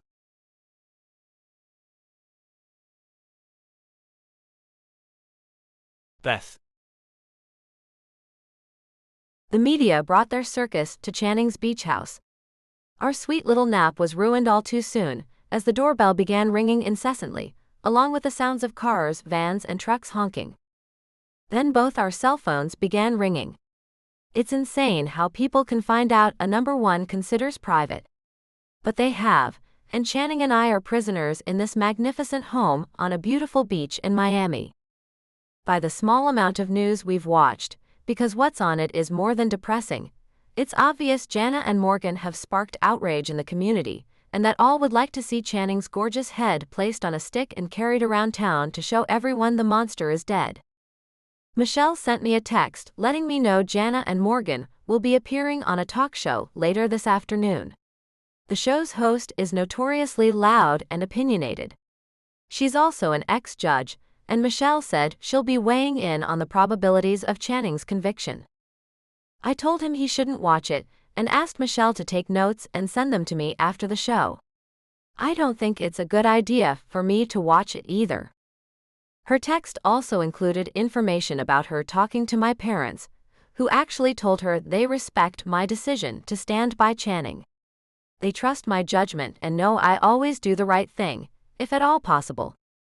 Their hippie kind of ways are actually working in my favor, for once. And their belief in me has Michelle changing her tune. She told me she's behind me. Not Channing but me. And if I need her to help me, then all I have to do is ask.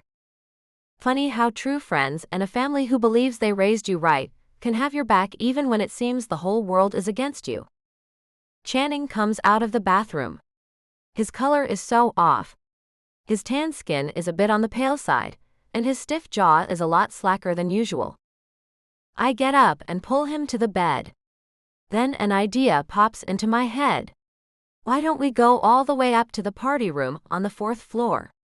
It's further away from the noise, and you did say there was a badass sound system up there. I bet it would drown out these pests. What do you say, baby? Want to go hide with me up there? Put on your bikini, and I'll put on my board shorts. It's all tropically themed up there, and there's a huge hot tub. There's even a stocked bar. All I have to do is run down to the kitchen, rustle up some food and take it up there. We'll make a day and night of it. He jumps up, goes to his chest of drawers, and pulls out a pair of faded blue swimming trunks I know he's going to look awesome in. But I didn't bring a bathing suit, Channing. I get up and go to the closet to see what I can wear. He clears his throat as he takes a little red bikini from the same drawer he pulled his shorts from. I bought this for you last week. He tosses it to me. Now you get dressed and I'll meet you up there. And don't even make an attempt at turning on the sound system until I get up there. I'll show you how to do it. It's a fussy system. Laughing as I go into the bathroom to make sure I'm mostly hair-free before donning the tiny bathing suit, I can't help but feeling this will all work out. Somehow it has to. As I'm shaving my legs in the sink, my cell rings, and I see it's the security company I called early this morning. Hello. I'm at your door and no one's answering. Are you home? A man asks me. Yes, we are. Have you not noticed the crowd out there? I ask as I can hear them all yelling questions about Channing and me. If you let me in, I can be of help to you, he says. Be right down. Quickly, I find a cover-up, throw it over the bathing suit, and rush down the stairs to let our help inside. As I run through the kitchen, I see Channing putting things in a bag. Hey, the security guy's here. He says he can help us. Then let him in. We need all the help we can get. Channing follows behind me, temporarily abandoning his at-home shopping. As I look out the peephole, all I can see are reporters. I call the number back. I don't see you, sir. I'm right here at the front door, his deep voice tells me. Just open the door and you'll see me. Move to the side so I can slip in quickly. Stay back, Channing. He's coming in fast, he says. I pull the door open, and all I see are the reporters, who blast me with questions. I don't know why they bother. It's impossible to understand any of them. Hi, the same deep voice I heard over the phone says, and I look down. I look way down to find a small man with a full beard and sparkly blue eyes looking up at me. I mean, this man is short. His head comes to about my waist. Oh, sorry. Come on. He moves his small body through the narrow opening of the door, and I manage to close it back up before anyone can manage to get an appendage in to stop me. Channing is all smiles as he greets the security guy. Hey dude, he says like he knows this guy. I know, it's me. The skipper's #1 fan. He holds up his hand and makes a fist pump into the air. Go Skippers. Channing reaches out to shake his hand. Wow. How cool is this, huh? What's your name, guy? I'm Lance with the security company.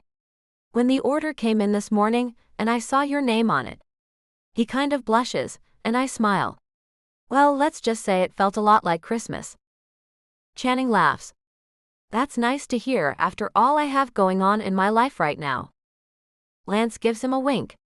Hey man, I got your back. I happen to have witnessed quite a few things going on when you and that, pardon the term, battle axe of a wife you have were at some of the games. The ones she went to, that is. That was only a handful, but I happen to live down the street from another one of your nemesis, Mr. Michaels. Channing shakes his head. No misters around here, Lance. You call me Channing. The guy smiles like he just won the lottery. Wow. Okay, Channing. This is like a dream come true, man. He hops up in the air and does another fist pump. This guy has a lot of enthusiasm, I must say. So who is it you live by, Lance? Channing is only wearing his swimming trunks, so I go to the laundry room and grab him a t-shirt. When I walk back into the entry room, I see a frown on Channing's face. That creep. Who is? I ask as I toss the shirt to Channing. My father, he answers as he pulls the shirt on over his head. Lance saw him borrow a boat from one of the neighbors, the same day I took Jana out sailing. I knew that good-for-nothing was up to something that damn day. I look at Lance and ask, you personally saw him take the boat? I did. I didn't know he was Channing's father, until last night though. Lance looks back at Channing. That must have been rough, dude. Channing nods. The roughest. Lance looks back at me.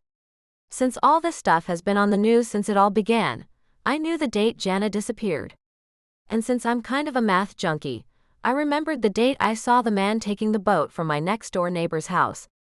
I actually talked to him about it, because my neighbor wasn't home, and I wanted to be sure he had permission. I asked him if he knew about the small craft advisory. He assured me he did, and that he wasn't taking it out very far. Just wanted to do a little fishing, is what he told me. I bet he did do a little fishing. For Jana, Channing mumbles. So it's quite possible they set the whole thing up. I bet she did have some type of flotation device on. Lance smiles. The life jackets that my neighbor uses on his boat are those little things you wear around your neck. They're flat and undetectable under clothing, until you pull the little cord to inflate them if you need to. She could have had it under her clothing. You did report she had on a red dress, right? Channing nods. And it had a high neck and a collar. She could have had one on under it that I didn't see. God knows I didn't touch her. She knew I wouldn't. She knew she was safe from me finding it on her like that. From outside, the noise gets louder as someone starts honking a horn, and the others shout even louder. Lance smiles at Channing. Want me to end this? Can you? Channing asks with hope in his voice. If you can bankroll it, I can get you a security team. And I know you can manage the money part. Plus, I know two of the best private investigators this side of the Mississippi. With one phone call, they can be here tonight, Lance says as he pulls out his cell phone. Do it, Lance. Channing looks so relieved. But now I'm the one with trust issues, as this little guy seems to have all the answers. A little too good to be true.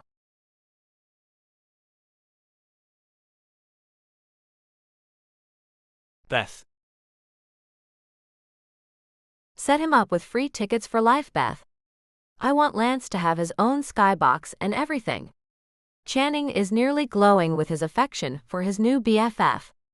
Oh yeah. Set him up right too. Make sure you add chauffeur services for game days. We don't want our little guy getting any tickets after the game if he's consumed a little too much free beer. Free beer? I ask. He nods. Yeah, free food and drinks come standard in the skyboxes, baby. Didn't you know that? How could I? You and I have always sat on the floor seats behind the team. I'd love to sit in a skybox.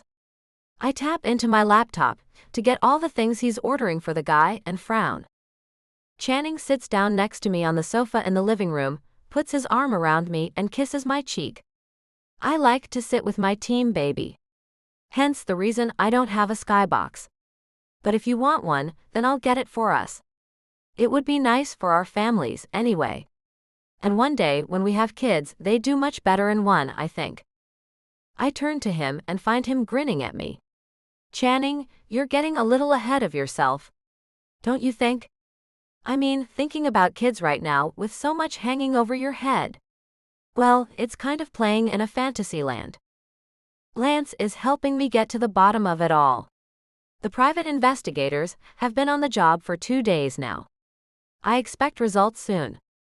If Lance saw my father taking a boat out the same day Jana fell overboard, then those men can certainly dig up more on Jana and Morgan. I have complete faith. He gets up and finds the remote to the television hanging on the wall. With one push of a button, his face falls as the television lights up the room, which previously was only lit by the lamp next to me. Being that it's nearly 10 at night, I suppose he thought he might find a game half over. Instead, his wife's face fills the screen. Crocodile tears cascade down her red cheeks. Along the bottom of the screen run the words, previously recorded. Change the channel, I say and look back down at my laptop. Michelle sent me the notes on this. It was done the other day. The day your boyfriend Lance showed up. You don't want to know what she says, baby. I promise you, you don't. Instead of turning the damn thing off or changing the channel, he turns the sound up and comes back to sit next to me. Taking his beer off the coffee table in front of us, he downs the last half of it. I'd like to see what I'm up against here, baby. His eyes stay trained to the television. I don't want what happened to me to happen to any other woman ever again, Jana says as she sniffles. The female hostess of the trash television show shakes her head with sadness in her dark eyes. Sally of The Sally Show looks into the camera, which has been moved to show her. If we can get just one more creep off the streets, then we're at least trying to make this world a better place. Remember what I said in the beginning of this show. A ticket bought to watch Channing Michael's beloved hockey team, the Skippers, is a ticket saying you believe what he did to this poor woman was right. Does she have to go after my team? He asks, then looks at me. Why the jugular? Why do so many people go straight for the kill, without knowing a damn thing? Wish I knew, baby. You really should turn the channel. I go back to finding what all Channing wants for Lance. He gets up and goes out of the room after pausing the show. I look up as he comes back in with another beer in his hand. Okay, I'm ready to hear what all she's going to lie about now. He starts the show back up, and Jana is looking sadly into the camera again. You think you know a person after an entire year? I thought he loved me. I really did. Channing shakes his head. I did. I was a moron. I stopped doing what I'm doing to pay attention to this little session he seems to be having.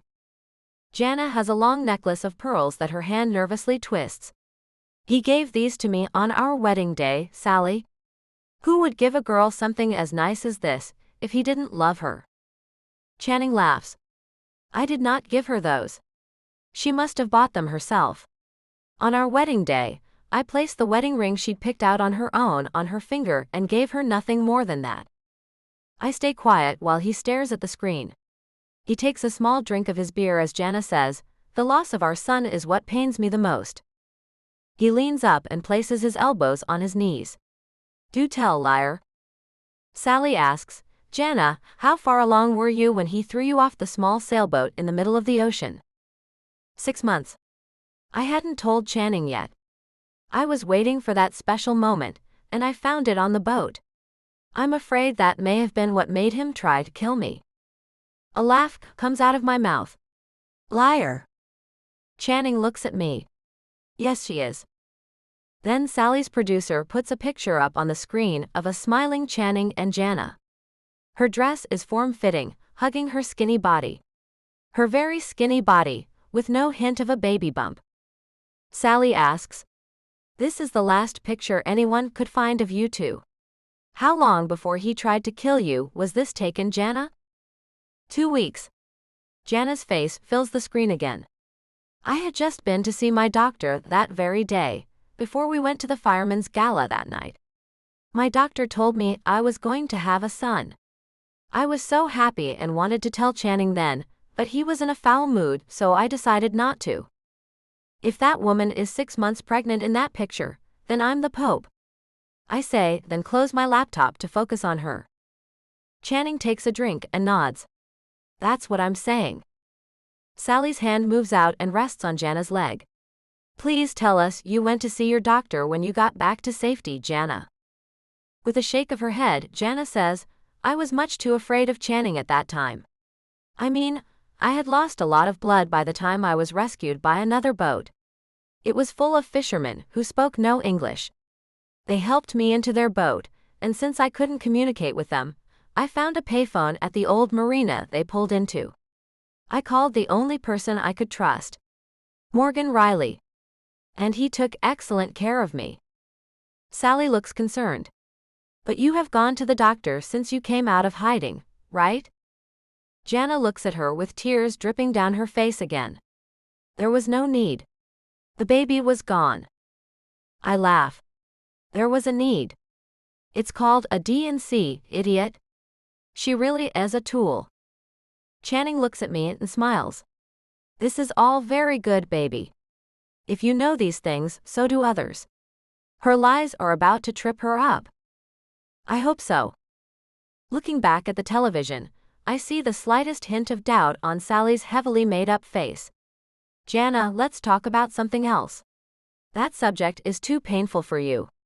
Tell us more about the change in the man you married. You said he turned your bedroom into a torture chamber. My followers would love to know more about that. So would I, Channing mumbles just before he pulls the tall dark bottle to his lips for another drink. When we came home on our wedding night, we had no honeymoon thanks to a hockey game that was happening the next night. He took me to his bedroom. Sally holds up her hand. Wait. What do you mean, his bedroom? Jana sighs. Okay, Channing and I made a bedroom on the second floor of his house into the bedroom that was to be ours. He had his own room on the third floor. And I didn't know it yet, but he had made one for me on the first floor. So when we came home after the wedding, I thought we'd be going to the bedroom I had furnished before the wedding for us, together as man and wife. But he took you to his room instead? Sally asks in confusion. He did, Jana says with a nod. In that room, he told me things were going to change between us. I was his now, and he could do with me what he wanted. He made me change into a tiny leather outfit, and he pulled my hair back into a very tight braid. Sally's eyebrows arch. BBSM and against your will? I wouldn't say against my will at that point. I found it exciting, and I went along with it. You have to recall, I did love this man at that point. Jana looks back into the camera. When he took me to the room I had so carefully decorated, I found it void of all the things I had bought. A set of silver handcuffs hung from some contraption on the ceiling, a long chain hung on one wall and several whips on another. It looked like a dungeon. It was so dark and frankly, scary to me. Channing takes a drink. What a sack of lies she holds. That night when we came home, she told me she was exhausted and went to her room she'd already set up for herself on the first floor. That room hadn't been set up on the second floor yet. She did that a couple of months after we were married. Things just get deeper and deeper. Sally asks, and that was the first time he ever hit you? Jana nods. He turned very brutal. I got my first of many scars that very night, and I soon realized he was not the man I knew before. That man was a lie. Sally looks sadly at Jana and touches her arm. Why didn't you leave him, Jana? He said he'd kill me. Gasps erupt from the audience and Sally looks at the camera. And now, a word from our sponsor. Channing just sits there in stunned silence. Then he looks at me. I think she should get some kind of award for Performance of the Year. And I'd love to know who her writer is. It must be my father. I never knew her to be that imaginative. I run my hand through his dark wavy hair. Just think how blown out of the water everyone will be when they find out what a big liar she is and how they were all duped into believing her shit. Then a thought runs through my head that the show aired a few days ago and we've stayed off all social media since this all began. So I open up my laptop and search Jana's name. Just as I thought, people are commenting on her age, her small frame, and the fact there is no possible way that woman was 6 months pregnant in that picture. I look at Channing, who seems shell-shocked. I suppose anyone would be, though. I mean, he was married to the lunatic. Channing, I say, and he turns to look at me. We need to tell your lawyer you want a statement and receipts for this supposed doctor Jana said she was going to, who diagnosed the pregnancy. I told you before when we were looking for dental records, the insurance had no reports of any physician's visits since you put her on your insurance. And we both know she was cut off the credit cards and the bank at that time. She would have had to ask you for extra cash for those visits to the doctor. So get her caught in one lie and see how quick her house of cards falls, he asks me, and his lips turn up into a smile. I like it, Beth. I like it a lot. We can watch the rest of her rubbish interview tomorrow. Let's hit the hay, I say as I get up and he follows behind me. Things may be looking up for him.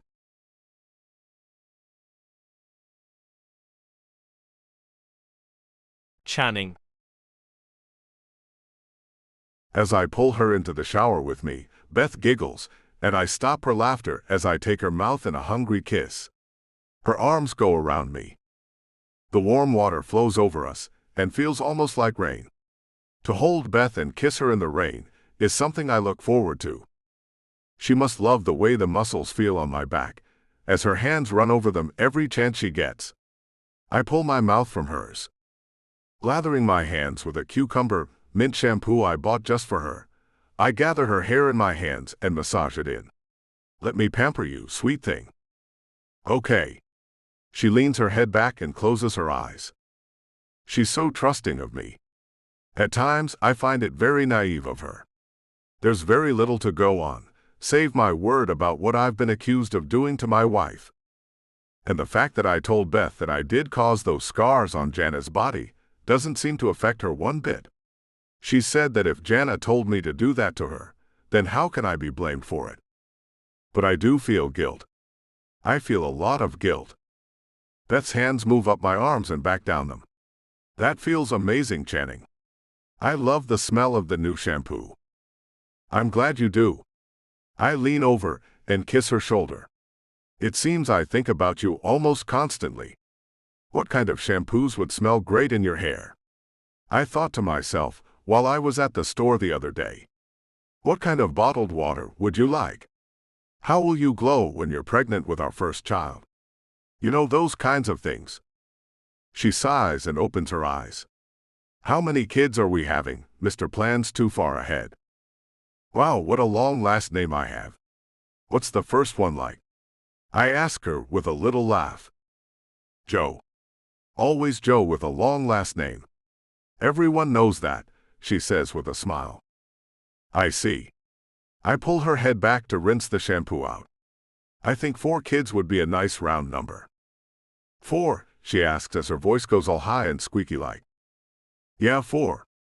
I run my hands through her hair to make sure all the soap is out, then rub in the conditioner that matches the shampoo. 2 boys and 2 girls. Even you can't make sure that happens. She turns around when I've got the conditioner all spread through her hair, then makes a gesture for me to turn around, and I find her putting shampoo onto my hair. Her hands move through it, leaving a tingling sensation all over where she rubs it in. Oh, but you would be wrong, my sweet Beth. You see, there are special doctors who, when paid enough money, make sure you have the gender you want. They can even manipulate the genes while they're doing it. We could have a little brilliant-minded son or daughter. I suppose they all could be brilliant. I don't know if having a house full of kids who are smarter than we are would be a great idea, Daddy-o. She might be right. Well, you know what I mean. They could have the best genetics we have to offer them. Your sweet personality. My giant ego. I laugh and she does too. She pulls me back to rinse my hair. To be honest with you, Channing, that sounds kind of amazing. Her dark green eyes sparkle, and I know she really thinks it does. I'm glad to hear that. It's a thing my grandparents think is awful. They're very old school. How are you doing about their lack of support, Channing? She finishes rinsing my hair and moves under the shower head to rinse hers. I run my hands through it as I face her to help her get the conditioner all out.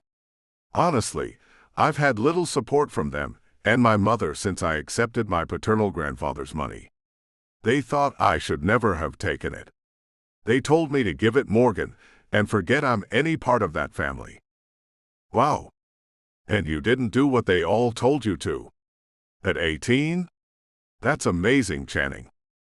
I kiss her sweet lips, then say, Nah, I just knew I needed to accept the amazing thing that was left to me. I knew I needed to make the best out of myself I could. It wasn't Morgan's father's fault that Morgan didn't tell anyone about me. Why not accept what the man, who might have been a fantastic grandfather to me if he was given the chance, gave me? I agree. I am shocked a teenager was able to go against his family, though. She kisses me lightly on the lips, and her arms run around my neck. I give her another light kiss and say, I was a bit of a rebel in my younger years. And once I had that money, I moved out to an apartment of my own while I went to college. You must have been a hot commodity for all those college girls, with your own apartment, and I bet a pretty badass car too. She leaves a kiss on my neck and makes me groan. Let's not talk about what a badass I was in college, baby.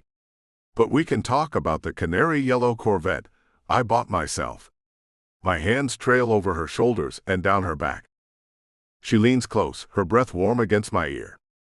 That move was quite the charmer, she whispers, sending a shiver through me. I grin, my hands resting on her hips as I draw her nearer. Maybe a little, I admit, feeling the heat of her body against mine. Her eyes, soft and captivating, meet mine as she traces a finger along my lips. You seem a bit eager, she teases, a playful smile curving her mouth. Always for you, I murmur, capturing her lips in a deep, fervent kiss. Words fade as I lose myself in her, the way her body fits perfectly against mine, the way our lips seem made for each other. Her touch is electric, her fingers grazing my arm, igniting every nerve. She pulls back, her gaze locking with mine, then turns in my arms, pressing closer. A low, unfamiliar sound escapes me as she leans forward, her movements graceful and deliberate. Yes, I breathe, my hands steady on her hips, overwhelmed by the connection between us. Taking my time, I draw her close, savoring the warmth and intimacy of the moment. You're incredible, I whisper, my voice thick with emotion. I can't imagine ever tiring of her.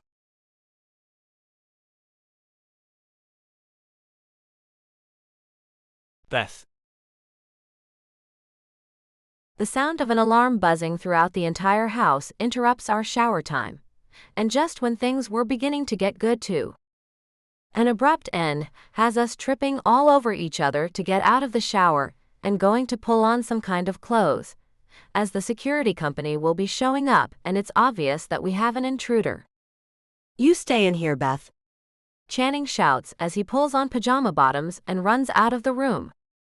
Wrapping the towel around me, I rush to the closet to find something I can jump into quickly.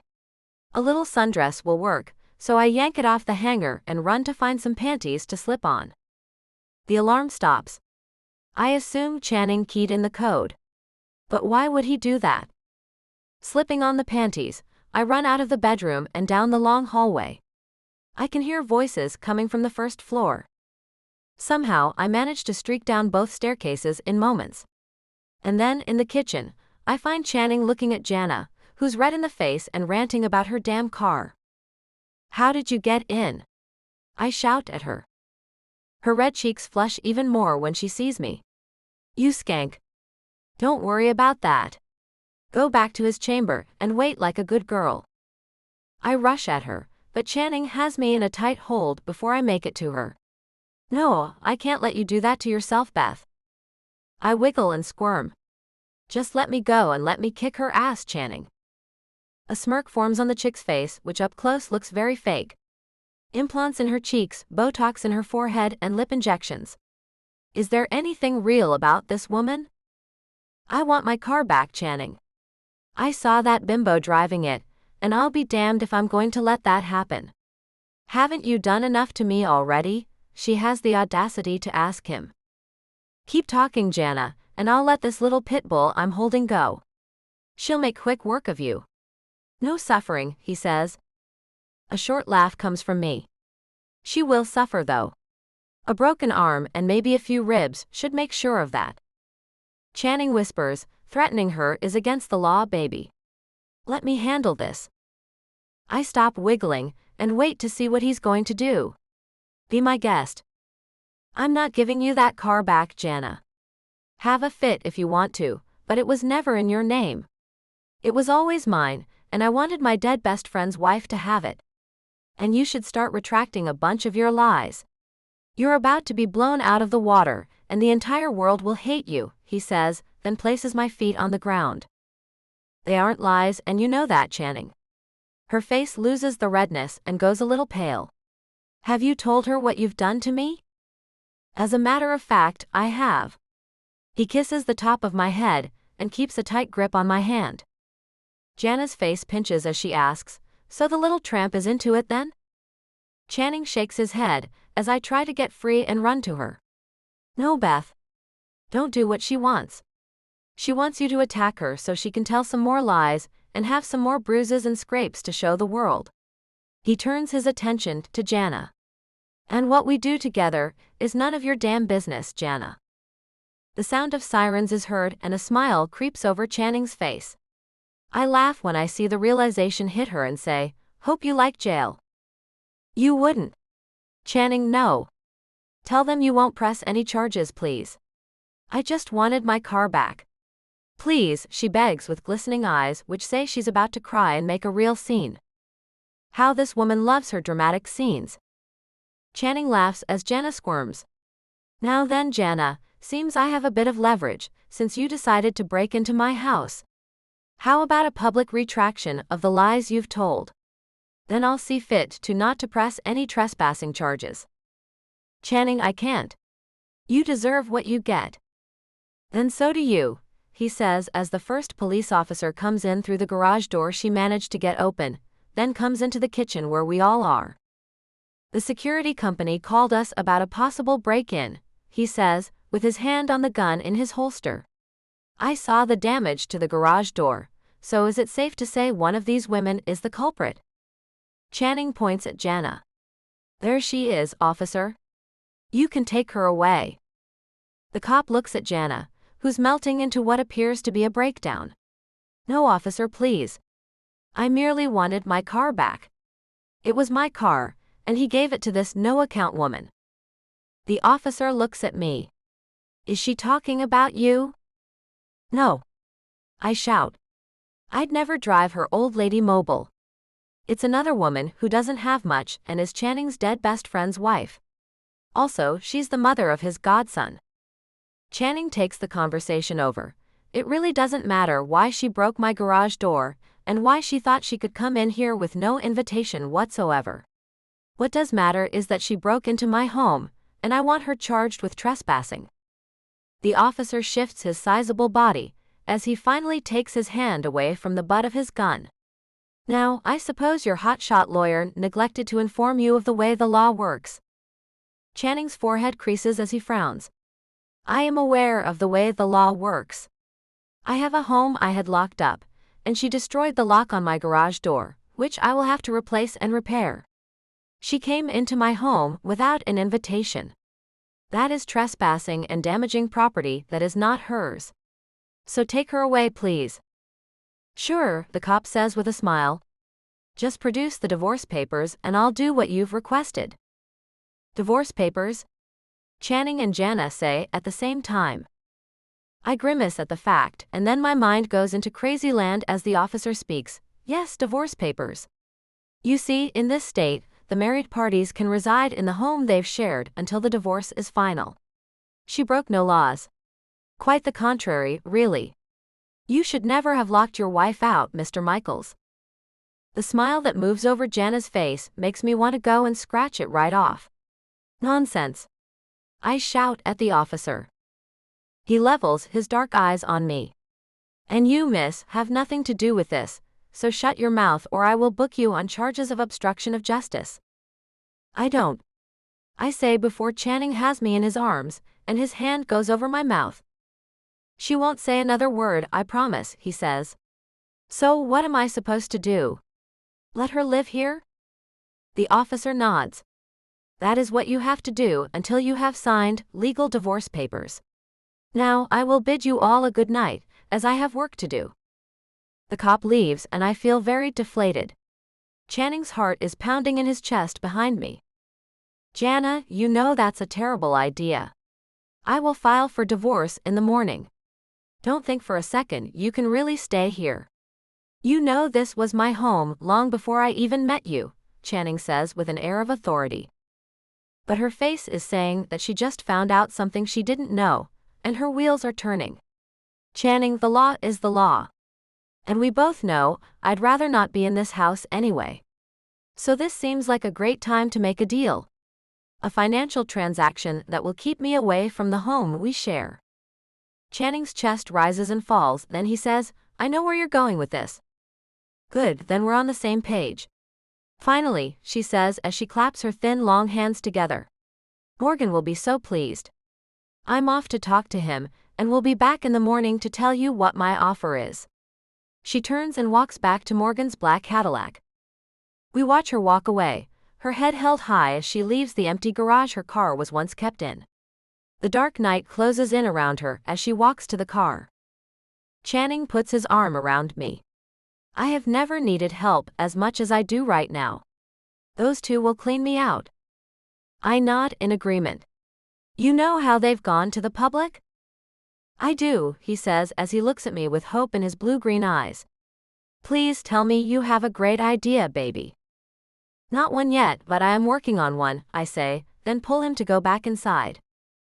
He follows me and says, don't work on it too long.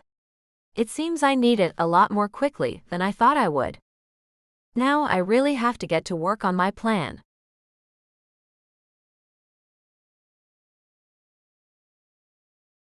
Channing. The pink of the first hint of the sunrise barely meets my sleepy eyes, as my cell phone rings and I see the word Mom filling the screen. Unwrapping myself from Beth, as I held her close to me all night after the shrew left, I answer the phone. I have to admit, I'm hoping my mother and grandparents have decided to back me on this. Hi, Mom. Good morning, son.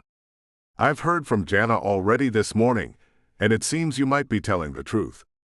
She was quite ecstatic to learn that you had to let her live with you until a divorce was final.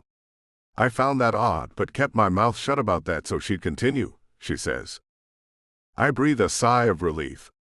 And what else did she say? She said she was going to make you a deal you couldn't refuse. The deal is, she wants it all. She wants everything you have, and she plans on giving it all back to the rightful heir. Your father, she says with a low tone to her voice. Which I agree with, Channing. What?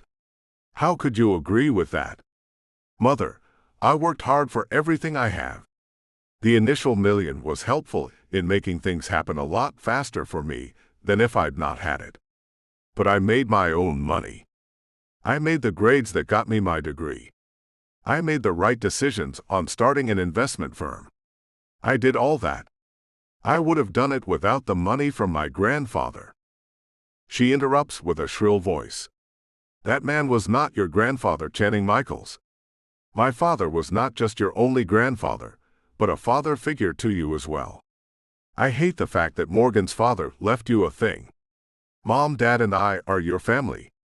Your only family, Channing. Give her the money so she can get it back into the hands of the man it belongs to, and leave them both in your past.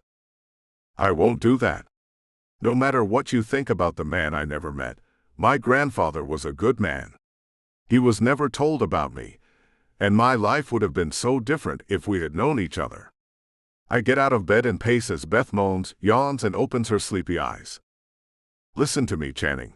My mother uses her best mom voice. I didn't ever want you to know Morgan Riley or his family. The man is awful, and we were dumb teenagers when I got pregnant with you. I never wanted you to have anything to do with them. I was furious when that attorney waited until you were 18 to come and tell you about what that man had left you. Furious. Now you have the chance to get him out of your life forever. I don't care if you have to give every last cent you have to your wife to get him out of your life. Just do it, and you'll find your life much easier than it has been. Mom, I will never give everything I worked for away. Not ever.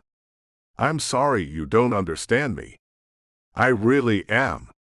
But the fact is, you've made no good decisions, and I won't be following what you think is best. Frankly, it's not in any way the best thing to do. And if I did give away everything I had, then what am I supposed to do? Come live with me and my parents, Channing. Come back home to us. They don't have that many years left, and you're missing them with all your money, that damn hockey team, and all the other things your money has you busy with. Her words stun me. I have to sit down with what she said. Mom, why have you never made a life for yourself? You've stayed right there at your parents' home. You've never gone to college to get any kind of education. You dropped out of school when you got pregnant with me, and have worked that dead-end job as a cashier at the grocery store for so damn many years now that I can't count them all. You've never moved up. Not once in all these years. What are you so afraid of? How dare you? I stop her. Mom, I offered to buy you your own house anywhere in the world so many times I can't count them. I did the same for Gammy and Papa. No one would take what I could give. We wanted nothing from that tainted money. That money belonged to people who were evil to their very core. Do you know how your grandfather gained his wealth, son? I did my research on the man. He made it in the textile industry. So what? So what? She asks as she makes this exasperated sound. Son, he had children working in sweatshops overseas to make the textiles he had shipped to America and sold right here. Children died because of that man. We want none of that blood money, and neither should you. Mom, Papa told me the same thing a long time ago. It was a different world back then. I'm sure in today's world, the man would have used legitimate sources. There just were none available back then. I understand, and think some of the reason he was so set on giving me some of his wealth was because of the way he used kids to help him make his money. I'm sure he was trying to make up for what he'd done. But the fact is, I've made a lot of my own money now. The money he gave me is gone, and what I have now is money made the right way. Hard work and ingenuity, Mom. Not blood money.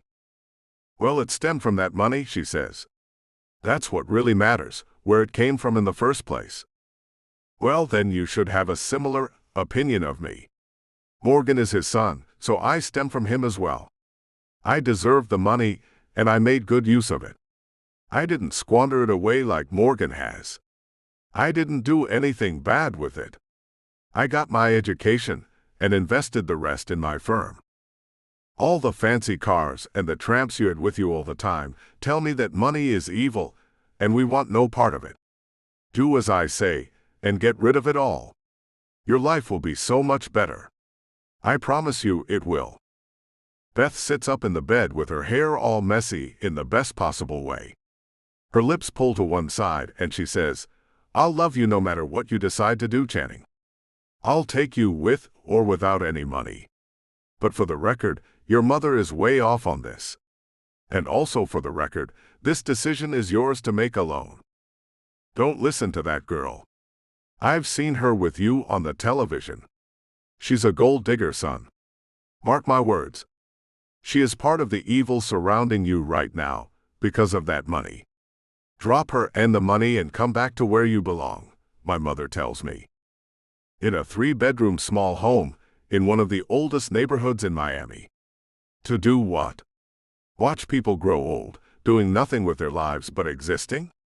Papa and Gammy do the same thing every day. I love them, but Mom, I would go insane sitting there with you 3, day in and day out. I run my hand through Beth's hair.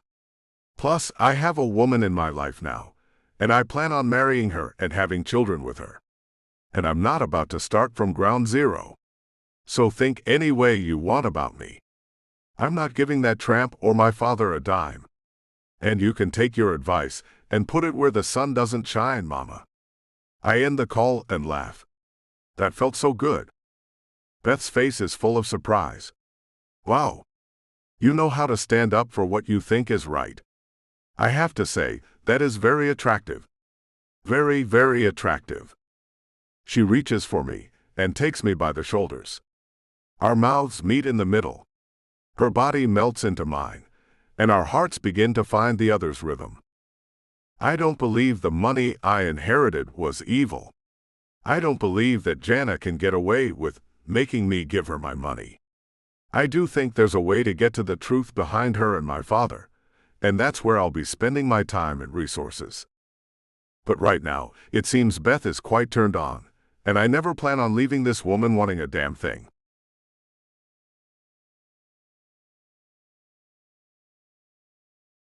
Beth.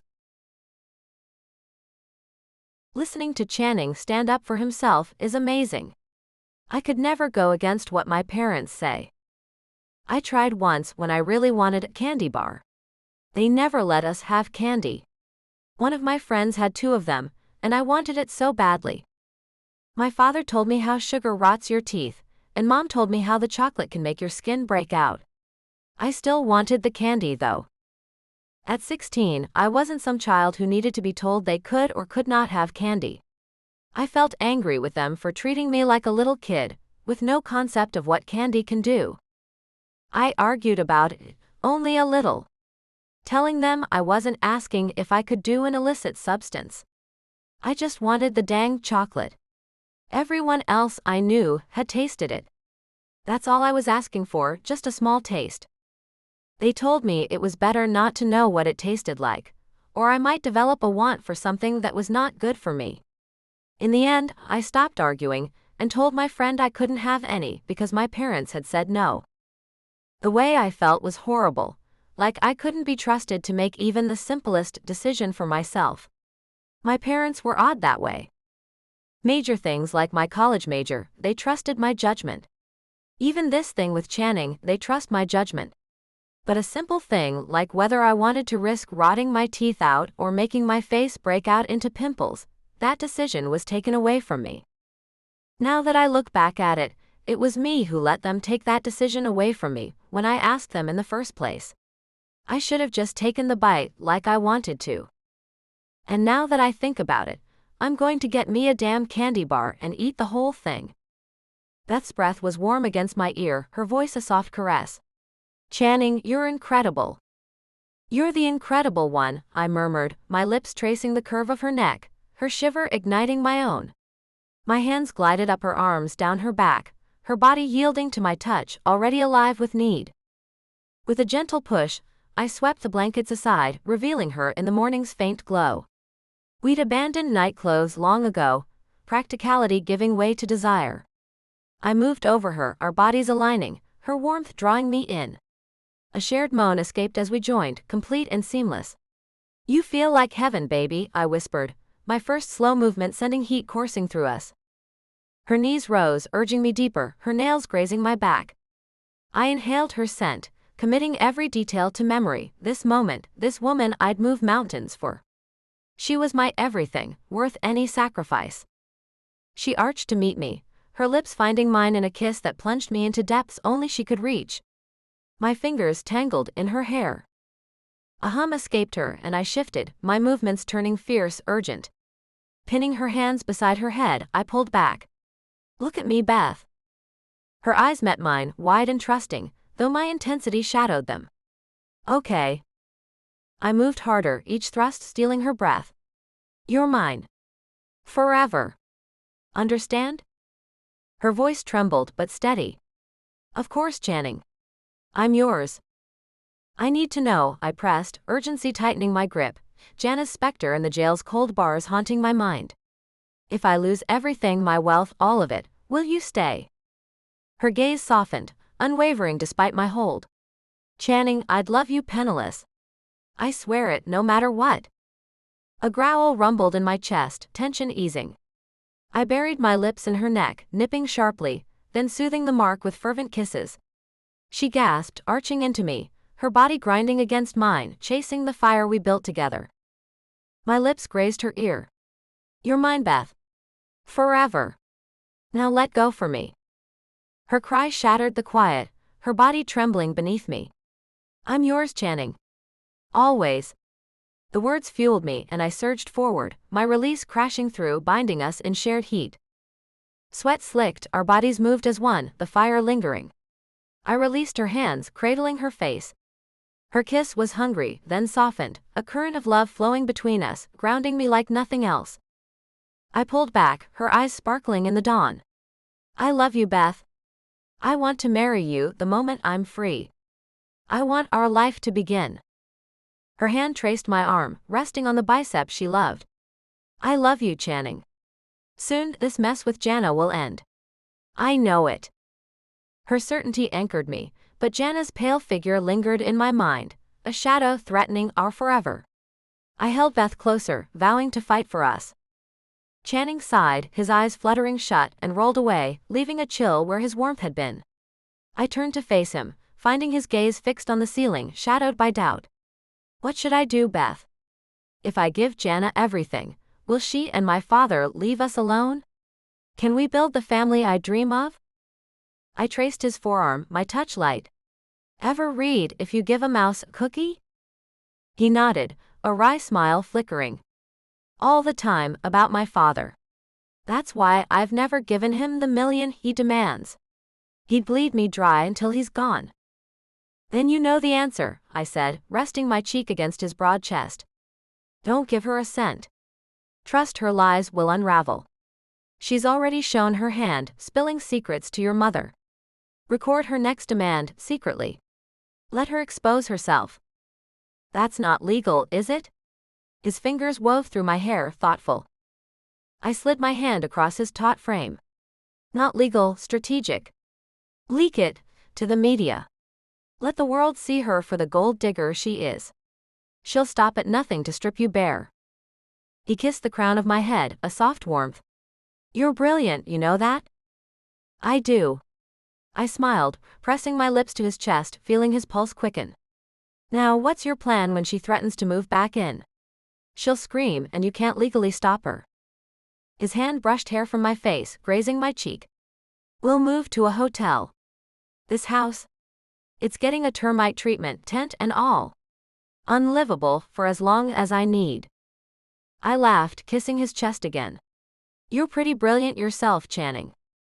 "Your lips," he murmured, voice husky, "they're like fire against me." He pulled me atop him, eyes dancing. "Care to tame the beast?"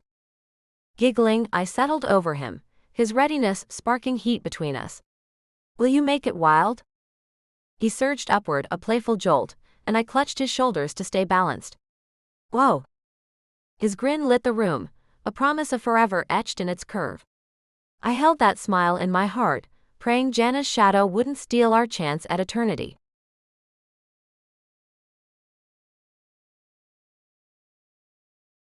Channing. Thanks to Lance and his connections, I've managed to get a wire placed on me. After checking Beth and myself into a hotel downtown, I had a termite company go out and tent my house. Thanks to a little contribution to their business, the tent can stay up as long as I need it to. So now I'm waiting for Jana to meet me at a small restaurant in town. I also have a few people taking pictures of this occasion, where I'm meeting her in public. And that should show how she isn't so afraid of me. The hostess brings a smiling Jana to the table, and I get up and pull her chair out for her. May as well get some pictures of me being a perfect gentleman while we're at it.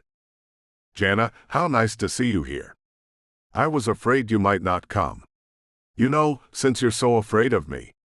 I take my chair and find her laughing quietly. Channing, you are incorrigible. She clasps her hands together as she puts her elbows on the table and looks into my eyes. We both knew I'd come to talk to you about the financial arrangement that will get me and your father completely out of your life, so you can move on with the young tramp you found. Of course. Can I ask you one question before you tell me what kind of deal you want? I look back into her darkly lined, light blue eyes. She nods. Of course. With a smile, I ask, did you know my father before you and I met? The way she looks off to the left tells me she did, but I'd like to have it recorded. What would that even matter, Channing? It wouldn't. I'd just like to know, I say as I lean back in my chair and gaze up at the ceiling. I have the feeling this was something you two planned before you were introduced to me. And if it was, she asks, making me look back at her. I shake my head. I just want to know. For my own sanity is all. Your father was my employer for a while. I was his maid, until he lost what was left of his inheritance. Your father is a good man, Channing. A bit of a gambler, but we've dealt with that issue, and he's been in therapy for his addiction to gambling. I feel he can handle this money now. That's why I agreed to help him get what is his back from you, she says, then gestures to the waitress who comes right over. A scotch and soda, please. The waitress nods. And for you, sir? Water, please. She rushes off, and Jana's left eyebrow cocks up. Not drinking today, Channing. How unlike you. I think I need to keep my head clear, so I can clearly understand what it is you want from me. Lines form at the corners of her red lips. I only want what is rightfully Morgan's. You see, I believe that without the money his father gave you, you would have none of what you have. I feel it's more than fair that you start over fresh, with just your degree, which I can't take away from you. You can make yourself over using your wits. So your best friend Renee, my old personal assistant, how does she fit into things? I ask, as I have been dying to know this for some time. Oh yes, Renee. I met her at the gym she goes to. Well, after we found out the closest people you kept around you, that is. She's unaware of anything. A pawn in the plot. Pity she quit her job, though. I didn't see that coming. Do you know the poor thing can't seem to find a job anywhere? You really should think about asking her to come back as your assistant. Her drink comes, and she immediately puts it to her lips and holds out one finger to the waitress. I look at the waitress. I believe she wants another, please. She nods as she places the glass of water in front of me. Yes, sir. Will you be wanting to see the menu? With a glance at Jana, I ask, will you be eating today or just drinking your lunch? She pulls the glass away from her mouth. Nothing for me, thanks. I had an enormous breakfast. Just the drinks, dearest. And I'm not hungry. Thank you, though. I tell the young waitress, who looks a little confused as to why we're in the restaurant if neither of us is eating. I'm used to that, though. Jana hardly eats a thing. I suppose the small amount of nutrients in the things she drinks keeps her thin as shit ass alive. My eyes rake over her, and I have to wonder what made me ever even date her, much less ask her to marry me. Then I snapped my fingers under the table. As I recall, it was she who said we should get married. Now that I think about it, she plied me with a ton of alcohol during our dating period. And then it hits me that her family had to have known she worked for Morgan. So, your family must have known about you working for my father. Wonder why that was never mentioned to me. I sip my water and look at my soon-to-be ex-wife. Her smile thins her already thin lips to near invisibility. Oh well, I told them about your hard feelings for Morgan and asked them never to tell you that. I told them I was afraid it would make you think bad things about me. And they kept your little secret. You were right. I would have thought bad things about you, Jana. See, I was right, she says, and sounds like she's so proud of herself for fooling me. Well, aren't you the clever one? I say as I lace my fingers and place them behind my head. So do tell me what it is you want from me then, please. All of it, Channing. She smiles and taps the side of her now empty glass. I want every last thing you have liquidated. The cars, the business, that damn hockey team. I want all of it sold, and then I want your entire bank account given to me. And I want you to do this in the name of retribution. You can tell your lawyer you want to make things right with me. He can set the paperwork all up, and I can tell the police I no longer wish to see you in prison. The loss of your precious money will be punishment enough. Everything, ha. I ask, then take a sip of the water that sits in front of me, and I have to struggle not to toss it in her heavily made-up face. Exercising great self-control, I place the glass back on the table as the waitress brings Jana her second drink in a matter of 10 minutes. Here you are, ma'am. Can I get you anything else? The waitress asks. I think I'll be going soon, so no thank you. Jana picks up the glass, then puts it down and says, Wait a moment, miss. The waitress turns back and smiles. Yes, ma'am. I need a to-go plate. Lobster and shrimp. Whatever type of plate you have with them both on it.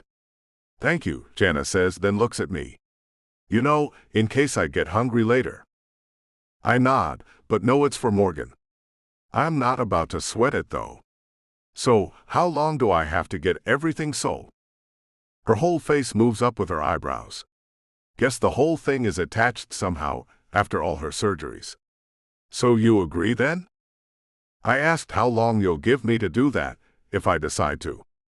I lean my elbows on the table and place my chin in my hands. Well, I don't know. How long do you think that will take, Channing? I watch her red lips touch the glass as she pours the liquor into her mouth, a mouth that at one time I kissed. A mouth which has spouted lies about me, and a mouth I'd love to see drop open in shock as her world unravels when the nation gets this recording. Maybe a few years. The team was up for sale for $5 before I bought them. And my business will cost a ton of money. So, naturally, I don't expect someone to snatch it up right away. It could be years before that happens. Her face drops. I didn't think about that. Jana nor my father ever seemed to really think about too much of anything. So I add, maybe you should go back and talk to Morgan about this. Her head shakes, making the tight blonde bun at the back of her head bob a little. No, he told me if you accept it, then I am to make the deal. I'm not to leave here without a deal set in stone. I cock one eyebrow at her. Then you should tell the waitress to bring you more food than that, because you'll be here a while. The only solid deal you'll be getting is where I give you a whole lot of nothing, Jana. You have to be on crack to think I'll be handing over everything I worked so hard for to you. I wouldn't do that if it was all going to benefit just you. Adding Morgan to it makes it impossible for me to give you a cent. Sorry, Jana. No deal. I don't understand. She takes another long drink. I thought you said you would be giving it to me. I thought I heard you say those words. Sorry, I didn't say those words. I just asked you questions. I lean back in my chair and watch her wheels spin. Well, I guess I have no choice then. I'll be moving back into our home, and I'll be bringing Morgan with me to be sure I'm safe there. Her light blue eyes catch mine, and a smirk forms on her lips. So what do you think about that, Channing? I can fight the divorce for 2 years. You'll have to live with me and your father for 2 whole years. And believe me, we will not make it pleasant at all. I pull a piece of paper out of my pocket and hand it to her. That's an order from the county health inspector. It states that as long as the home is under the treatment of any pests, such as termites, it's uninhabitable for that period of time. Anyone entering the premises during the treatment period can be taken to jail, as that action is a suicidal one and can be punishable by up to 5 years in prison. What? Well, the home isn't being treated for termites. She looks up at me. So this paper means nothing. And if you are planning on doing that, then I can get in the house before that occurs and stop that from happening, as it's my home too, and I'll simply tell them I don't want that. A smile covers her face as she thinks she's won the day. Boom, how can I put this so it stings a bit? I hesitate before I tell her my news. Her face is making so many little lines all over it as she tries to frown, but the Botox in her forehead prevents her from doing it right. The tent is already covering the house, so no one is allowed in until they're done. Well, how the hell long will that be? She asks with so much indignation it's absolutely amazing. With a shrug of my shoulders, I say, no way to tell. The inspector told me the house is so huge, and the extent of the infestation is immense. It could take months. And if they have to remove any boards or walls, then they'll replace them and repaint and make everything look as if nothing ever happened to it. Where is it you're staying? We'll stay there with you. The smile returns to her face. I pull out the paper my lawyer wrote up for me and hand that to her. She looks it over, then says, "This says I'm only allowed in the house we shared until the divorce is final. Nowhere else." Damn it. Her eyes level on mine. Damn you, Channing. I'll make you pay for this. Just watch. You think you have trouble coming your way, just you wait and see what else I can drum up on your ass. I get up and say, your threats are so old, Jana. Soon the world will know about how you've set me up. You know damn well I didn't try to kill you. And if you had any idea about how to use a computer, then you'd know many people are questioning the whole pregnancy thing. Your ridiculous claim to be 6 months into a pregnancy without a hint of a baby bump has skeptics blazing through social media with the picture of our last outing. By the way, who was your doctor? None of your business, Channing. Her cheeks are red with rage and the effects of the alcohol. How's that? This was my supposed baby, Jana. I glare at her. Just admit your lies, and this can all go away a whole lot quicker than if you continue with your story of me trying to kill you. I know you drugged the wine, and I know Morgan was out there on one of his neighbor's boats, 2 things you failed to mention when doing your little shows for the press. How do you know about Morgan borrowing a boat? Her bottom lip trembles a bit. His neighbor is a big fan of my hockey team, and he told me. You see, I do have a bit of clout in this town. You may have turned many against me with your lies, but I still have some people in my corner. I turn to walk away. Your own family is against you, Channing, she says, stopping me. I turn back. And why are you calling my mother? You never wanted hardly a thing to do with my family, but suddenly you call her about everything. Odd, I think. Her head cocks to the right. She deserves to know what a creep she raised. Mine cocks to the left. Me, a total mess?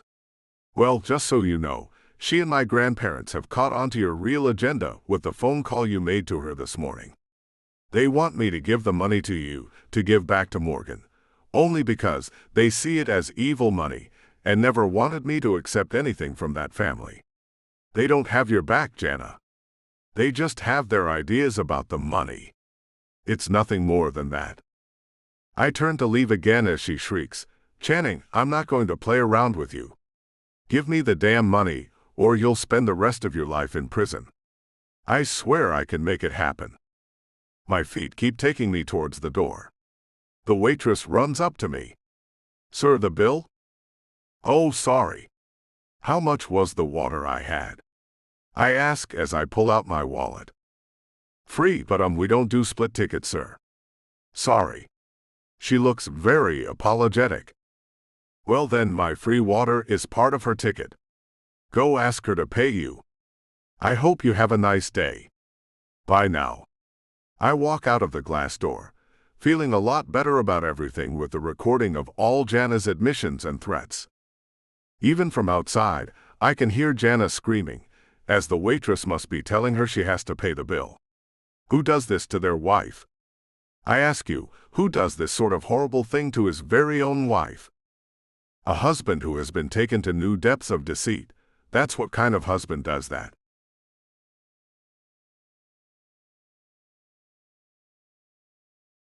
Beth. Lance and I wait for Channing to make his way to the van where Lance made the recording. Do you think that'll be enough to get the media off his back, Lance? The media is a fickle, Beth. One never knows. But at least we have some great stuff on here about how it looks like Channing was set up long ago by those two. Channing pushes the van door open and Lance high-fives him. Did I get some good stuff, do you think?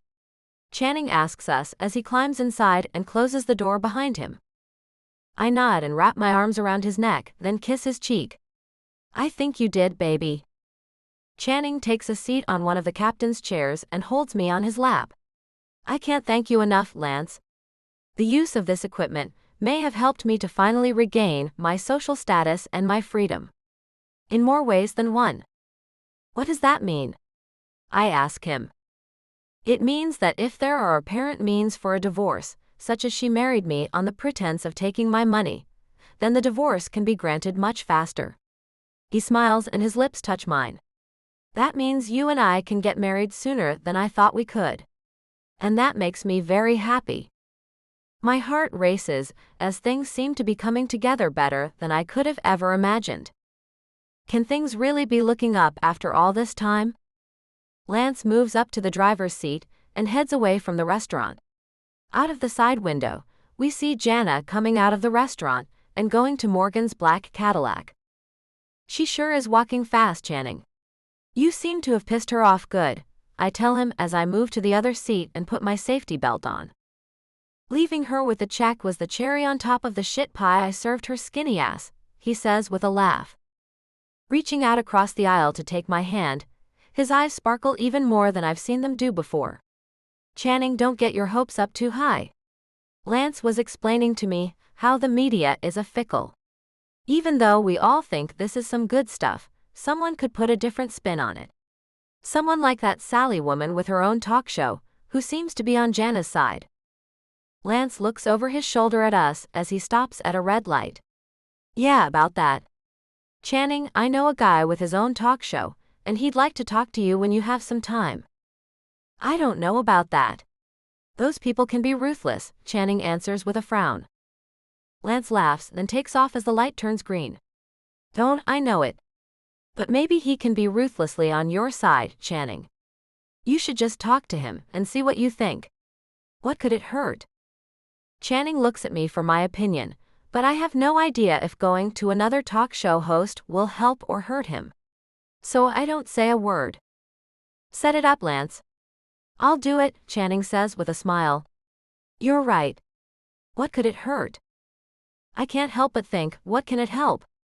I know what it could hurt after all. The man who I've come to love more than I knew possible. And now my heart is aching, and my nerves have gone wild as I think about losing him to prison. What will I do if things don't go the right way?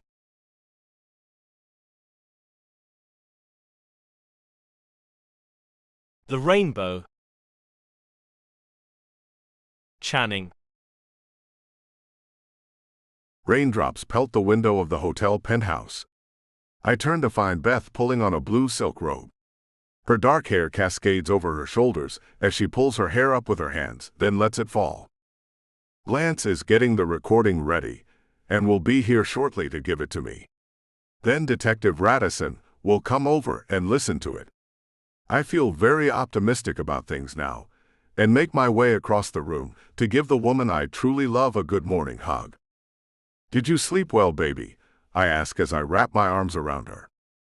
It was a nice night all the way around, Channing. I slept like a baby.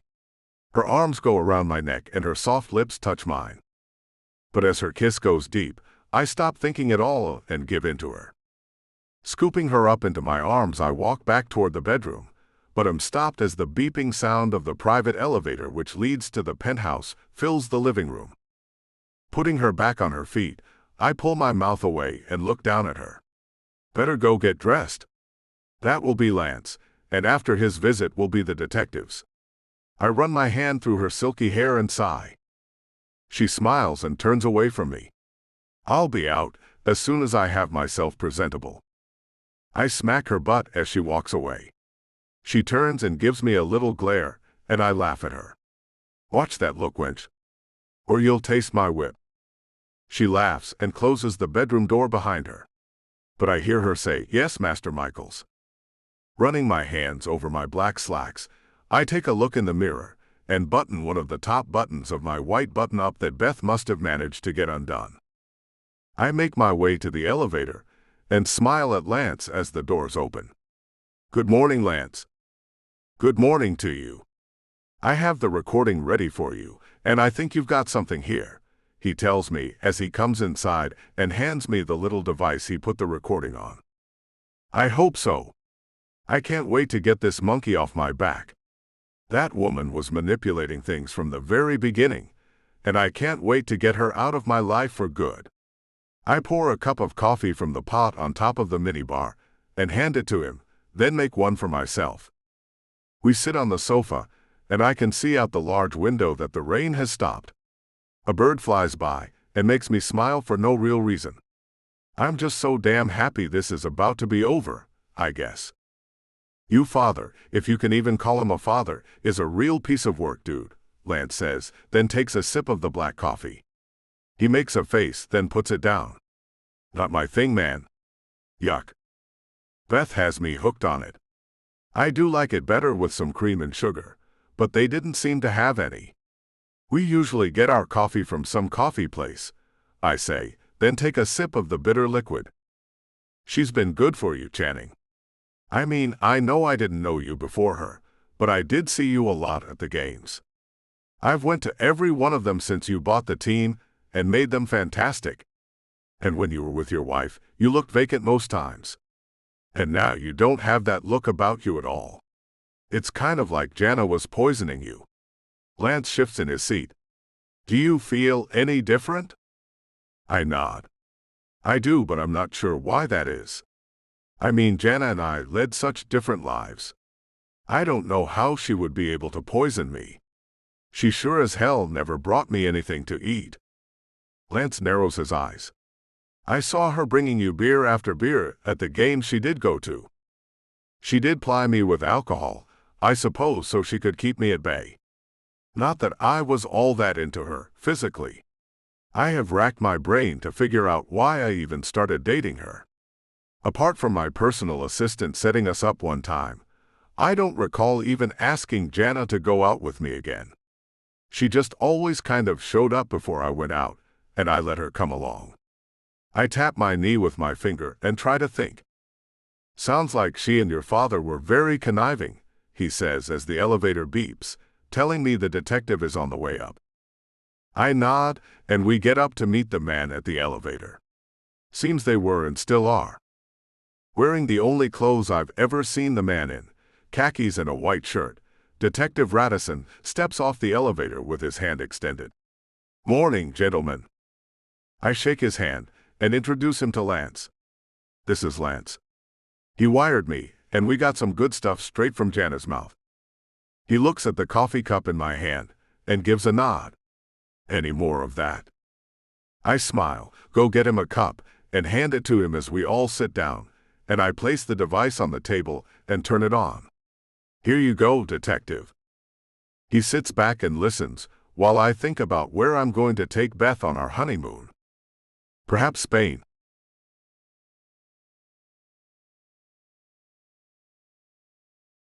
Beth. "What do you mean?" He said she didn't admit to anything on the recording. I ask Channing, who just keeps running his hand over his face. That's what Radisson said. It wasn't useful. She didn't admit to a thing that concerned the crime of tossing her overboard. I thought she said plenty, but he didn't agree. What am I going to do? He gets off the edge of the bed and begins pacing. Moving in front of him, I take his hands, pull him back to the bed, and make him sit down. You look like you're about to have a stroke, Channing. I'm going to calm you down. This worrying isn't going to solve a thing. You need to relax. I pull my hair back and wrap a band around it to hold it back. What are you doing? He asks, his brow furrowing with confusion as he looks at me. I laugh softly, my fingers brushing his cheek. You seem out of sorts, I tease, my hands moving to unbutton his slacks with a gentle touch. His expression shifts as I reach for him, my fingers tracing carefully. He lets out a sigh, his voice hesitant. I hate to admit it, but I'm not really in the mood. I offer a playful smile, leaning closer to press a soft kiss against him, my touch light and teasing. Are you sure? I murmur, my lips lingering. He groans, his hands falling back against the bed. Gosh, your touch is magic, he murmurs, his voice low as he begins to relax under my care, his tension easing. I move with deliberate care, my hands and lips working in sync to draw him out of his mood. His soft moans fill the air, and I can feel him letting go, his body responding to every motion.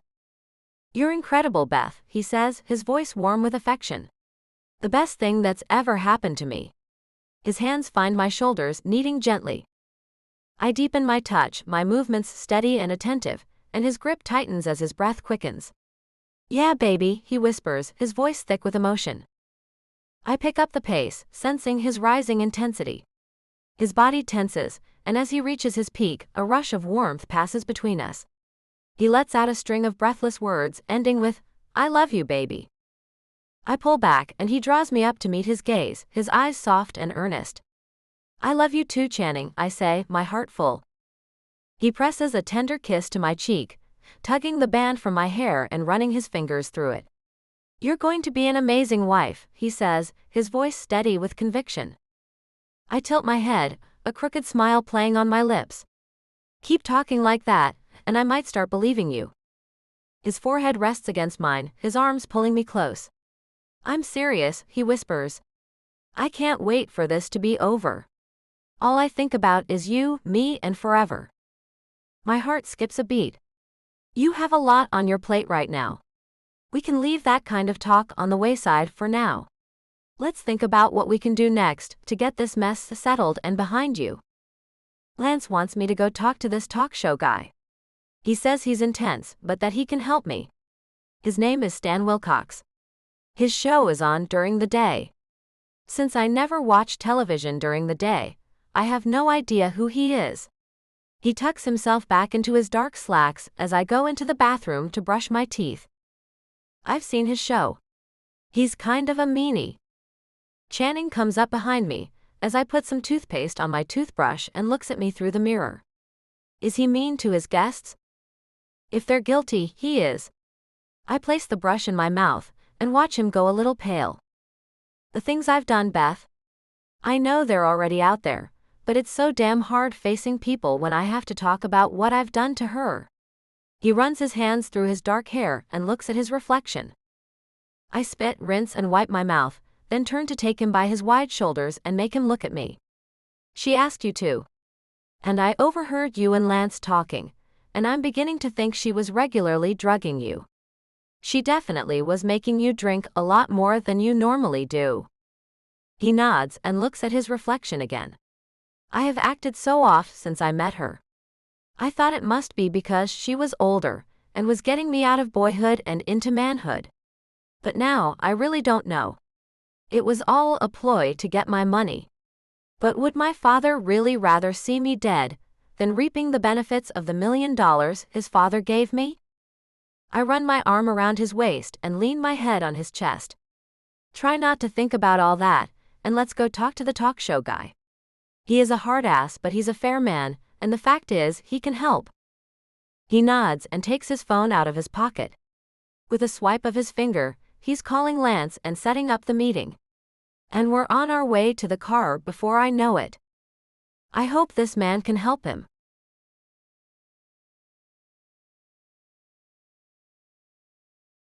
Channing. An invitation to visit with Stan Wilcox at his modest home in Miami has Beth and I walking into a normal single-story brick home on the edge of town. His 3 dainty Pomeranians, all with different colored bows in their thick manes of hair, follow the tall and muscular man down the entry hall and into a living room filled with antiques. I grip Beth's hand and whisper, "No, missus?" The man, who seems to shave his head on purpose, turns back and gives me a smile. "This might surprise you, but I'm not married, Channing." I shake my head. "None of my business, sir." The hallway ends and the living room begins. Stan gestures for us to sit down on a sofa. He takes a large chair near the end of the large piece of leather-covered furniture. No, it is not. His small dogs jump up to take their places on each side of him, and the alpha sits on his lap. He pets her as he eyes me. With a smile, Beth asks, "Do you breed them?" A shake of his head has the overhead light reflecting off his very shiny head, and I squint as it sends the light right into my eyes. "I don't breed them. These were my late sister's. She died last year, and I took them in. I've never been an animal guy. But I couldn't let anything happen to these little beauties. And now they have me wrapped around their little fingers, or tails, or whatever you'd say about a dog." His large body and tough demeanor are lost with the little dogs, who look at him with adoration in their brown eyes. "Should I play you the recording, Stan?" I ask. Lance gave me a copy, and I have to say the woman is a real pain. That said, she never admits to faking the pregnancy or the attempted murder. So there's that. I watched the Sally show with her interview, and have to say that she comes off as a liar to me. I've had many liars on my show, and know the tells a lot of people have when they're lying. A tall, thin man comes into the living room with some drinks on a tray. "Lemonade?" he asks. Stan accepts the one the man hands him and takes a long drink, then says, "Beth, Channing, please have some. This is Mark, my butler. He makes this from the lemon tree in the backyard. He's a genius with lemons. See if you can figure out what his secret ingredient is." We both take the drinks he offers us, and I take a long drink, as does Beth. Her mouth puckers a bit and then she smiles. "You use honey instead of sugar." Mark nods. "Anything else?" She takes another drink and looks at him, then snaps her fingers. "Ginger." His stoic face breaks into a wide smile. "You are right. Would you like to try my cookies? I just pulled them out of the oven, and I used something very different in them. I would love to see if you could guess the secret ingredient. Come with me to the kitchen." Beth looks at me. "Would you mind?" I shake my head. "No, go on. Have a ball." Stan smiles at Beth as she leaves the room with his butler, and I have an odd feeling the man is more than just his butler. Then he looks back at me. His brow furrows. "Channing, why drag her through this ugly mess? She wants to be with me. I know it sounds very selfish, but I need her. I've never had anyone in my corner before. Not my mother or grandparents, no one. She's the first person who I know has my back. It's terrible timing, but I can't put her to the side and deal with this on my own. It's so dark without her around me." I take another drink and feel pretty vulnerable. "She's so young," he says, then runs his hand over the dog's back. "How much younger is she than you are?" 13 years, I say, and feel kind of crappy saying it out loud. 13 years, he says, with a glimmer in his light blue eyes. "And please answer me truthfully, Channing. Are you practicing any of that BBSM stuff with her?" I shake my head. "No, sir. That's not my thing, nor was it ever. Jana claimed otherwise, but she was the one who brought those items home. She insisted I use them until she signaled to stop, saying it was the only way she could find release." "Did that work for her?" he asks, taking a sip of his lemonade. "She seemed to think so, but honestly, I'm not sure. She might have been pretending. Whether it was her age or something else, intimacy with her always felt distant. We relied on external aids. I fidget, tapping my leg. I'm sorry, I hate discussing this. I'm still grappling with why I stayed with her, let alone married her. I bet you are. He looks at me, as if he can see right through me. Channing, I can hook you up to a lie detector test and ask you all the right questions. It can prove you're telling the truth or lying. And I'd like to get your wife and your father on the show as well. What do you think about that? All of us. Together. I tap my finger to my temple. It sounds like a nightmare, to be honest. He nods. Yes, I'm sure it does. But if I can get all of you to take the lie detector tests and ask the right questions, then we can get to the very bottom of this mess, and all will know the truth. This will be behind you if you're telling the truth. If you aren't, you can start dealing with the consequences of your actions, and life can go on. You make an excellent case. But that's a whole lot of drama. I'll need to think on it. And talk to Beth. He holds his hand up, stopping me. I'd like you to make this decision on your own. She's a kid, Channing. If you get on that stage and the world finds out you're a liar, then that will weigh on her for her whole life. You know, she'll be the one who talked you into doing something that got you thrown into prison. I'm not lying, so that's a non-issue, I say as I look him in the eyes. He smiles at me.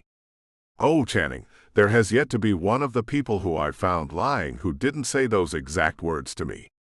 Please, make the decision on your own. And if you want Beth to come, we'll be keeping her in one of the green rooms while the show is going on. I don't want controversy over the test results if Jana can claim Beth's presence had her unnerved. I nod. Deal. I'll think on this. When should I let you know? As soon as you decide. I can line the show up for the following day. And just so you know, I'm going to contact Jana and Morgan and start getting them on board. You can participate or not. It's up to you, but I don't have to tell you that if they're on board and you're not, you'll look a bit guilty. Beth and Mark come back into the room. Beth has a cookie in her hand and hands it to me. Taste this. You'll never guess what he put in it. Mark hands one to Stan, who takes a bite and rolls his eyes. Mark, you've outdone yourself again. I take a bite and find it a bit spicy. Jalapenos? She nods. And chocolate chips. It's great, isn't it? I nod and give Mark a wink. Can't go wrong with either of those ingredients, can you, Mark? I don't think you can go wrong with them. He takes a bite of the cookie he's holding and closes his eyes with the flavor. Taking Beth's hand, I get up. We should get going. I have a lot to think about. That you do, Channing. Stan gets up, and the dogs trail after him as he and Mark walk us to the door. He claps me on the back. And I don't know if you know this or not, but I'm a cop. I'm a Miami police officer, and whoever is caught lying on my show goes directly to jail. And the judges in this town may not be able to use lie detector tests in their decisions, but every single one of the scumbags I sent to jail has been convicted of their crimes. Beth's dark eyebrows go way up on her forehead. Wow. I didn't know that. Then Stan smiles. I'm sure Channing has nothing to worry about. As long as he's innocent. Beth nods. And he is. Stan looks at her and frowns. Beth, I have a niece your age, and I've found she can find faith in just about anyone. It's not a very safe way to be. But at your young age, it's common. He puts his hand on her shoulder. Keep your wits about you. You're in the presence of a man whose wife has accused him of throwing her overboard in the deep ocean. Being alone with him is a mistake until he's proven himself innocent. Beth smiles as I frown, and her sweet voice tells him, I'm sure your job has had you involved with people who have done horrible things. I'm sure that's why you're so cynical. And I appreciate your words, Stan. I do. But I have faith in this man. I'm not making a mistake, and I know it. My heart nearly explodes with love for her. She has my back every single time. I put my arm around her and say, I'll talk to you soon, Stan. Please do, Channing. Bye now. Not sure if this guy is going to be really helpful or not.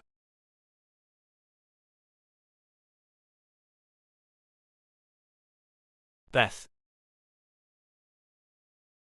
Large raindrops hit the small windshield of the Lamborghini as we drive back to the hotel. Channing looks tense again, but I'm not about to ease it the way I did before in this car. It's going to be fine. I think it's a great idea to go on his show, Channing, I say as I run my fingers over the back of his hand as he rests it on the gearshift between us. I've never taken a lie detector test, Beth. What if I have some weird thing that makes my heart speed up, my body sweat, and my lungs breathe fast for no real reason except I'm nervous? What if it says I'm lying and I'm not? He wipes his sweating forehead with the back of his hand. I take a handkerchief out of the glove box and wipe his hand and his face. Don't worry. There's no need to be nervous. It's not like you haven't been on television. You're on it all the time with your team when there are hockey games. It's the whole idea of being there with Jana and Morgan. And I can't have you by my side. He looks at me and drags his knuckles across my cheek. I need you with me, baby. Neediness is not a thing I like to see in him. Channing, I'm with you at all times. Maybe not in body, but in your heart, I am there. People can't always be physically around one another, and they have to store their presence in their heart for those times.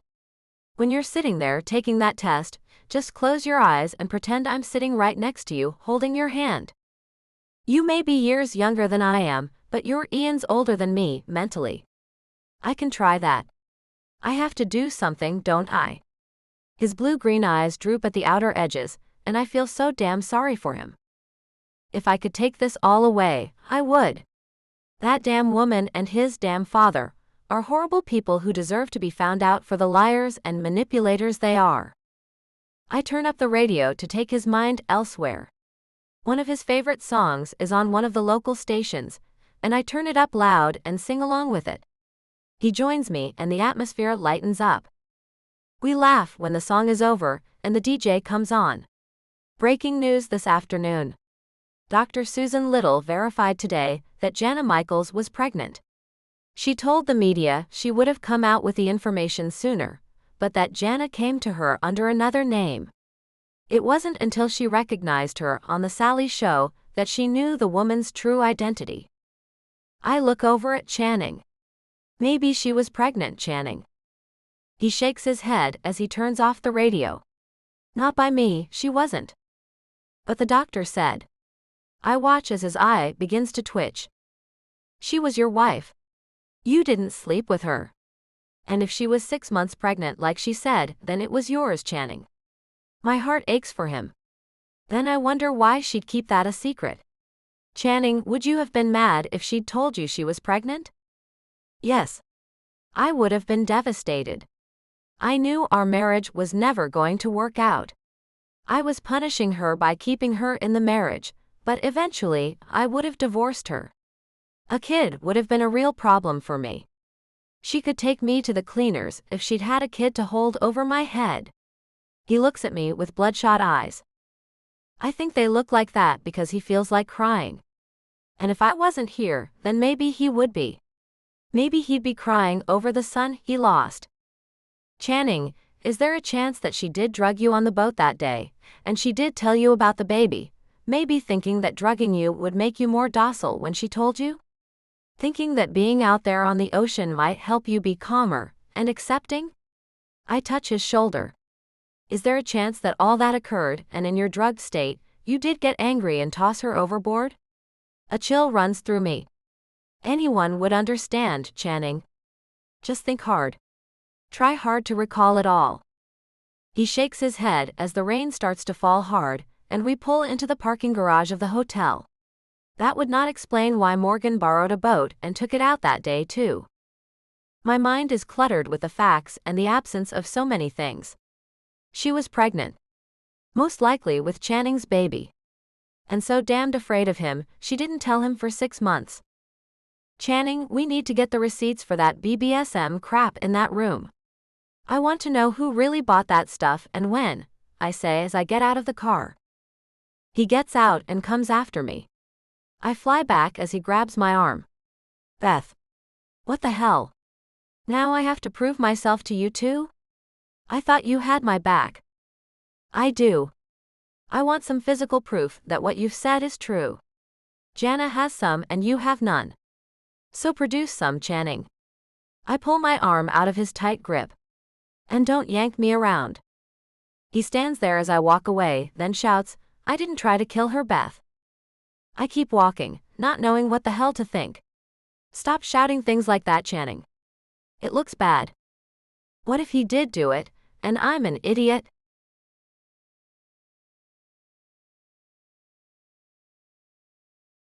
Channing.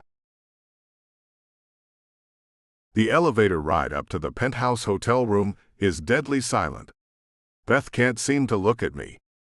I can't produce receipts for that stuff right now, and you know it. The house is tented, if you will recall.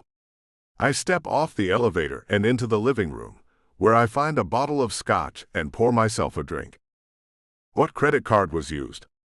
I can get the information from the credit card company.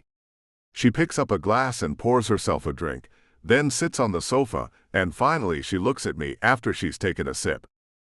I didn't buy that stuff. I'm sure it was one of the credit cards I cut up when I found out about her and Morgan. That's convenient, she says with a frown.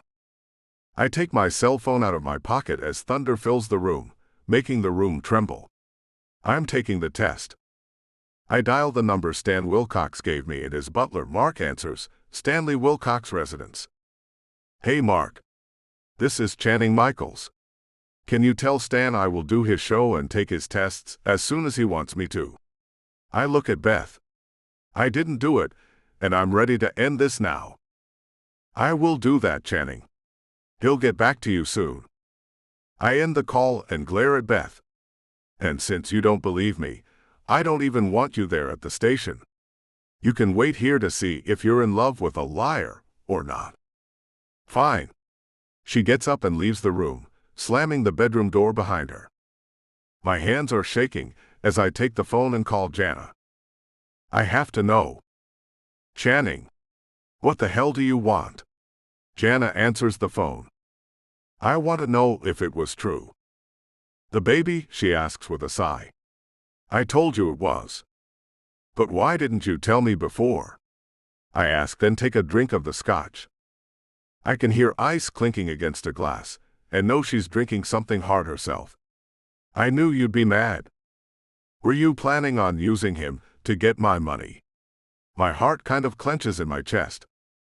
I knew that's how you'd look at it. It wasn't planned. It just happened. One of those times when you were punishing me for my affair with Morgan is when it happened.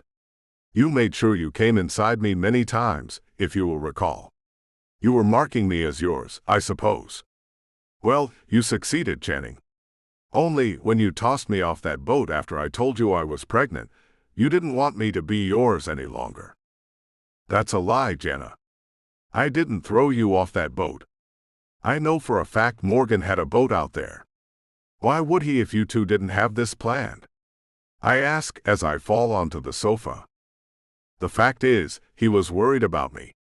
He and I had talked, and I told him I was pregnant. He wanted to start our affair back up, that's why we were talking. It was him who said you'd not be happy about a baby. With me anyway. And he was right. He was worried when I told him how I was going to tell you. And the truth is, I did put something in the wine to chill you out. A Xanax is what I used to try to make sure you were calm before I told you the news. And then you jumped overboard and swam to his boat, didn't you? I ask, then take another swig. No, Channing. Then I told you we were having a son. You called me a liar, picked me up and tossed me over just as the storm hit, and you left the sails up so you could get away from me before I could swim back to the boat. That's what happened. The story about the other fisherman was a lie, as your father did find me. I was afraid of you, Channing. I didn't do that. I know I didn't. I'm going on the Stan Wilcox show, and I'm taking a lie detector test. If I did that to you and a baby, then I deserve any punishment my peers see fit. Because that is a true crime. She sighs. He called us today too. We've agreed to go. You will see. It was all you, Channing. See you on the show then. Bye.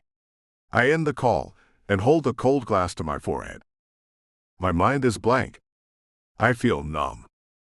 Did I really have a son and lost him because I threw that good-for-nothing overboard?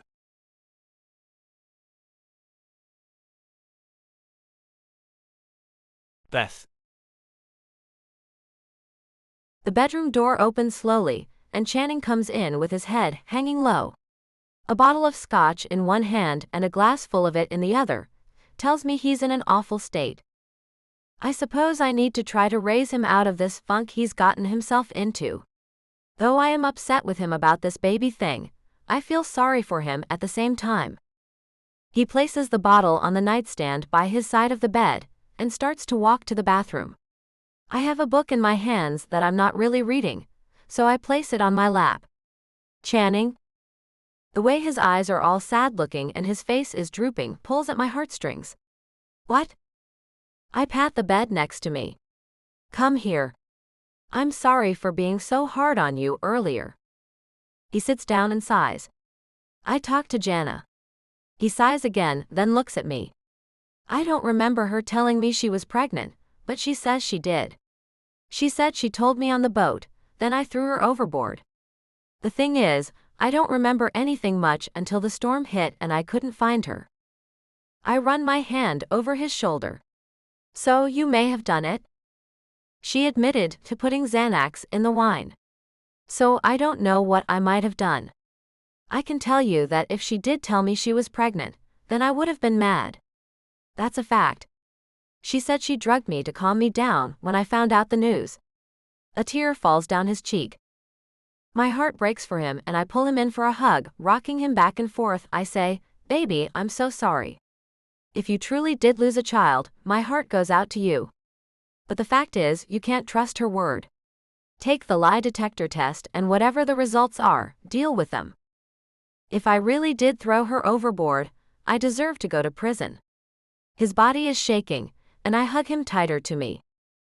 I know you will accept the consequences of any actions you may have done. But you don't know if you did anything wrong or not. So let's put this out of our minds for tonight and just pray the test shows you are innocent, I say, then kiss his cheek. He pulls back and looks at me. Jana and Morgan have agreed to go on the show too. Good. Then they can also take lie detector tests, and then everything will be known. I get up off the bed and stand between his legs. Taking the glass of scotch from his hand, I place it on the nightstand by my side of the bed, and turn back to him to unbutton his shirt. He takes my hand, stopping me. If I did it, will that be the end of us, Beth? It takes me a while to answer him, as I have to really think about that. He searches my eyes as I do. Then I say, Channing, I am in your corner. For the long haul, I will stand up for you. If you did do that, there were extenuating circumstances. If you are found to be lying about other things though, such as who started the BBSM thing, and Jana's willing participation in it, then I'm out. Because you will not be the man I fell in love with. He nods. I respect that, and have no fear about that being a lie. That is the truth. The only thing I'm afraid of is a thing I can't remember. Everything else is the truth. I swear it. Then if the test shows you did commit that crime, then I will still be here for you. I do love you with everything in me. The only thing that will hinder that love is if I find out all you've told me is a lie. I run my hand over his stubbly cheek. But I do trust you, and the fact you admit you may have done it is a thing I have great respect for. His arms run around my waist and he pulls me to him. What did I do to deserve you, baby? I run my hands through his dark waves and smile. In my opinion, we were made for each other. I felt at home in your arms from the very beginning. And I have in yours as well. He pulls me even closer to him, and I lean into him and kiss him. The kiss is sweet, yet full of the deep emotions we both are experiencing. My love for him is true, and I know that without a doubt. And if I find out he is a liar, it will do some real damage to me. Damage which won't soon be repaired. Our mouths part and he runs his hand through my hair. Want to take a shower and let me show you how sorry I am that I've brought all this drama into your young life? With a wiggle of my eyebrows, I say, I would love that. And please don't apologize for the drama. I'm glad I can be here for you in your time of need, Channing. I do believe if we can get through this, we can get through anything. He lifts me up in his strong arms and carries me away, and I pray he and I will be this close after the Stan Wilcox show. Fingers crossed.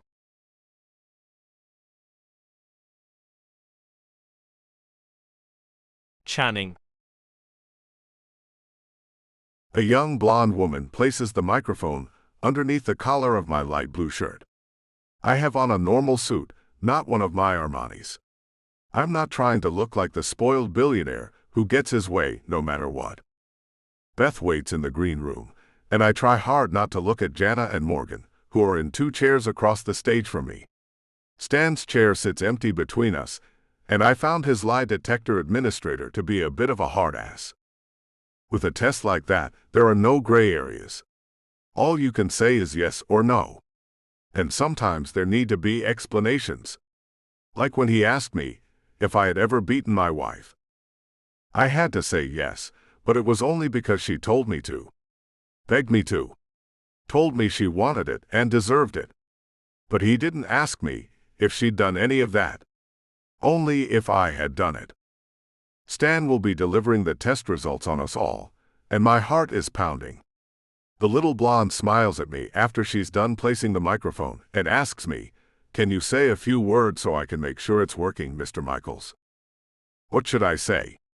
I ask her. With another smile, she says, "That will work right there. I heard you loud and clear in my headset. Thank you. I hope this all works out for you. I've been following this thing since Jana disappeared in the first place.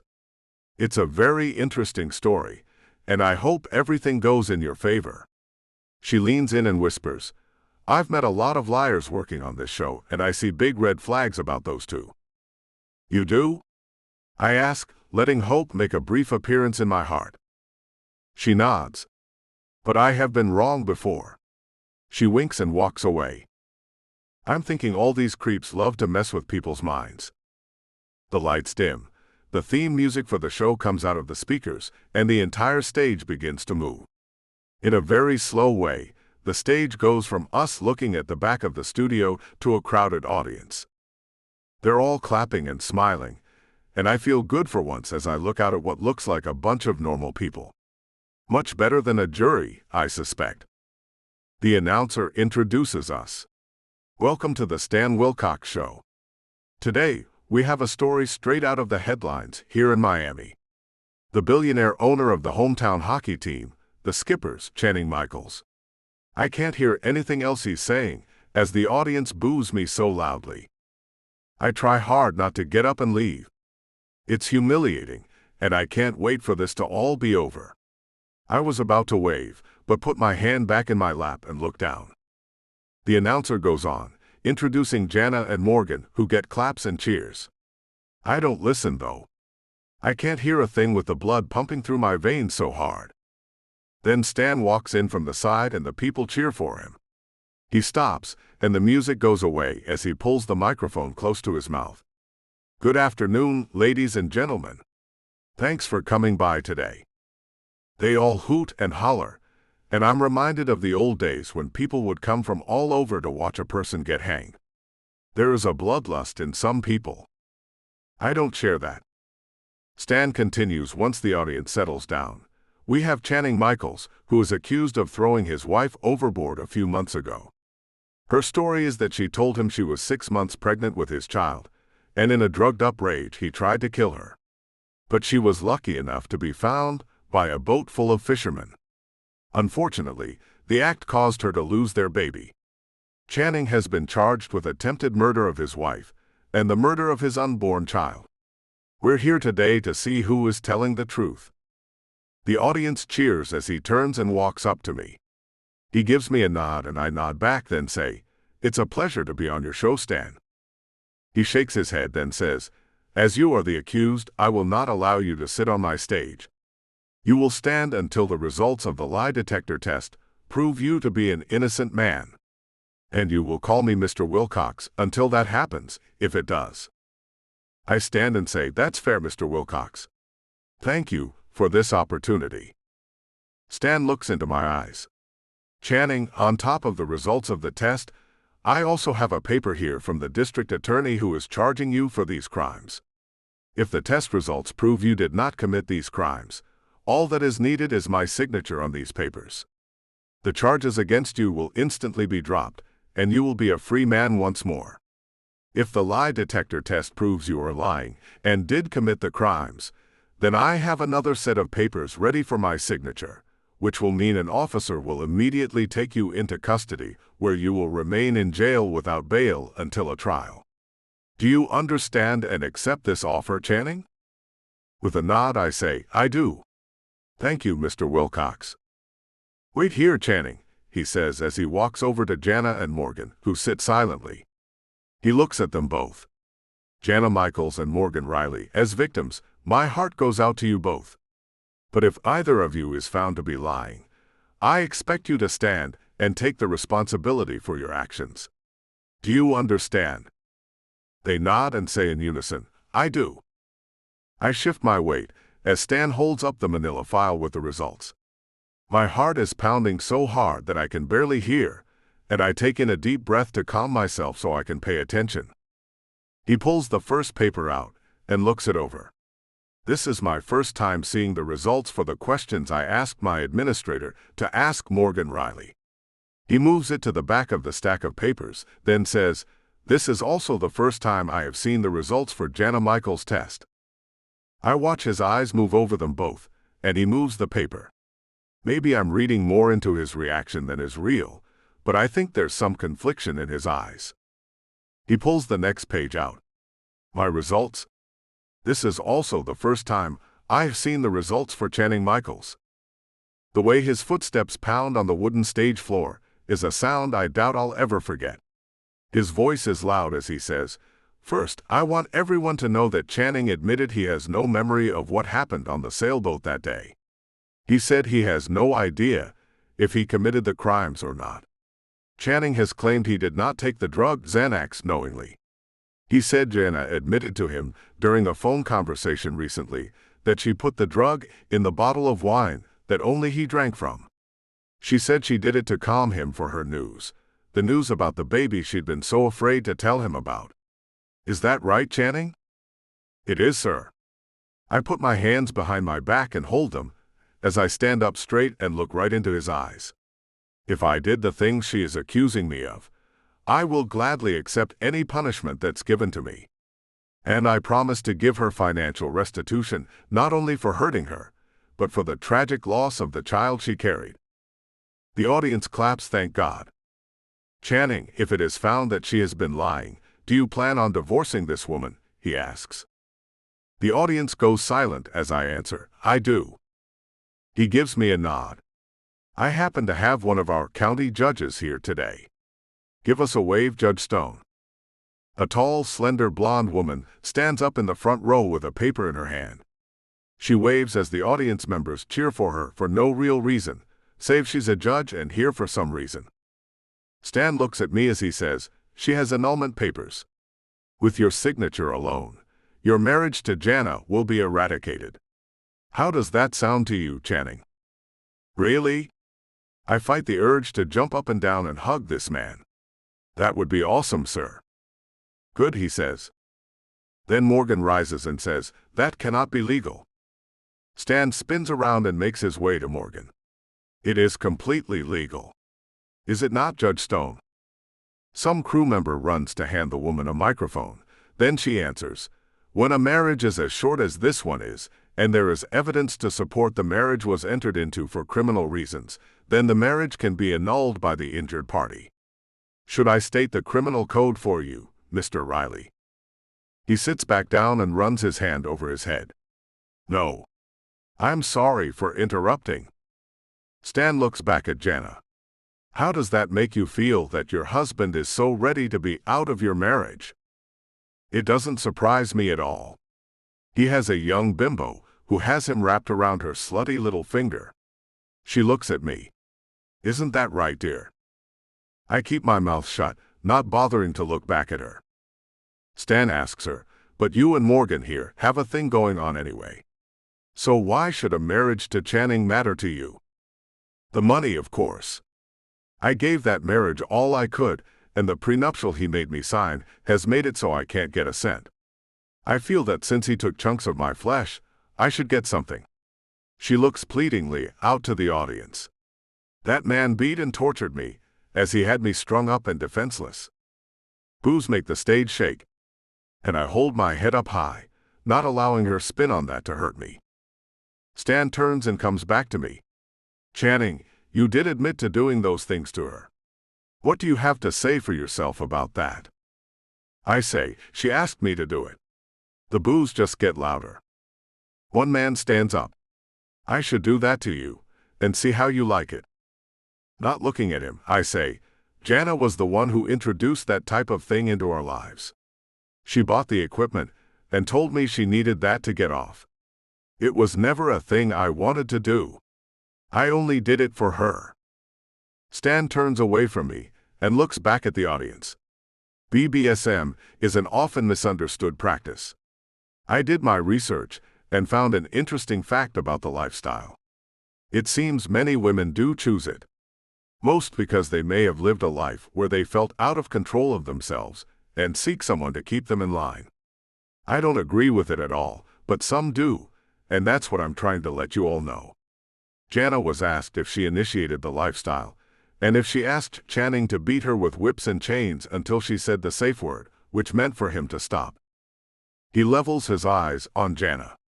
She smiles and says, which is preposterous. Stan's eyebrows go up to the top of his shiny head as he pulls a paper to the front of the stack he's holding.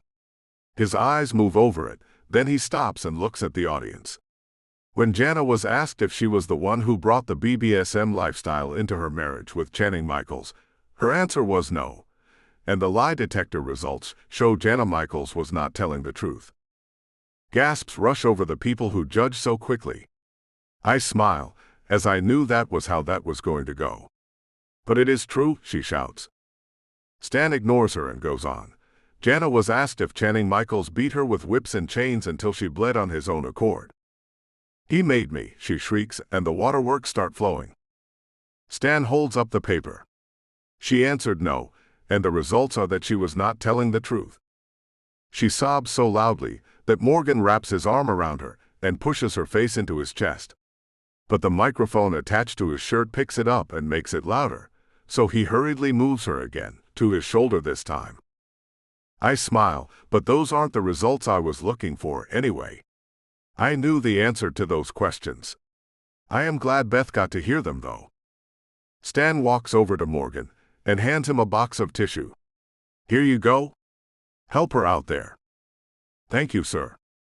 Morgan takes the box, pulls out a tissue, and dabs her eyes with it. There, sweetheart. I'm sure all of this has you quite nervous and shaken, and that's why the results came out wrong. Stan pulls another paper out and scans it, then asks Morgan, Morgan, you admitted to our administrator that you hate your son, Channing Michaels. You admitted the fact that your father gave him the $1 million, which started his success, made you so angry, you thought about killing him when he was just 18 years old. I almost fall into the chair with this news. I knew he hated me, but not that he thought about killing me when I was first given the money. That was years ago. And I was a different man back then. I was jealous and still am, to be honest. That was rightfully my money. In my opinion, he should give that $1 million back to me. He has more than enough now. He could do it. He's hateful as all. He glares at me from across the stage. If you would have just given it back, then maybe none of this would have happened. Stan's head cocked sideways. Are you saying that you had something to do with this, Morgan? What? No, of course not, he shouts. I meant that karma was kicking him in the ass. That's all I meant by that statement. Sure. Stan comes back to me in a rush of steps. Why didn't you give him the million once you had made your billions, Channing? Have you heard of the book, If You Give a Mouse a Cookie, Mr. Wilcox? He nods and the audience all go, oh. I nod. That is why I never gave him the money his father, my grandfather, left me when he passed away. My only regret is that I never was able to meet my grandfather. I have no others. My eyes land on Jana, and she looks up at me. I wink at her as Stan turns to go to them. He's saying he has no other regrets, Jana. Do you think he doesn't regret throwing you overboard and killing your child? I know he doesn't, she cries out. I say, if I did do that, then that will be the only other regret I have. And I do have one more regret. Marrying you, of course. The string of pearls around her skinny neck takes her attention as she starts to move the long rope of them around her hand nervously. I get a little thrill out of seeing that reaction. Stan pulls a paper from the back of the stack and holds it up to the audience. I suppose now is a good time to let everyone in on a little secret. Jana and Morgan's eyes go really big, and I think Stan may have found a bit of dirt. I listen as Stan goes on. My staff did some research on this doctor who claims to have been Jana's doctor. Though a woman came forward, claiming to be a doctor, there is no record of Susan Little being a doctor or any other type of medical professional in the entire state of Florida. So what can you tell us about that, Jana? Her hand leaves her pearls and goes to her chest. I was not the one who said that. That woman came out on her own. I was never even asked if that was true or not. She was not my doctor. I was seeing a man by the name of Paul Mahoney. He was a nurse at a free clinic. Stan points off stage, and I see a woman running to see if she can get any information on this man. What clinic, he asks. I'd rather not say, Jana says. Sure. No problem, Stan says. He pulls out the paper I suppose holds her results, and his eyes scan over it, then he smiles. Jana sees the smile and stands up. I wasn't pregnant. Morgan grabs her arm, pulls her back down and hisses, "What the hell are you doing?" I was about to be found out anyway, she hisses back. Stan smiles. That's right. When Jana was asked if she was pregnant, she answered yes, and that was a lie. Thanks for admitting it, Jana. That might have been a little better if you had never told that lie, but at least you admitted it. Anything else you'd care to admit? No, Morgan says. Just read the results. Stan looks at him. You sure, Morgan? Completely, he says with a smile on his face. I guess the idiot thinks he can fool the machine. He is practiced at lying. I have to give him that. But Jana didn't fool it, and that's all that really matters. Stan looks at the camera. After this commercial break, we'll be back with the results, and see if Channing walks away a free man or goes with this officer. A uniformed Miami cop walks out with his aviator shades on, and a set of handcuffs in his hand that he's brandishing around for the audience to see. The sound of sirens is filling the studio, and Stan looks back at me. You can take a seat until we go back on air, Channing. I nod and ask, can I run to the green room really quickly? He smiles and nods, and I take off to see Beth for the 2-minute break. Hope she's happy so far.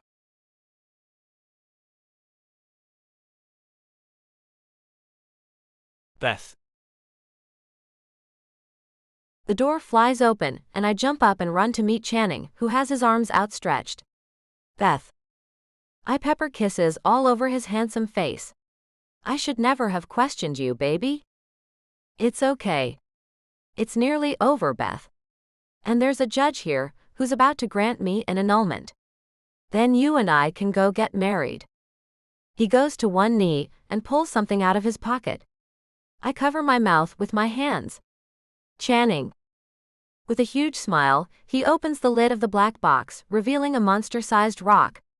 Beth, you have made me realize what love really is, and as soon as humanly possible, I want you to become my wife. What do you say, girl? The tears fall and I can barely croak out, yes? Yes, Channing, I will marry you. He slides the ring onto my finger, and it fits perfectly. Then he stands up, grabs me, and places a hard kiss on my lips. A little red light goes on in the small room, and a bell dings. He pulls away from me. I have to go. I'm so damn happy, Beth. His smile goes all over his body, and I laugh. Go, Channing. And even if you did throw the lying good-for-nothing off the boat, I still love you and will marry you and wait for you to get out of prison if I have to. He gives my hand a squeeze. Thank you, Beth. You have no idea how much that means to me. With a smile I tell him, I love you. Now, hurry. I love you, baby, he says, then lets my hand go and runs to go stand back on stage. But now he has a little secret, and a lot of hope. I'm shaking as I sit on the edge of the small sofa, and look at the ring he just put on my hand. Then the music comes back on the television. I look at the flat screen and cross my fingers that the test proves him innocent. We're back, Stan says as he pulls out yet another paper. Morgan and Jana have been caught in a few lies by our lie detector. And now I hold Channing's results, and will let the world know if his answers were lies or not. He walks up to Channing and looks him in the eye. First, I want to ask you this question myself. Channing Michaels, did you throw your wife overboard? No, he answers. The camera is so close to Channing's face, you can see his nostrils flare. Then it pulls back and you see Stan holding the paper up high. When our administrator asked Channing that question backstage earlier today, that is the same answer he gave him. Channing has admitted he was in a drugged state, and has no idea if he committed that act or not. And Channing, I'd like you to take a seat and feel free to call me Stan. The results are positive. You are telling the truth. Channing Michaels did not throw Jana Michaels overboard that day. Congratulations, man. Channing shakes Stan's hand, then the two hug and Channing kind of falls back into the chair. Stan claps him on the back before he walks slowly toward Jana and Morgan. Now see here. Morgan says. He was drugged. That answer may not be accurate. Stan wrinkles his nose and smiles. That's why they asked Jana a similar question. She was asked if Channing Michaels threw her overboard, and her answer was yes. The test showed she was not telling the truth. And we asked her if this whole thing was set up by herself and you. She said it was not. And that was also a lie. We asked her if she ever loved Channing Michaels. She said yes. Guess what? He looks back at Channing. That was a lie too. The audience is going crazy as Stan throws one lie out after another. Jana is crying and Morgan looks uber pissed. I swear I was telling the truth. Jana shouts. Stan walks up to them both. Stand up. They stand and Morgan holds Jana to his side as she cries. I'm sure the tears are real this time. I'm sure she is sad this is over, and the whole world will soon know what big fat liars they both are. Stan pulls the microphone back up and says, Jana, you were asked if you loved Morgan Riley. You answered yes, and the lie detector test shows us that was true. Want to hear what happened when we asked Morgan if he loved you? Now see here, comes Morgan again. That's neither here nor there. Stan looks at Jana only. Want to know? He waits, then she nods and he continues, the lie detector test told us Morgan was lying when he said yes. She really falls apart. I did it all for you, Morgan. How could you? I hate you. You made me do all of this and you don't even love me. She starts hitting him with her thin little hands, and he flinches like it hurts him so bad. No. It's not true. Believe me, not them, sweetheart. I do love you. I do. Morgan falls on his knees and grabs her hands. Please, you're all I have, Jana. Then you have nothing. She sucks up her sobs and glares at him, then looks at Stan as she yanks her hands away. I did ask Channing to beat me. But I did it because Morgan told me to. I had to endure so much pain because Morgan said we could use it against Channing. All the lies, everything was his idea. Stan smiles. No one held a gun to your head, Jana. You did what he asked because you also wanted Channing's very hard-earned money. The judge rises and the audience goes quiet. She clears her throat as a stagehand gives her a microphone. Officer, I need you to take these two into custody for extortion. It's not punishable for nearly as long as attempted murder and the murder charges they were accusing Mr. Michaels of, but it is a crime. She looks at Channing. And you can sue them in civil court for falsely accusing you of a crime you did not commit, sir. He gives the judge a nod and says, "Thank you, Judge." "And thank you, Stan." Stan smiles. "You are welcome, and I hope you invite us to your wedding." Jana jerks her head to look at Channing. "You will never get away with this annulment thing, Channing." The cop comes and cuffs them both as sirens go off, and the judge comes up on stage to hand Channing a paper on a clipboard and a pen.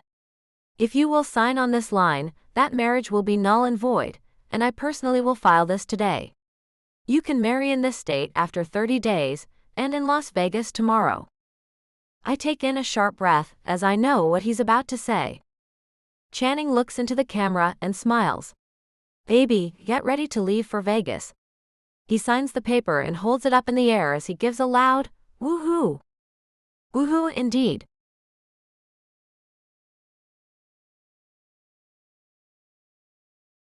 Channing. Coming up the hallway with the soft blanket Beth said she has to have, I can hear her best friend Michelle saying, "Breathe, Bethy. Just breathe."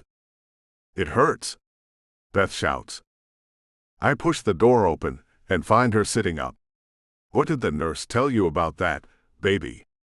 I hurry to her side and lay her back on the hospital bed, placing the blanket around her. "That kidney stone is about to pass, and sitting up only makes it that much harder." "Why did I have to get a kidney stone?" Beth shouts, then her shout goes into a scream as her face goes red. "Dear God, I think it's coming out now." Her scream continues, then it suddenly stops. She's breathing very hard and she's pale. I pick up the bag attached to her catheter and see a small rock-looking thing in the yellow urine-filled bag. I smile at her. "You did it. Thank God." She lies back and closes her eyes, then opens them and looks dead into mine. "If that hurt that bad, Channing, you can forget about babies." I laugh and grab her hand. "Come on now, baby. Don't be like that. We've been married 6 months. Don't you think it's about time to start thinking about having our own little bundle of joy? It won't be like this rock you just pissed out. I promise." She closes her eyes again. "Channing, you have no idea what it'll be like." So I am thinking about it, and I'm thinking only one word. No. Michelle kisses her on the forehead. "Since you finally got that out of your system, I'm going to meet Lance for lunch. I can't thank you two enough for introducing us." "Since you're going, take this to him," I say as I hand her a $100 bill. "What's this for?" Michelle asked. "He and I made a bet, and I lost." I run my thumb over Beth's knuckles as I hold her hand.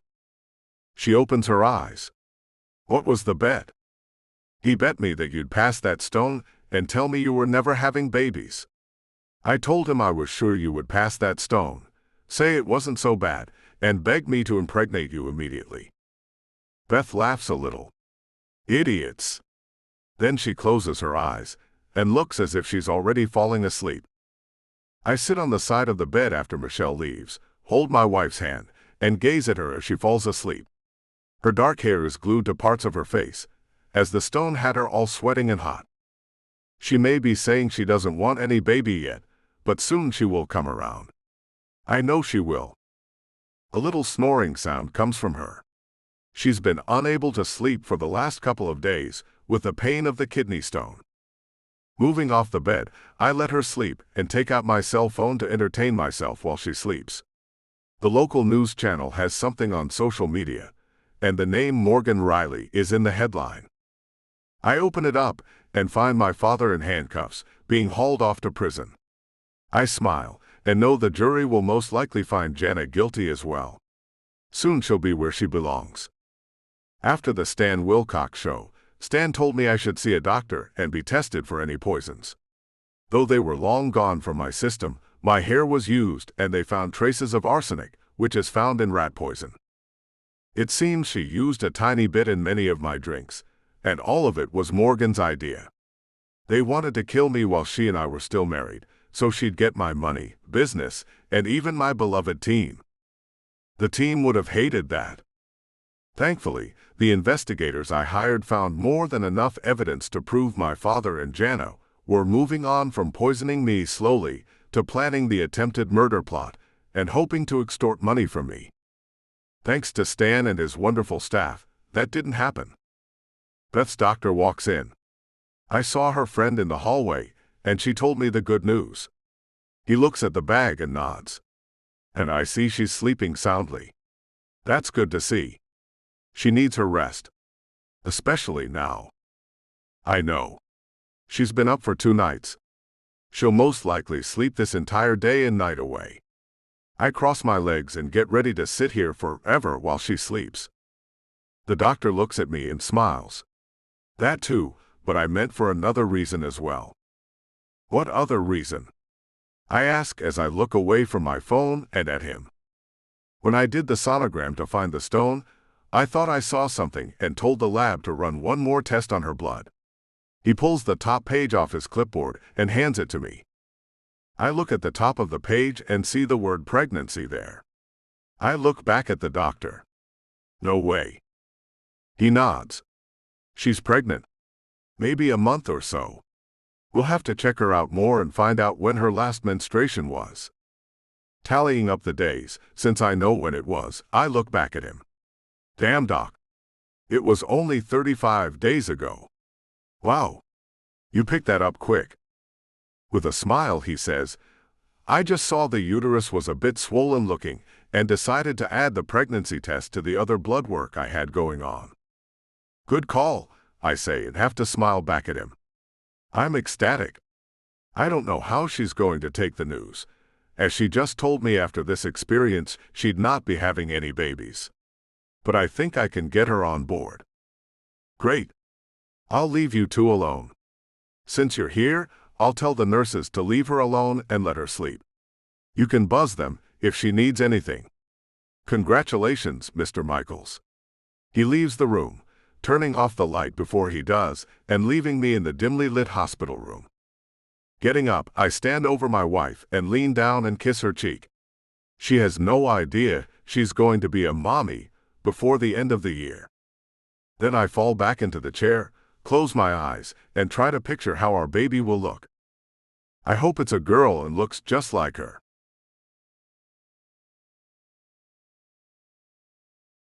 Beth. The flash of the photographer's bright light makes little Channing close his eyes and start to fuss. Oh, I've made him mad, the young male photographer says with a laugh. But I got the picture. You can come back in a week to see which ones you like, Mrs. Michaels. I pick up my crying 6-month-old and carry him out. Thanks, Jack. And I'll go ahead and set up the appointment for his 7-month-old pictures then. Fabulous, he says as I leave. Channing wants a large picture of every single month of his first child's first year of life. Then he says after that he only needs one each year. The mansion will be filled with pictures of this little cherub by the time he's grown. God forbid we have any more kids, or we'll have to buy an old art museum to keep all their photographs in. After selling the beach house, we bought a mansion on the Florida Keys. It's gorgeous, and I love the fact Channing and I are making it into our home. He wanted the past put far behind him, and I can't say I blame him at all. We had 2 smaller homes built at the back of the property for our families. Mine visit on occasion, but their hippie lifestyle doesn't click with the wealthy way we live. Channing's mother and grandparents live in theirs, something I was very happy about. His mother and I clicked once we actually met. After calming little Channing down, I place him in his car seat in the back seat of the Beamer, which is what we use as our family car. Our little trip into town will be done after we eat lunch with his father. I drive down the highway to get to Channing's office, where I used to work. I work from home now, and am just picking him up for lunch. I have to slow down for some people who are picking up trash on the sides of the road and wearing orange jumpsuits.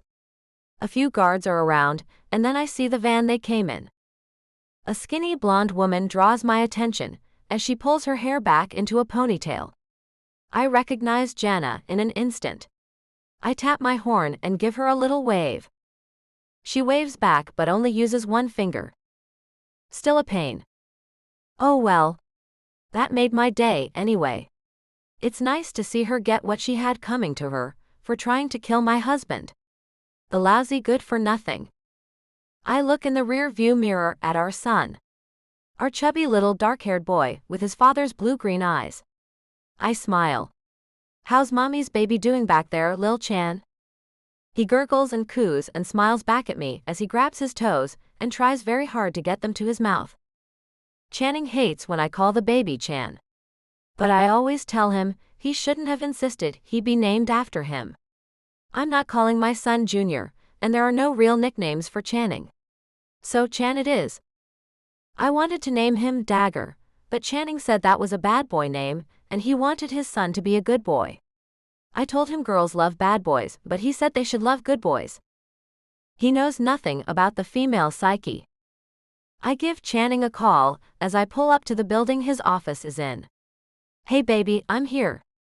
Be right down. He ends the call and I leave the driver's side, getting into the passenger's side.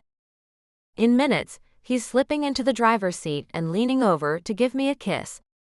The baby laughs and we both look back at him. What are you laughing at, you little booger? Channing asks him.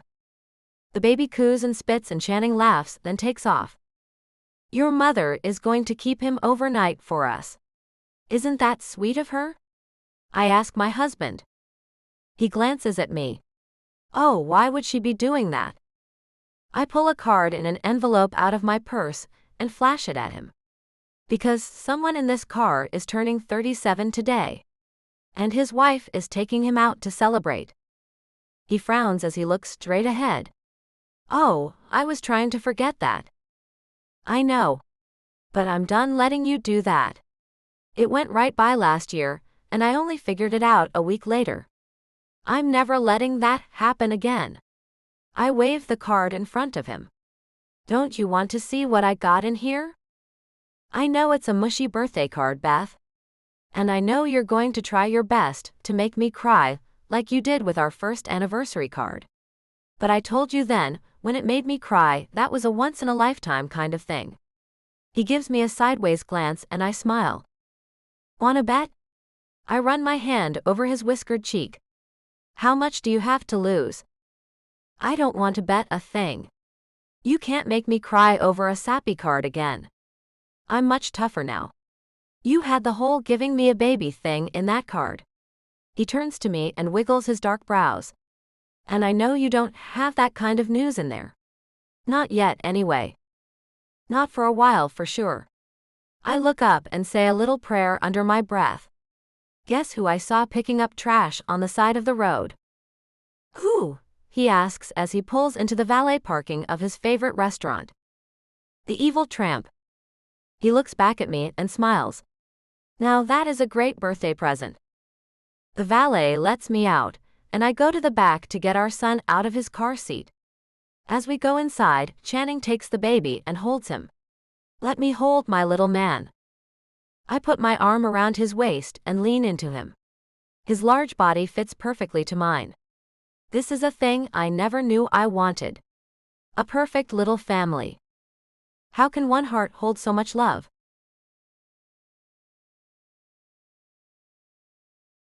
Channing. We can only go by boat to the place Beth is taking me for my birthday.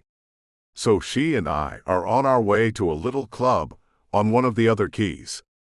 I drive as she sits next to me. Her dark hair flies back, and her sunglasses make her look attractive as hell.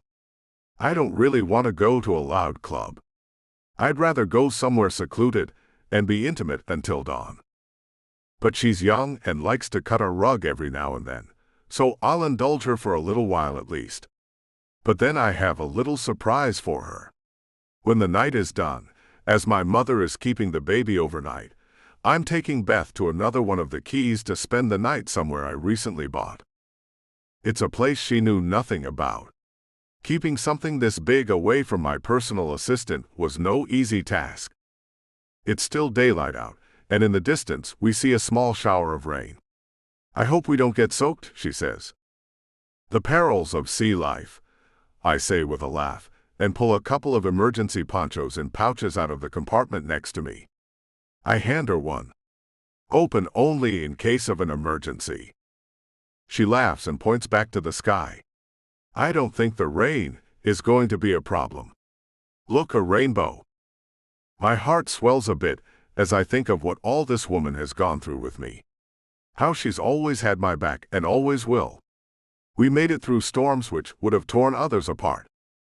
This time is our rainbow.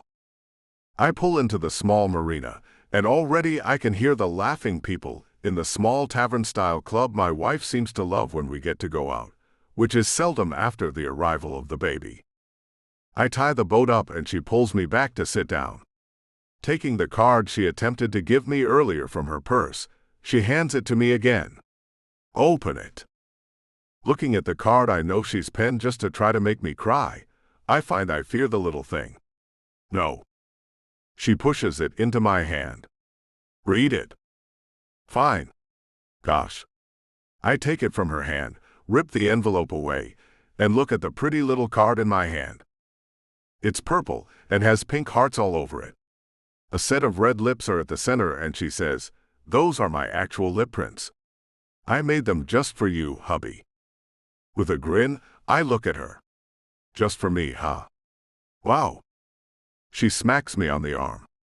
Okay, smarty pants. Read what I wrote on the inside. With terror flowing through me, I open the card and find her handwriting in it. My heart clenches, and I start to read what she wrote, of course trying my best to hold a stiff upper lip. I will not cry. She wrote, "To my husband on his birthday, I want to wish him all the best. He always says I'm the only person who has ever had his back. The only person who has ever stood by his side when things were down. The only person who has ever truly loved him, for him. Well, I am saying today, on this card, that he is the one who has had my back through thick and thin. There for me always, this man is my rock, giving me the opportunity to not only work for a great company, but to get to know the man who started it all. My husband gave me opportunity after opportunity to better myself and make my life richer than I knew possible. He was by my side as I passed a kidney stone, a pain worse than childbirth, I found out. He held my hand as I brought our first child into the world. He kept me strong through it all, and I will love him until I take my last breath. I close my eyes and try to hold back the tears, but the thought of her taking her last breath is a thing I try never to think about. If I ever lost her, I don't know what I would do. And then one tear makes it past my tightly shut eyelids, then another. Her kisses pepper my face as her hands take it between them. "Baby, don't cry," she murmurs. I run my arms around her and hug her tightly. "Why do you write these things? If I ever had to see you take your last breath, I think I'd die right along with you." Her hands move through my hair and her lips touch mine. Then she says, "And that is why I love you so entirely. You and I are like a couple of puzzle pieces that belong together in the midst of a wonderful picture." I sniffle and grab a handkerchief out of the little compartment I took the emergency ponchos out of. After blowing my nose, I take her hand and lead her out of the boat. Dancing and drinks now. And later we will do what I want to do. She looks back at me with a frown. "You don't want to do this? I thought you loved this place." Holding her hand in mine, I lead her down the dock toward the music. "I love how much you love it. But I have other things I'd rather be doing with you. Like stroking your naked skin as we lie on the beach and watch the stars go by in the night sky." "Well, I'm not going to lie naked on a beach. Not with people around, Channing. Don't be silly. If you really don't like this place, we can go somewhere you'd rather be." She stops and looks at me. I run my hand over her pink cheek. "I want to be here with you, for now. I want to see your pretty green eyes light up when the DJ plays your favorite song. I want to dance with you to it and listen to you sing along. I love watching you have fun, baby. And afterward, I have a surprise for you. But it's your birthday, she says with a little groan. I want to do what you want to do. I smack her ass. Come on. Let's go drink and dance and party some of the night away. She frowns but comes along with me. I really thought you liked this place. I roll my eyes and pull her along. I suppose she's just not going to get what I mean when I say I like watching her have fun. 2 drinks later and she's forgotten how to frown. She's dancing away with the music as I move along with her. Her free spirit and energy are electric, and while I am having fun now, I can't wait to take her to our new place. The music slows and I pull her in close. Her body presses up against mine, and she looks up at me as she runs her arms around my neck. See, you are having fun. With a little kiss to her nose, I say, I always have fun when I'm with you. I think you and I could be in the middle of the desert with no food or water, and I'd still feel okay if you were there. Her eyes glisten. Now who's trying to make who cry? I pick her up, making her feet leave the floor. Me? I love you, baby. With a quick spin around, I place her feet back on the floor as she giggles. I'm no fool. I know we'll have our troubles in the future, but for now, everything seems calm and easy and perfect. Not sure how long that will last, but I have my fingers crossed it's forever.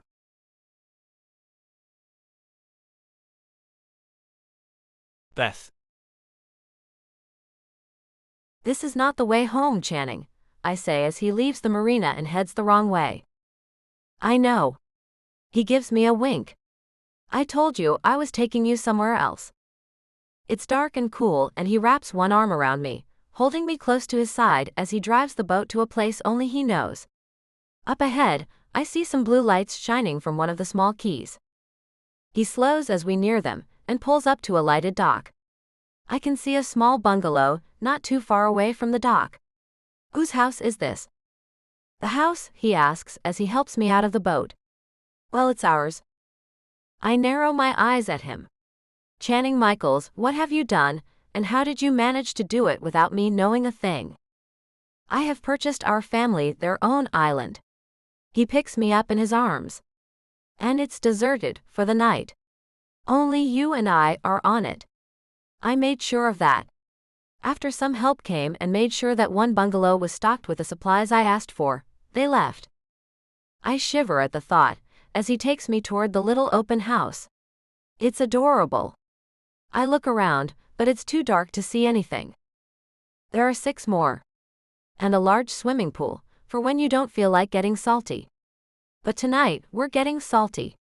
The water is crystal clear, and there's a light on the pier that lights up the small lagoon. He pauses before we reach the house, setting my bare feet gently on the soft sandy shore. His hands skim my shoulders, warm and deliberate, as he eases the thin straps of my dress down. The fabric slips to the ground, pooling at my feet in the moonlight. My fingers move to his shirt, unbuttoning it slowly before pushing it off his broad shoulders. I trace the contours of his chest and abdomen, feeling the strength beneath my touch. His eyes lock on mine, a quiet intensity in his gaze, as he unhooks my bra with care, letting it fall to the sand alongside our discarded clothes. I unfasten his shorts and they drop, leaving us in only our undergarments, the ocean breeze cool against our skin. He slides my panties down with a gentle touch, his fingers brushing my skin. I laugh softly, my voice teasing. Caveman. Grinning, he pulls me into his arms, his warmth enveloping me. This deserted island does bring out my primal side, he murmurs, his breath warm against my ear. It's past midnight, no longer my birthday, but you're still the only gift I want. He lifts me effortlessly, carrying me to the water's edge and settling me on the soft sand. With a wave of his hand, a soft light blooms, casting a shimmering glow over the emerald waves. Stunning, I whisper, propping myself on my elbows to gaze at the water. He settles beside me, his fingers brushing a strand of hair from my neck as his eyes trace my face. You're the stunning one, he says, his voice low and sincere. This is some birthday present you gave yourself, I say with a giggle. Well, I wanted something lasting. Real estate always holds. Channing pushed me back, his lips grazing my neck, sending shivers through me. A warm wave lapped at our feet, the breeze cool against my skin, paradise within reach. He nipped my earlobe. Want to know what I named the island? I moaned as his fingers circled my navel. Aha! Beth's Island. Like it? His touch slid lower, teasing my core. I love it. We can play in the water anytime, he whispered, then scooped me up and waded into the surf. Waist deep he kissed me, my hands tangling in his dark waves. The warm water swayed around us, amplifying every sensation. His hand guided my leg and I wrapped them around him. He eased into me, slow and steady, each stroke deepening our bond. My hands traced his back, mesmerized by the ripple of muscle beneath my touch.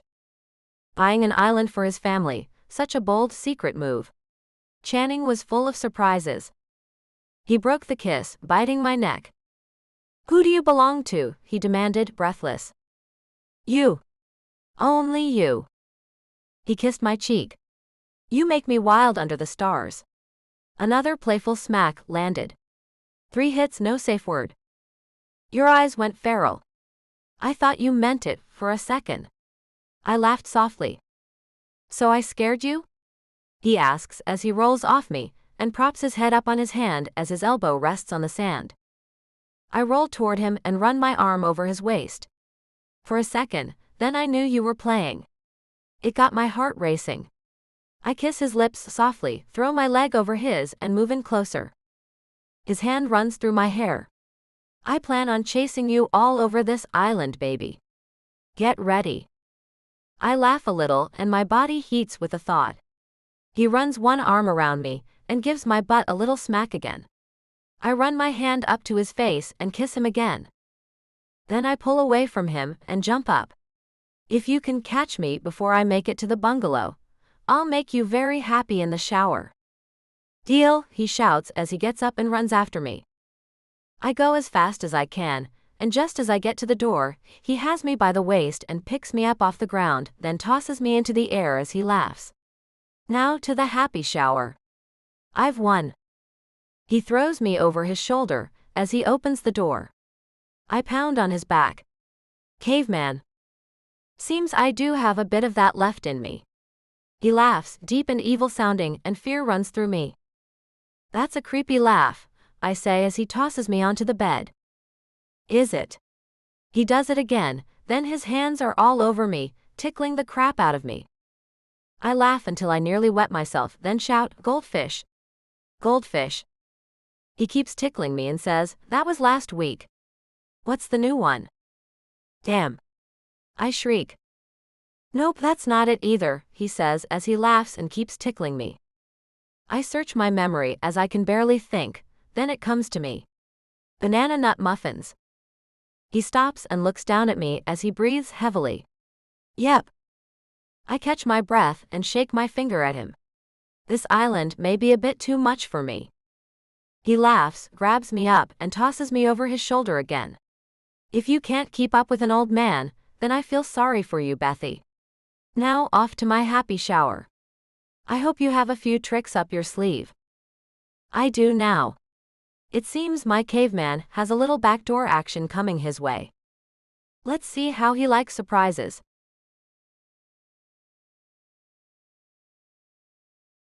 Channing.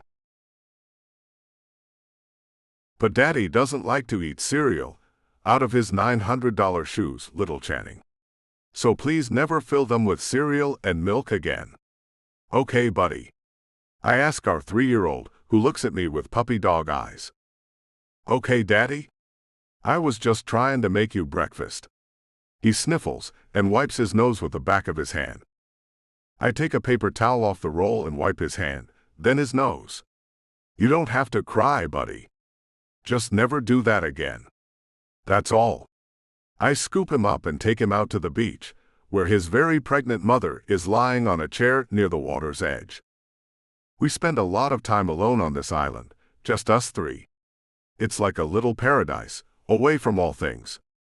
Mommy, he screams, and I put him down so he can run to her. Watch Mommy's tummy, buddy, I shout out after him. I know. He runs until he gets to her, then he tattles on me. "Mommy, Daddy yelled at me for making him breakfast." Beth sits up, turns around, and pulls her dark shades down to peer over them at me. "Why on earth would you do such a thing?" Yelling is a strong word for what I did. When he took me to see the breakfast he had made for me, in my Armani shoes, mind you, I very nicely and in a soft voice told him never to do that again. He poured cereal and milk into them both. She stifles a laugh by putting her hand over her mouth. "He did not do that." "Aha, I did," the small boy says as he nods his little round head. "On account of Daddy loves those shoes, and I wanted Daddy to love his breakfast, I made him all by myself." Beth pulls him onto what's left of her lap and cuddles him. "Oh, baby. Maybe if you use a bowl next time, that would be better." "Maybe," he says. "Maybe I could scramble some eggs in a bowl for him. Maybe tomorrow." His eyes light up and he jumps off her lap, starting to run toward the edge of the water. Then a small wave comes, and he runs away from it like it's a tsunami, shrieking in terror as he goes. "What great ideas that kid of yours has, Beth." I sit in the lounge chair next to hers, take her hand and swing it between us. "My kid." She lies back and looks relaxed. "Today's the last day out here for a while. This evening, I'm taking you both into Miami. I've rented a place near the hospital," I tell her as I lie back and look at the clouds moving overhead. "I think that's all too much, Channing. We can stay at the house on the Keys until I go into labor." She looks over at me and smiles. "Always so worried." "You're about to have triplets, Beth." "Yeah, I'm worried." She shakes her head. "Lots of women have 3 or even more babies at one time. They'll come when they're ready, and I see no need to be so close to the hospital." "Well, I do. Since I've already rented it, I expect no backtalk from you about it. We're leaving tonight and that's that." I tap her hand to end my sentence, and she turns to me and pulls her shades down again. "Backtalk, Channing." She pushes the sunglasses back up and looks away from me. "I got your backtalk. You know you're only getting away with that because you're pregnant, right?" I pull on her hand. "Otherwise, I'd have you on the ground and the tickle torture would be on like Donkey Kong. In my current condition, I'd pee all over you if you tried that." She snickers to herself. "Yeah, like I said, if you weren't pregnant, you sassy thing, you. And I'm not in any hurry to have pee and other bodily fluids all over me. With 3 of the little gremlins, we both will be saturated in them all too soon. The smell of baby poop, spit up, and that awful sweet-smelling pee they make is too close. I can't believe you managed to put 3 of these wiggly, kicking ninja babies into my stomach, Channing. Honestly, who does such a thing to someone they claim to love?" She giggles a little. "A monster," I tell her, then move to sit next to her and run my hand over her very large stomach. "A monster who loves you very much, and my little ninja babies too." Little Channing runs by and shouts, "And me too, Daddy. You love me too. Don't forget that." He runs back to the water and splashes a bit before running off again. "And my big boy Channing too. I love him very much," I say, then look at Beth. "That kid hears everything." She nods. "You know that." I whispered a curse word after slamming my finger in one of the kitchen drawers yesterday, and he totally called me on it. Little profanity cop. I laugh and lean over to kiss her sweet lips. "I can't wait to get these babies out so you and I can have a little mommy and daddy time. It's been a while." "Yeah, whales don't mate that often, I bet." She runs her hands over her ample stomach. "Don't call yourself a whale. I like to think of you as temporarily expanded." I take her hands off her stomach and run them around my neck. "Hold on. Do not attempt to pick me up, Channing Michaels. If you were to drop me." Without hesitation, I stand up with her in my arms and give her a smile. "See, light as a feather still, with 3 kids inside you." I place a kiss on the tip of her nose and carry her into the bungalow as she rests her head on my shoulder. "I love you, Channing." "I love you too, Beth."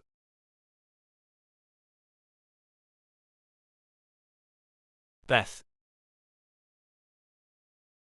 Hurry! I shout as I run in front of Channing. You're going too fast, Beth. Slow down.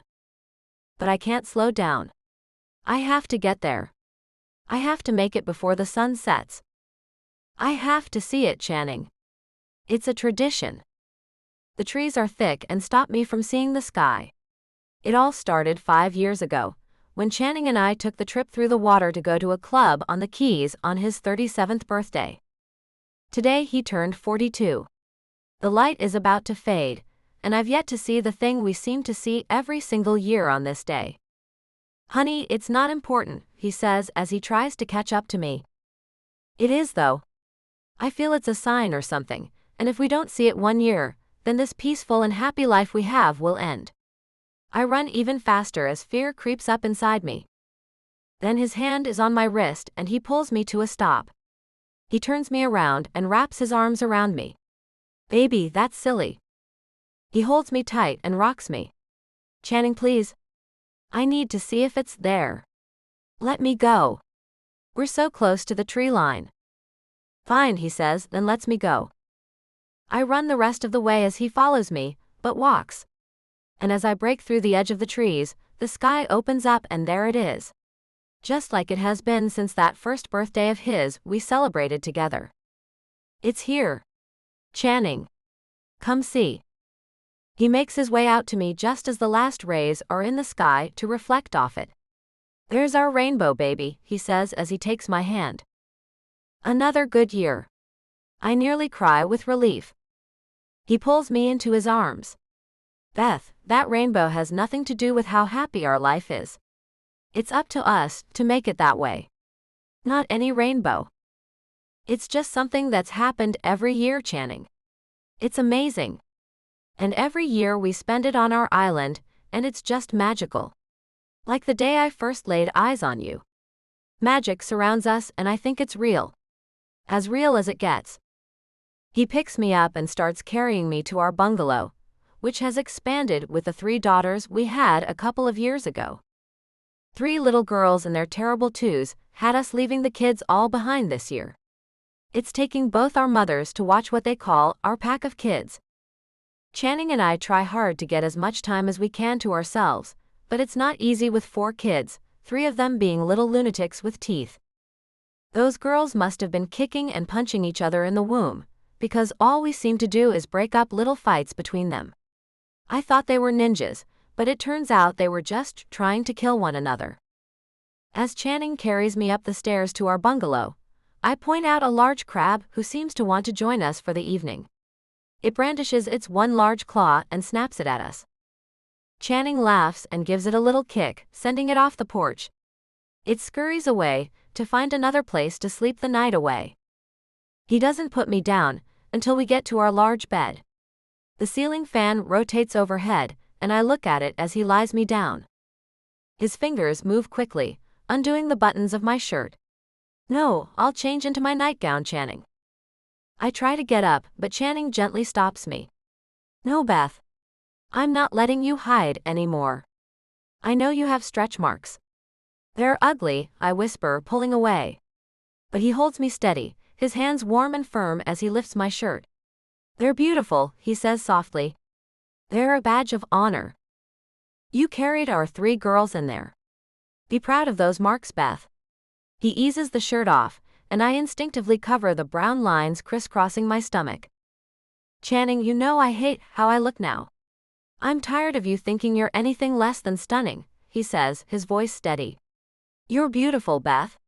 You've made me happy for 6 years, and I want to cherish every part of you. His hands rest gently on my waist, reassuring. I tense. Channing, I'm not the girl you married. I've changed. You're right, he says, his eyes locking with mine. You're the woman I'm married to. The woman I'll grow old with. You gave us our children, Beth. Your body tells that story, and it's gorgeous to me. Always will be. He sheds his clothes and joins me on the bed, his touch tender as he kisses my shoulder. I've always worn a nightgown and sports bra to bed since the triplets, even when we've been close. Now I feel exposed, nervous. I gained so much weight during the pregnancy, and only lost half. My body feels heavy, unfamiliar. Beth, Channing murmurs, his voice warm. I've missed you. All of you. His hand brushes my cheek, and I see a tear glisten in his eye. It slips down his cheek, and my heart aches, thinking he must be disappointed. I've missed this, he says, his voice thick. I've missed seeing you like this. This weekend, I'm going to show you how much I love you. His hand rests on my stomach, and I flinch. Channing. Don't, he says gently. Don't ask me to stop. I want to love every inch of you, until you believe you're the incredible woman I see. His kisses trail across my skin, soft and deliberate, easing my fears. Warmth spreads through me, reminding me how safe I feel with him. The shame I've carried starts to fade, replaced by the comfort of his touch. He pulls back, his eyes filled with affection. I love you, Beth. A tear escapes my eye, and he kisses it away. I love you too. He shifts, guiding me gently to face him, his hands steady on my hips. His touch is firm but loving, and I feel wanted, truly wanted. My body relaxes into his, and I wrap my arms around him, letting myself trust his words. Beth, he whispers, his breath warm against my ear. You're perfect to me. The words sink in, and something shifts inside me. I've been so afraid, so ashamed of the changes in my body. But Channing's love feels real, unwavering. My heart races as I let go of the fear, giving in to the moment. He pulls me close, and I feel the intensity of his love. You're beautiful, he says again, his voice low and earnest. I smile, hesitant but hopeful. I'm beautiful. Louder, he urges, his eyes bright. I'm beautiful. I say, my voice stronger. I pull him closer, feeling lighter. And you're amazing. He laughs softly, kissing me deeply. The connection between us reignites, and I let myself believe him. My body, scarred and changed, is still mine, and he loves it. For the first time in years, I feel whole in his arms. As we hold each other, reality hits and tears well up. Channing looks at me, concerned. What's wrong? I shake my head, wiping my eyes. It's not you. It's me. I felt so broken since the triplets. You're not broken, he says, pulling me against him. You're incredible, Beth. And I'm here to remind you of that, every day. I can't stop crying as he holds me, and I feel so safe, so wanted, and so loved. It makes no sense why I'm crying and feeling so badly about myself, but I am. Channing picks up his cell phone off the table next to the bed, and I look at him. What the hell are you doing? Making a phone call while I have a breakdown? No. Damn, Beth, chill out a minute. He opens the internet app, taps in something, and the next thing I know, a bunch of pictures pop up of women in their bras and underwear. Women in their underwear, Channing? Think that will help me? Ass, I say as I struggle to get out of his hold. Wait, grouchy. He holds the phone up and reads out loud. These are pictures of women who have had one or more children, and how their bodies look after the first year. He flips the page and the same women are in the pictures again, in their underwear. These are the same women 2 years later. He continues to flip, and every time another year has gone by, the women look different. Their stretch marks fade and their muscles tighten back up. Some even regain flat stomachs. But what really gets to me is that all of them keep looking better and better in each picture. I run my hand up and push the phone away, then look into his eyes. Thank you, Channing. Not a problem. You're a part of me, baby. When you feel bad about something, so do I. Now, do you think you can stop being so insecure about this very temporary thing that's going on with your very beautiful body? He looks at me with so much love in his eyes, I kind of melt inside. Kind of like the way I did the first time I saw him. The first time he touched me. The first time he kissed me. With you by my side, I can do anything, Channing Michaels. And I do believe that with my whole heart and soul. With one sweet kiss, he makes my troubles go away. Life seems a lot sweeter, and I think that even if a rainbow doesn't show up on his birthday, we'll be fine anyway. The end. Sneak peek for Quartet. We hope you enjoyed listening to Dangerous Waters by Michelle Love. Now please listen to a sneak peek for Quartet by Michelle Love. Quartet, an alpha billionaire romance. Fire for you. It had been his idea, his dream, and his vision. Nearing 40 and bored as hell at his own successful law firm, Tomas Mayer had woken night after night with the crushing feeling of disappointment in his own life, and the sense that somehow it was all slipping away with nothing to show for it. It was a typical midlife crisis, he tried to reason. After all, he was Harvard-educated, and only in his 20s when he'd started the entertainment law firm that had made him a billionaire before 30. He knew where it had stemmed from, this feeling of dissatisfaction. It had been his 34th birthday, and he'd gone to Boston. He'd gotten together with his 3 best friends, his buddies from Harvard, Sam Hamilton, marketing guru to the fashion industry, and Otis and Roman Ford, twin geniuses from old money, superstar surgeon and businessman respectively. It had been a riot, a night of busting each other's chops, catching up and reminiscing. It had only been later, when they'd settled into Tom's hotel lounge with heavy glasses of sour mash in their hands, that Sam had told them. Cancer. 6 months. Their hearts were broken. In the end, it was only 4 months, the cancer spreading through Sam's previously athletic body like wildfire. At the funeral, Sam's only living relative, his younger brother Dash, had pleaded with them to stay in touch.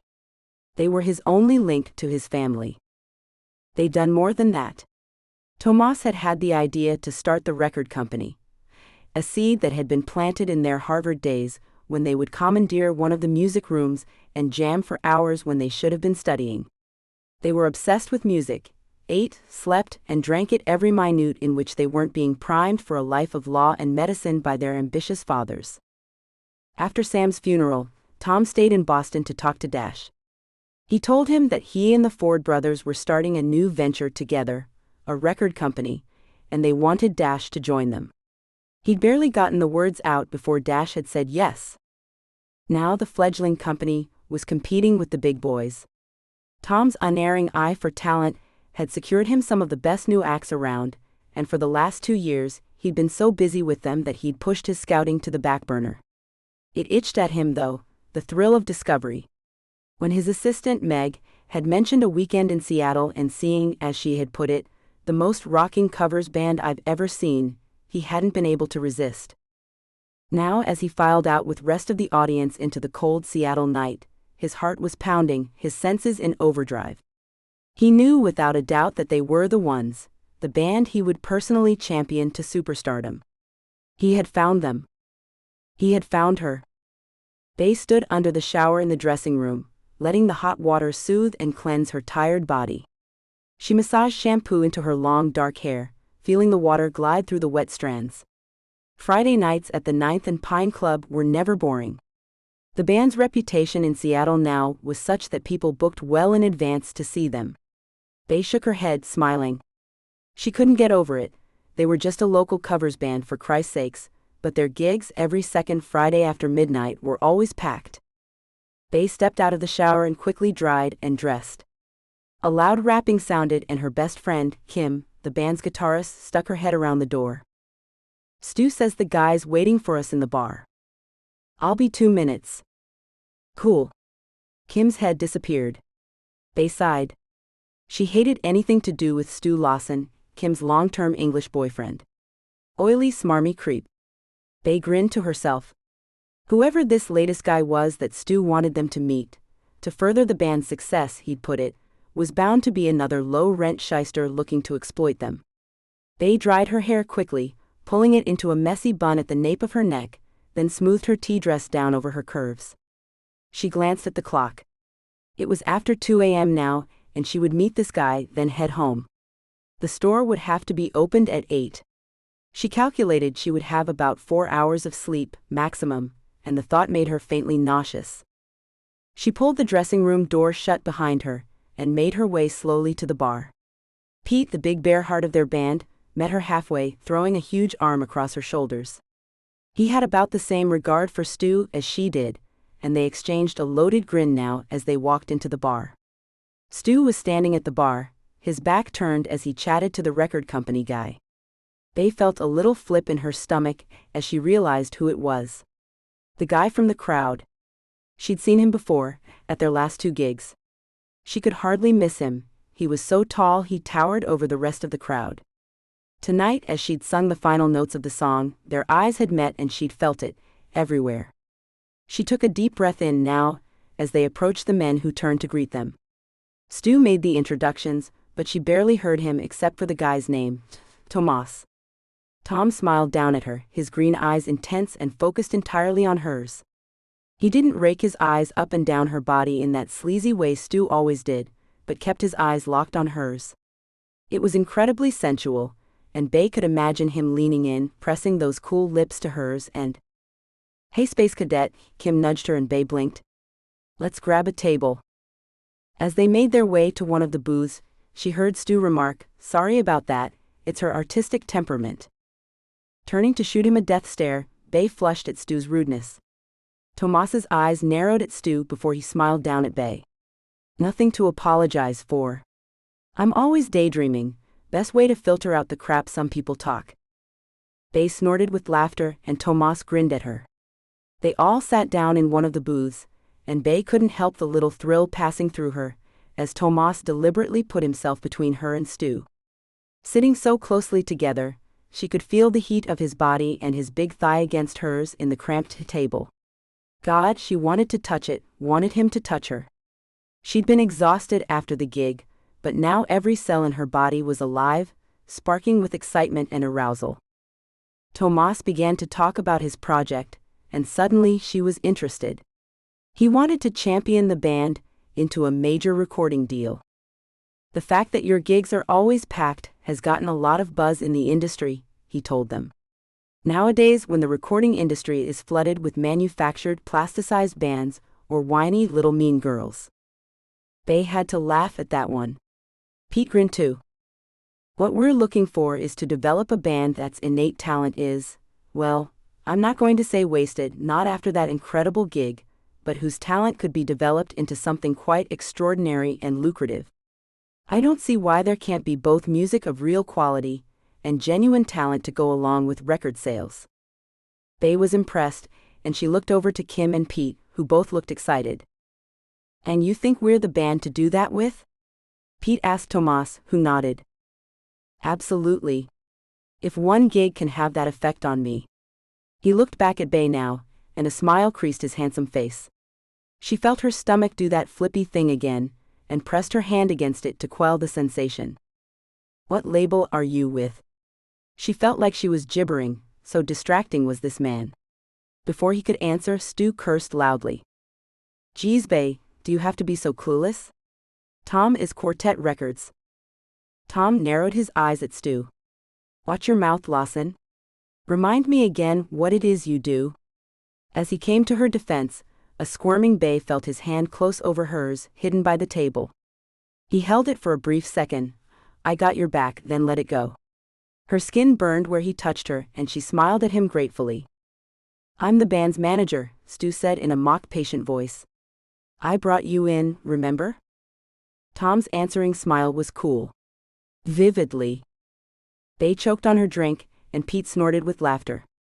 Kim grinned, then shot a look at her boyfriend's tight face and smoothed it out, but not before shooting an apologetic look at Bey. She was used to refereeing Bey and Stu's antagonistic relationship. Not for the first time, Bey wondered what she saw in the idiot. She turned back to Tom. "So, when you say development? I mean you writing original songs for the band. Have you considered that before? I understood from Stuart that you've discussed it." Bey smiled at Kim, who nodded. "Life got in the way." "You all have full-time jobs then?" For the next few minutes, as Kim and Pete talked about their jobs, record store clerk and kindergarten teacher respectively, Bey had a chance to study Tomas Mayer. He had dark close-cropped curls, a finely angled face with an aquiline nose and a full sensual mouth. Thick dark lashes framed those intensely green eyes, and it was all she could do not brush her fingers across them. Gosh, she was casting around for the right word when he turned that gaze back to her and the word came to her. Glorious. "And what about you, Bey?" The way he said her name made her toes curl with desire, and she had to take a beat before she answered him. I run my uncle's motorcycle franchise. His eyebrows shot up. Well, that was unexpected. She laughed then. I say run it, I'm having to sell the business. I'm sorry. She shook her head, picking up her beer. Don't be. It's kind of a relief if I'm honest. I know nothing about bikes or anything to do with the motor industry, period. I just helped out when my uncle got too sick to run it. I'm sorry. Is he still with you? She shook her head, surprised with herself. She never talked about her family. Never. What was it about this man that made her want to tell him everything? No, he died last year. Any other family here in Seattle? She swallowed the overwhelming sadness within her. No. Not anymore. The others were talking amongst themselves, and suddenly she was aware that the conversation between her and Tomas had taken on an intimate atmosphere. He smiled at her, his gaze dropping to her mouth. So, he said gently, maybe we can work out something to fill your days. Kim tells me you're the songwriting genius in the band. I'd like to take you in the studio and see what happens. Bay's mouth jerked up in a smile. Why did that sound so dirty in her mind? Tomas must have realized what he'd said, because 2 spots of pink appeared at the top of his cheekbones. The effect was strange on such a confident man, yet it made Bay warm to him even more. Well, she said, sticking her tongue in her cheek. Wouldn't that be interesting? There was a short silence, then they both burst out laughing. It broke the tension, and Bay felt herself relaxing in his company. What are you two talking about? If it's something to do with the band. Stu's voice was whiny, and Bay felt a flash of annoyance. Tomas shot Stu a withering look. Don't worry, Lawson, nothing to do with money. We were just discussing writing some songs. Kim leaned over, looking excited. So you'll do it? She beamed, and Bay couldn't help nodding and smiling at her best friend. For you, anything, she said, and Kim squealed in delight. Pete, who hadn't missed the chemistry between Bay and Tomas, squeezed Bay's hand. About damn time, he said in his deep booming voice as he nodded to Tomas, satisfied. Bay could tell he approved, and she was glad. Pete Espinoza was rarely wrong about people, and if he could see that Tomas was the real deal, then she knew it wasn't just her hormones working. The thought made her grin. Later, at almost 4 a.m., Tomas walked Bay to her battered, much-loved Mustang. Tomas whistled through his teeth as he saw the car. Boss 302, very nice. Thought you said you knew nothing about cars. Bay grinned shyly. It was my brother's. He sold it to me when he upgraded to a Merc. I told him he had no taste. Excuse me, I have a Mercedes. He pretended to be affronted, and she grinned. Then you both have no taste. Your brother's gone. She nodded and looked away from his gaze. Tomas studied her reaction, sensing a story behind her guarded expression. He didn't want to pry, but ever since she'd walked into the bar, an undeniable tension had simmered between them. In the soft light of early morning, she looked breathtaking, her café au lait skin glowing, dark waves cascading over her shoulders, and her full lips a deep burgundy. Her eyes, though, were what captivated him most. He'd expected dark brown, but up close they were a striking violet, framed by thick black lashes. The moment he'd met her gaze, he'd been lost. He pushed the longing aside. If they were going to work together. If we're going to be working together, Bay said suddenly, her voice echoing his thoughts so closely that he startled. Her cheeks flushed, and she stumbled over her words. Then, we should probably. The air between them crackled. Unable to resist, Tomas gently cupped her face, his thumbs brushing her soft skin. He leaned in and her lips met his, warm and hesitant at first, then deepening as her fingers wove into his hair. The kiss was electric, her touch sending a shiver through him. They pulled closer, the world fading until it was just them, wrapped in the quiet intimacy of the moment. Tom? Bay's voice broke through and he blinked, the vivid daydream dissolving. She stood before him fully dressed, an amused frown creasing her brow. His heart raced, his body still humming with the imagined closeness. "Where'd you go?" she asked, tilting her head. "I was saying we'll have to postpone our studio time until I sort out the business stuff. Then I'll be unemployed and all yours." He grinned, masking the ache of longing. "If only," he said lightly, nodding. "Sounds good, bae. I'll wait for your signal." "No problem. You have my number, and I'll check in on you and the others periodically. I'll try and stop myself from calling you as soon as you're out of my sight." She smiled gratefully. "Thanks. Listen, I have to go grab some sleep before the bike shop opens. It's really good to meet you." She held out her hand and he took it, her skin silky under his. They gazed at each for a long moment. What was a handshake had turned into just holding her hand, he realized, and reluctantly he let go. "I'm really excited about this, bae. I think the band and you could really go a long way." "You do?" "I do." She grinned, and although he knew she was fatigued from the late night, he thought he also saw in her a deep tiredness, an ache and a sadness. He knew that if he could, he would try to erase whatever made this beautiful young woman so sad. For now, he kissed her cheek and watched as she drove off in the direction of the waterfront. He walked around the old red building that had evolved from a silent movie theater to one of Seattle's foremost venues. Under the Paramount sign now in darkness, the board read, "Seattle's most popular covers band, the 9th and Pine. Every second and fourth Friday of the month. Book early to avoid disappointment." Tomas Mayer smiled to himself as he began to walk back to his hotel. Before he was finished, the 9th and Pine would be more than just a local covers band, they'd be the biggest band in the country. Tom told himself that this was what he had been looking for his whole career. An opportunity to nurture raw talent and build a songwriting partnership that would bring quality and resonance back into the music world. And it had nothing to do with the warm violet eyes, the pink rosebud mouth, and the soft curves that would haunt his dreams from that night onward. Nope, nothing at all. Bae told herself she was only a little disappointed when the text wasn't from Tom. Just a little. She hissed in frustration when she read the message. Stu was hounding her. Again. "We need to exploit the momentum, Bae. We need to sign now." It was his fourth text of the morning. Bae moaned and turned over in bed, burying her face in the pillow.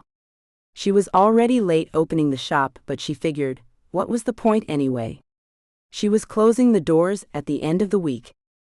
Her loyal but sorrowful customer base simply couldn't drum up enough business for her.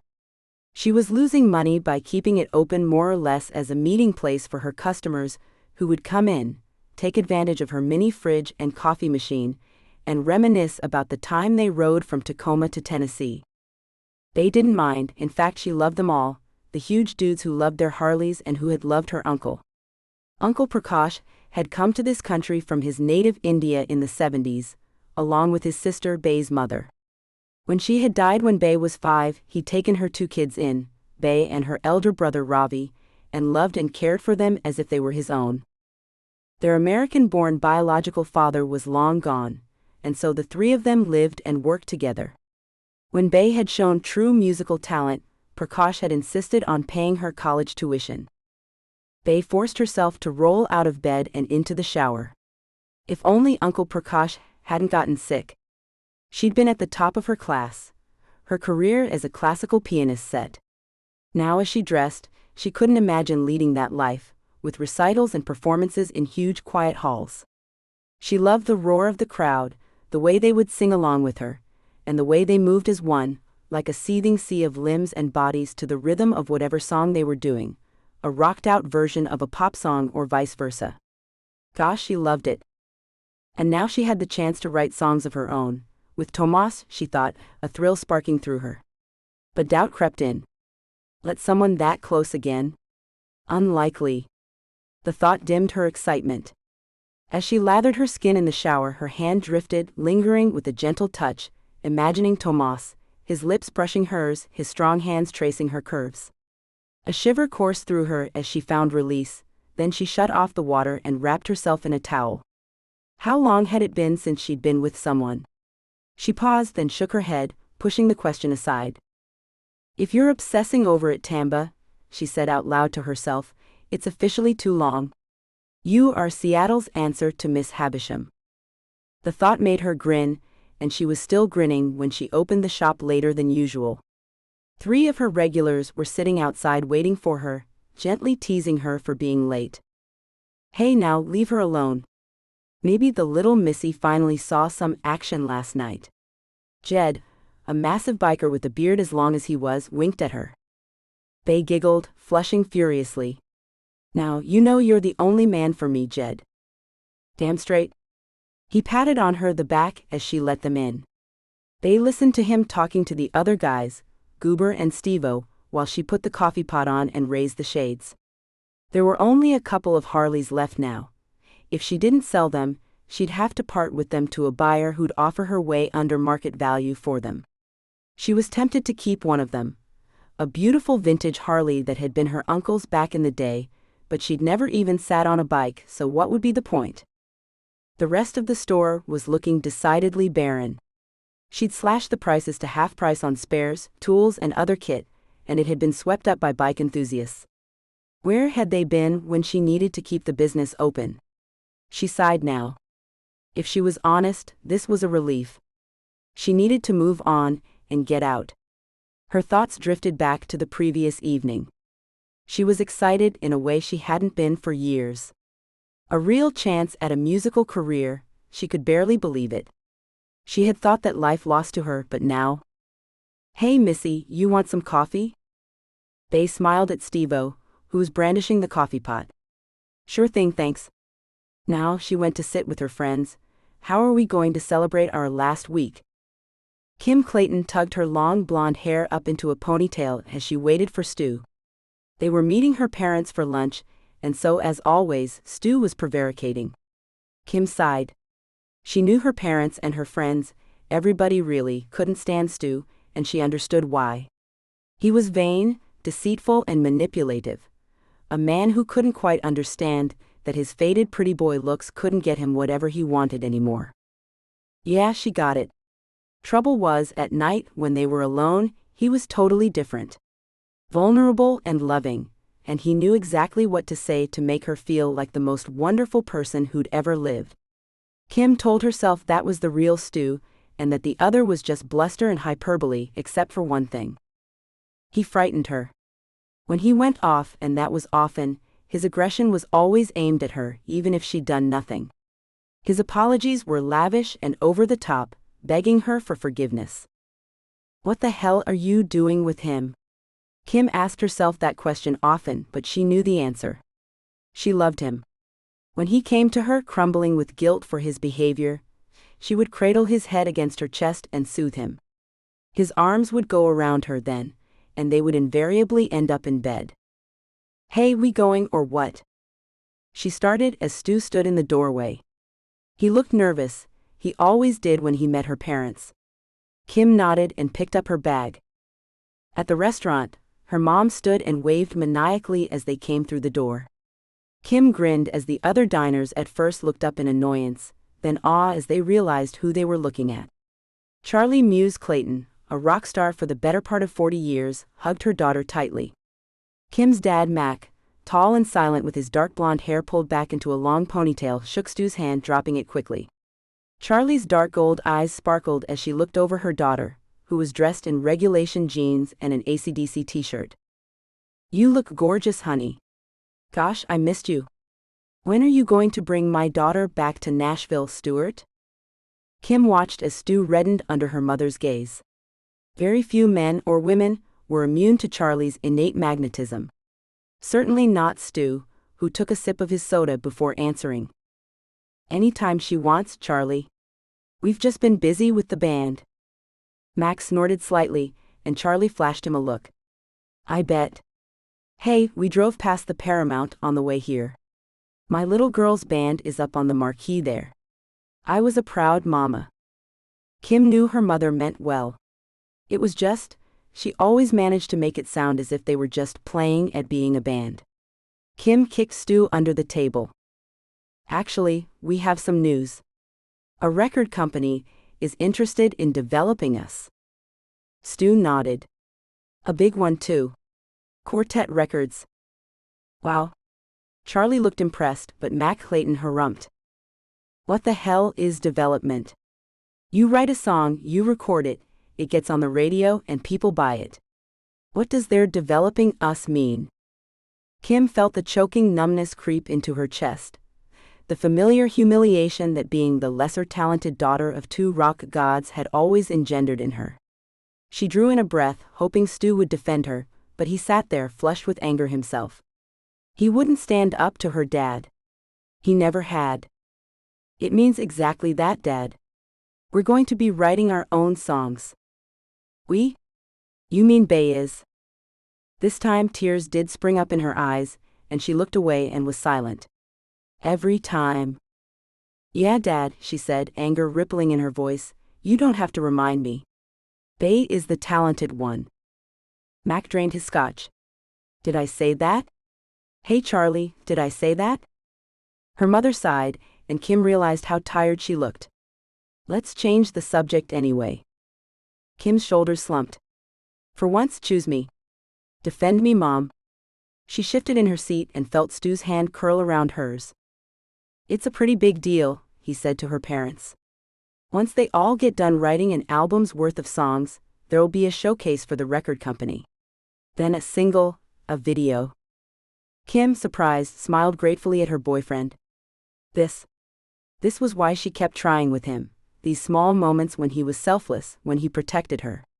He knew it bugged her that Bay's talent was inherent, whereas she, Kim, had to work to be as good. Not that she blamed Bay. She loved Bay more than anyone in the world, and Bay would be horrified if she knew what Kim felt about her own ability. After lunch, she kissed her parents goodbye and almost laughed with relief as they waved them off. Stu kissed her temple. You know what? I know they're your parents, but they're kind of jerks, she finished and sighed. Yep. Stu's arms tightened around her. Let's go home. As Stu drove, she texted Bay. Just had lunch with the olds. A second later. Gosh, I'm sorry. Did you wear your hazmat suit? Kim grinned. Bay knew what her parents were like. She was the only one who could get away with calling them out to their faces when they put Kim down. Her phone buzzed again. Can you ask Stu to stop harassing me? He keeps on about the record deal. It's annoying. Kim frowned and looked at her boyfriend. Why are you texting Bay? Stu shrugged. She seems to be the one holding up this deal. As always, it's all about her. Kim sighed. Stu always rubbed Bay up the wrong way, and Kim suspected that it was because secretly Stu had a thing for her gorgeous best friend. Bay, on the other hand, thought Stu was a douchebag. She's not wrong. Kim pushed the thought away. Stu enjoyed messing with Bay's head as a punishment for not wanting him back, but lately their antagonism had been reaching mythic levels. More than once, she'd had to step between them before Stu got physical with Bay. As fiery as Bay could be, she was tiny, and Stu could hurt her if they got into it.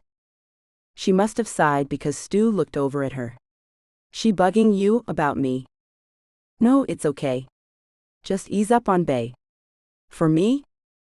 His lips were a thin line. Tell her that. I got her a quartet meeting. That she never asked for, Kim wanted to say, but didn't. Stu hated it when she was ungrateful. She stared out of the window of the car and wondered if Bay was really excited about the deal. She could tell last night that her friend had been left flustered by Tomas Mayer's obvious attraction to her. Kim smiled to herself. She really could see, Bay and Tom together. Gosh, they would have seriously cute kids. Grinning, she texted Bay. I don't think you need to be worried about Stu. You seem to be doing just fine last night with your new champion. Tom's gorgeous. You should go for that.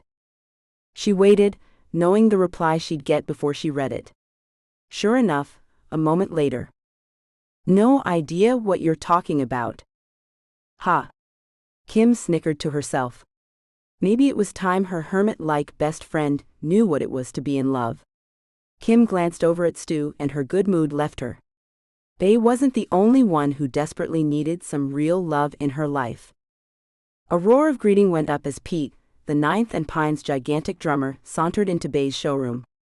Pete was the one who had spread the word about Bay's bike shop to his friends, in both the bike community and the gay community, and was the reason she'd been able to keep the shop open as long as she had.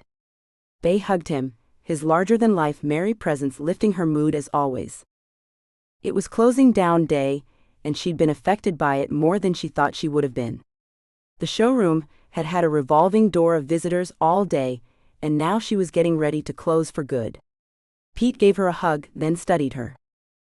"You okay, Bubba?" She nodded, not trusting herself to speak. Her throat was tightly closed and tears constantly threatened to spill over. Pete slung a sympathetic arm around her shoulders. "Come on, honey. New horizons. You get to be a rock star now." She rolled her eyes. "Can you believe it? It doesn't seem real yet." Pete shrugged, helping himself to coffee. "Real is real, bub. Tom been in touch?" Bay grinned then. "We've talked." And how, she thought. It had begun the night after she met him, with just a simple text message. "Hey, how's things? Made up your mind yet? TX." She'd felt a teenager getting a text from her high school crush. She'd replied all good and yes, let's do it. She sniggered to herself at the double meaning, and flushed scarlet when the reply came back. "Sounds promising." The flirtation had continued over text until last night, when suddenly Tom's name flashed up on her call screen. Her heart went into overdrive, and her breath quickened as she pressed accept. "Hey gorgeous," he'd said lightly. "I thought, seeing as I'm an old man and can only type one word an hour, I'd save us the trouble and call instead. How are you?" His voice, though rich and warm, sent thrills through her body. "Hey yourself." "I'm great. Just building myself up for my last day tomorrow." He chuckled. "You'll do great. It must feel strange, though." "It does. Kind of like my last link to my family." "You really on your own?" "Really. I've got Kim and Pete, of course. They're like family. And the guys at the shop." She told him about her showroom's de facto residents. "They sound like good guys." She smiled down the phone, "The best." "Hey, where are you?" "I never thought to ask." Tom laughed softly. "LA."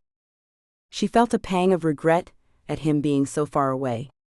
"Hotshot," she teased, wanting to hear his laugh again, so deep and melodic. "It's just good for business. I kind of loathe having to be here. I'm a Seattle native, did you know that?" She was surprised. "I had no idea. And now I have a great excuse to come back." "You're moving back?" "Yep. Seems only sensible to have a base there, if we're going to be together so much." "Are you looking forward to Monday?" "Gosh, yes."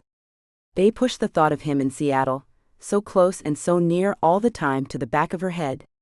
"I am. Nervous too." "Don't be.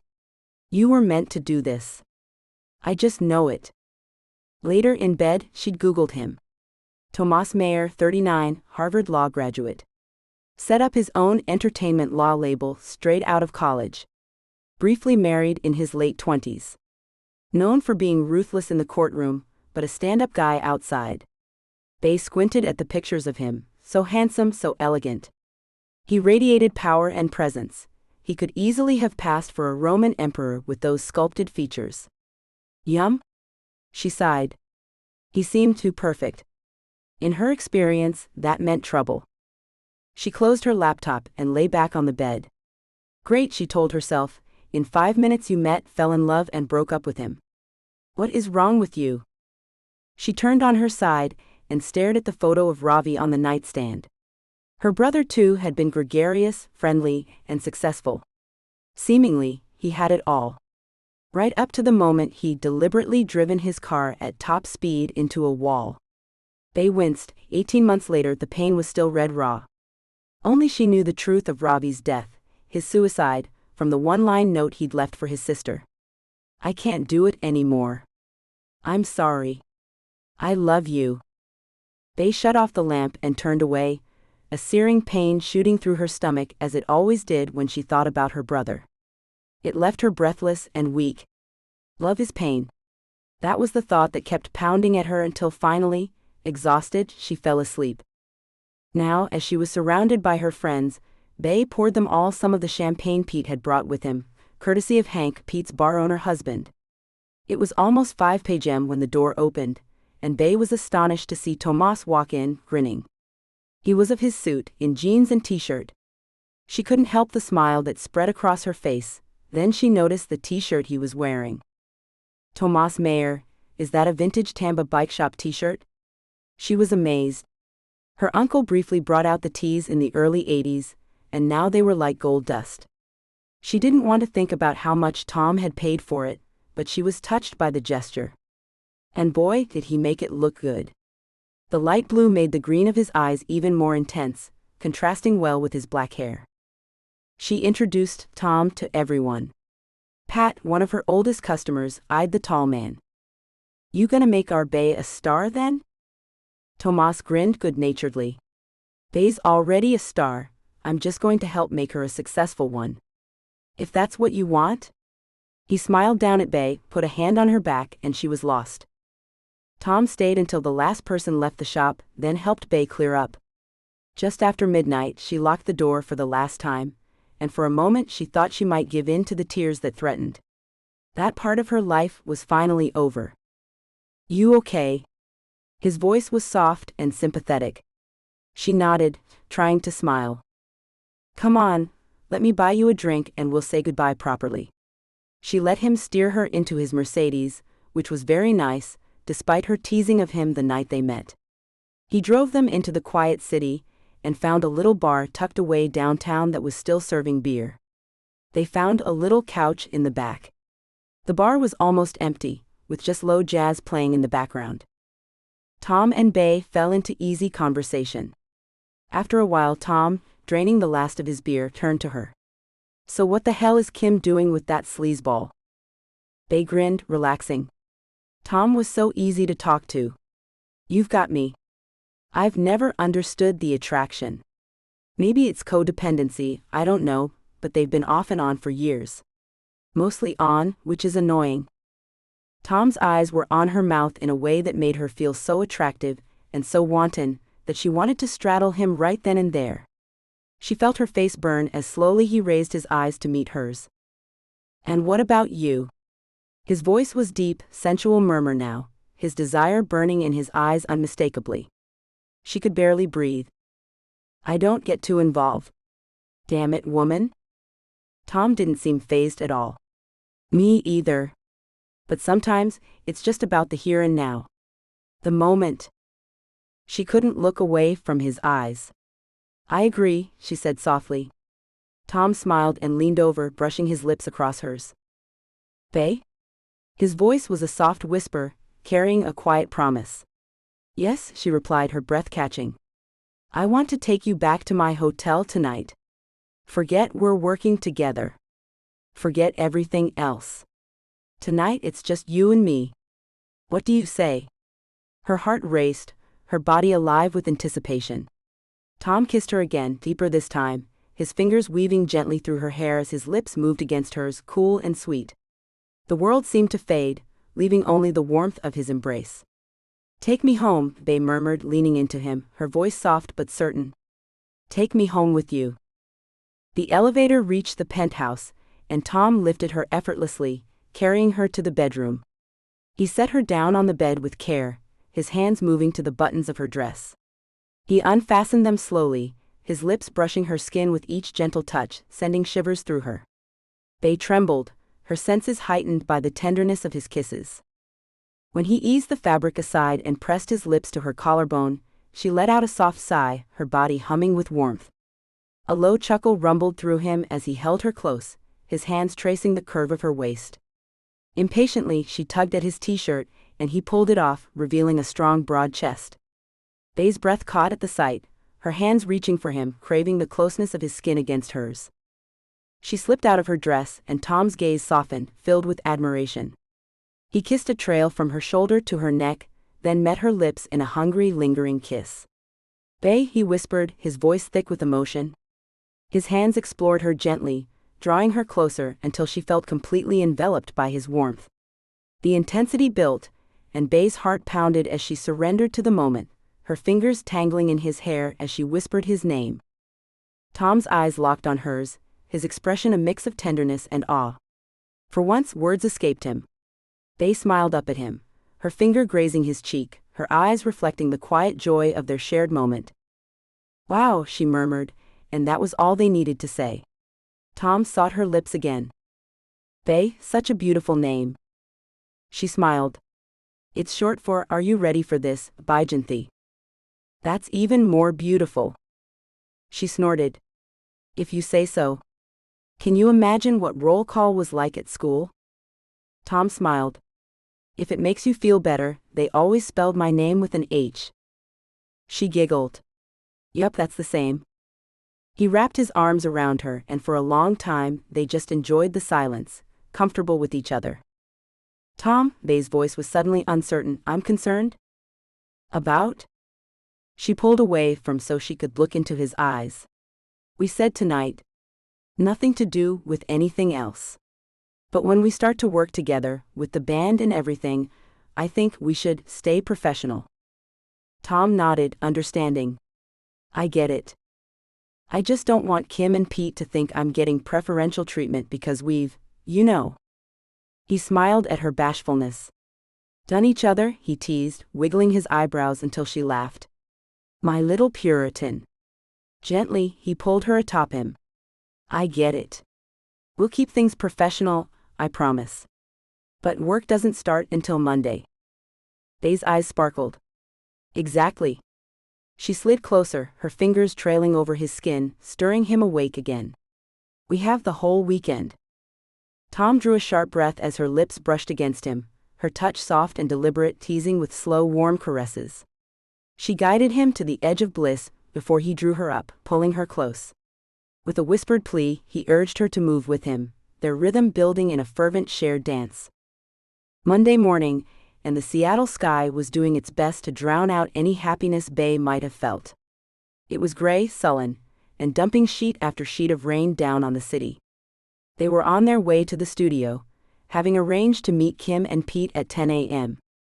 She had spent a blissful, sensual weekend with the tall man at her side, and now she couldn't shake the feeling that today marked not only the beginning of her new career, but the end of their affair. That thought made her sad and yet weirdly free. The intimacy had been incredible. Tom was an imaginative and selfless romantic partner, and she'd climbed all over that glorious body of his, completely uninhibited. It was the stuff in between that surprised her. His easy manner, his straightforward way of talking, his friendliness. She was unused to romantic partners being friends as well. She didn't want to think about how messed up that was, but Tom made her feel so comfortable. The only thing that bothered her was his great wealth and his obvious enjoyment of it. She'd been brought up frugally and hadn't felt that she'd missed anything, but in Tom's huge hotel room, with people at his beck and call, and literally anything she wanted at her fingertips, she'd felt out of her depth. Overwhelmed. She felt him take her hand now as he drove them through the city. She smiled over at him. "So, we better get our stories straight.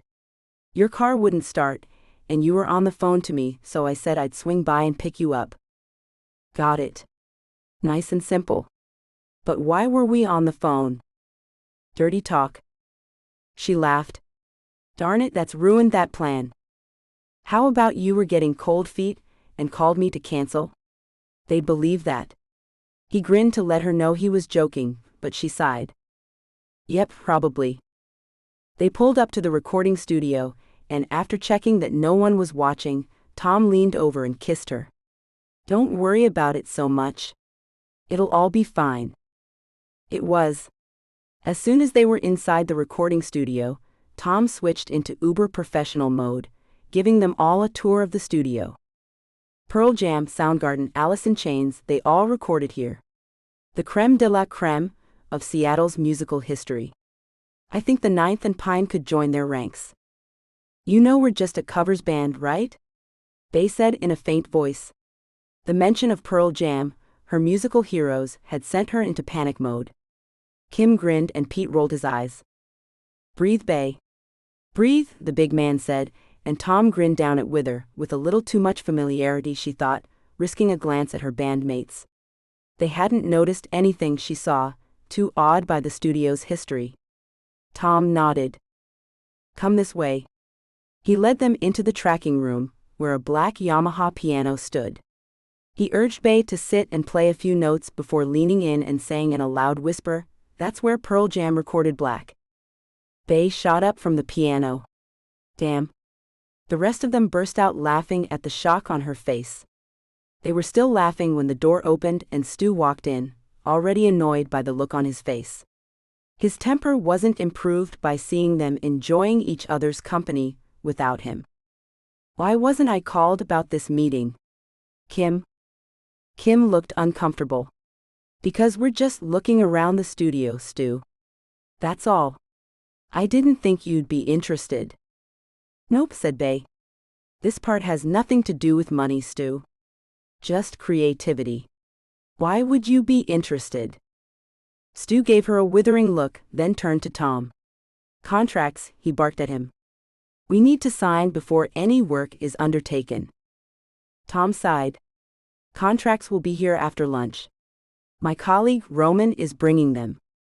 We'll meet him at the quartet office in the city. Satisfied? Good. Now let's go see the mixing room. Roman Ford felt every one of his 41 years after dealing with Stu Lawson.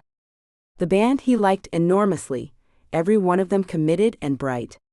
He waited now while Tom saw them out of the building, promising to call later.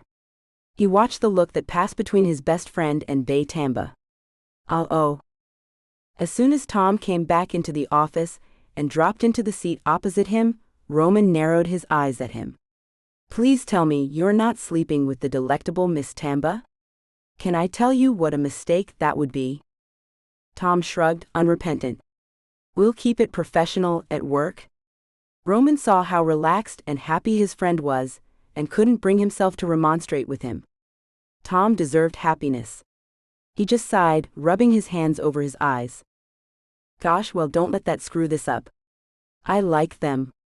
Time will tell whether they have the chops to be more than a great covers band, but in that area you know better than me. You going to get Dash involved? Not yet. They need time to write their own songs, get comfortable in that zone, and actually lay some tracks down. You know Dash, he grinned when he thought of their much younger partner.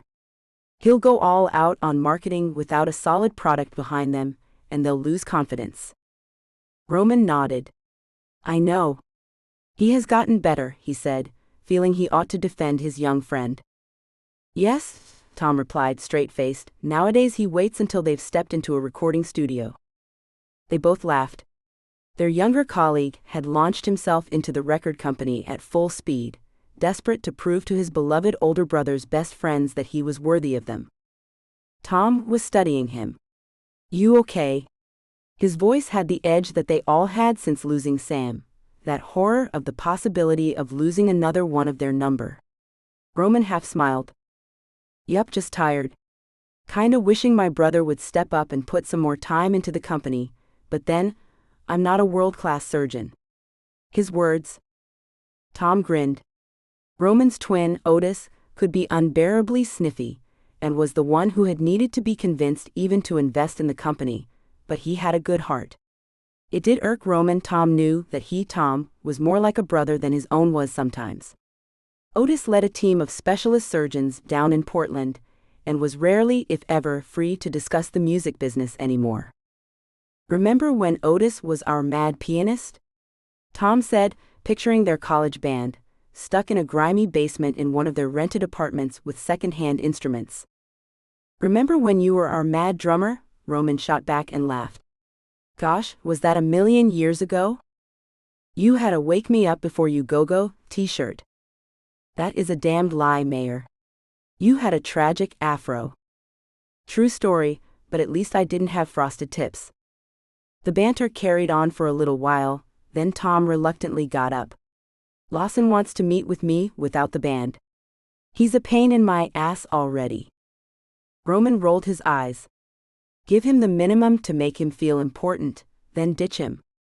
Isn't that what we usually do with pain in the ass managers? Tom gave him a fist bump. Word, brother? Gosh, you're 39, Tomas. Word? Word. Oh, hey. Tom stopped at the door as Roman called out. Careful with that singer. She has heartbreak written all over her. Tom was still thinking about what Roman said when he drove back to his hotel alone. He and Bay had said weekends only, with no work talk and no strings. At least for now. He had the feeling Bay was holding back on something. When he'd said no strings, she'd looked relieved. That had stung a little, but something told him that her reticence wasn't to do with him. Their connection was something they'd both felt, electric and all-consuming. In his room, he showered and changed into sweats, ordering room service and flicking on the television set to the news. When it came, the food was good, but Tom felt restless. In this blank, admittedly luxurious hotel room so far away from his home in LA, he missed his books, his vinyl collection, hell, even his ancient drum kit. Tomas Mayer had great wealth, but the things that mattered to him really mattered to him, cost nothing but time and effort. His family, his friends, music and Reading. He could take or leave LA. Seattle was in his heart. A thought came to him then, and he grabbed his cell. Dialing, he waited for the answer. Hey you, he said warmly. I'm not breaking our rule, but I wondered. Could you maybe help me find a house in the city? Bay waved at him happily, as he pulled the car up to the curb and opened the door for her. She scooted in beside him and grinned. It's Saturday. He laughed. Yes, it is. Which means? He took her face in the palms of his hands and kissed her so thoroughly, she had to gasp for air when they broke free. Yeah, that's the stuff. She smiled and he drew his hand down her cheek. Missed you this week? Me too, but we got a ton of stuff down on paper. Oh no, don't look excited. It's all rough ideas, and really none of us have the first idea what we're doing, but gosh, we so enjoyed it. Her face was glowing. Her obvious excitement and joy at finally being able to do what she loved was infectious, and more than ever, Tom was convinced he had made the right decision. Well, I was going to suggest we go look at houses, but damn it, you look so gorgeous that I'm thinking. His meaning was clear and Bay rolled her eyes, grinning. Come on, Don Juan, let's find you somewhere to live first. End of sneak peek for Quartet, an alpha billionaire romance. Please like and subscribe to support this channel. It helps more than you know.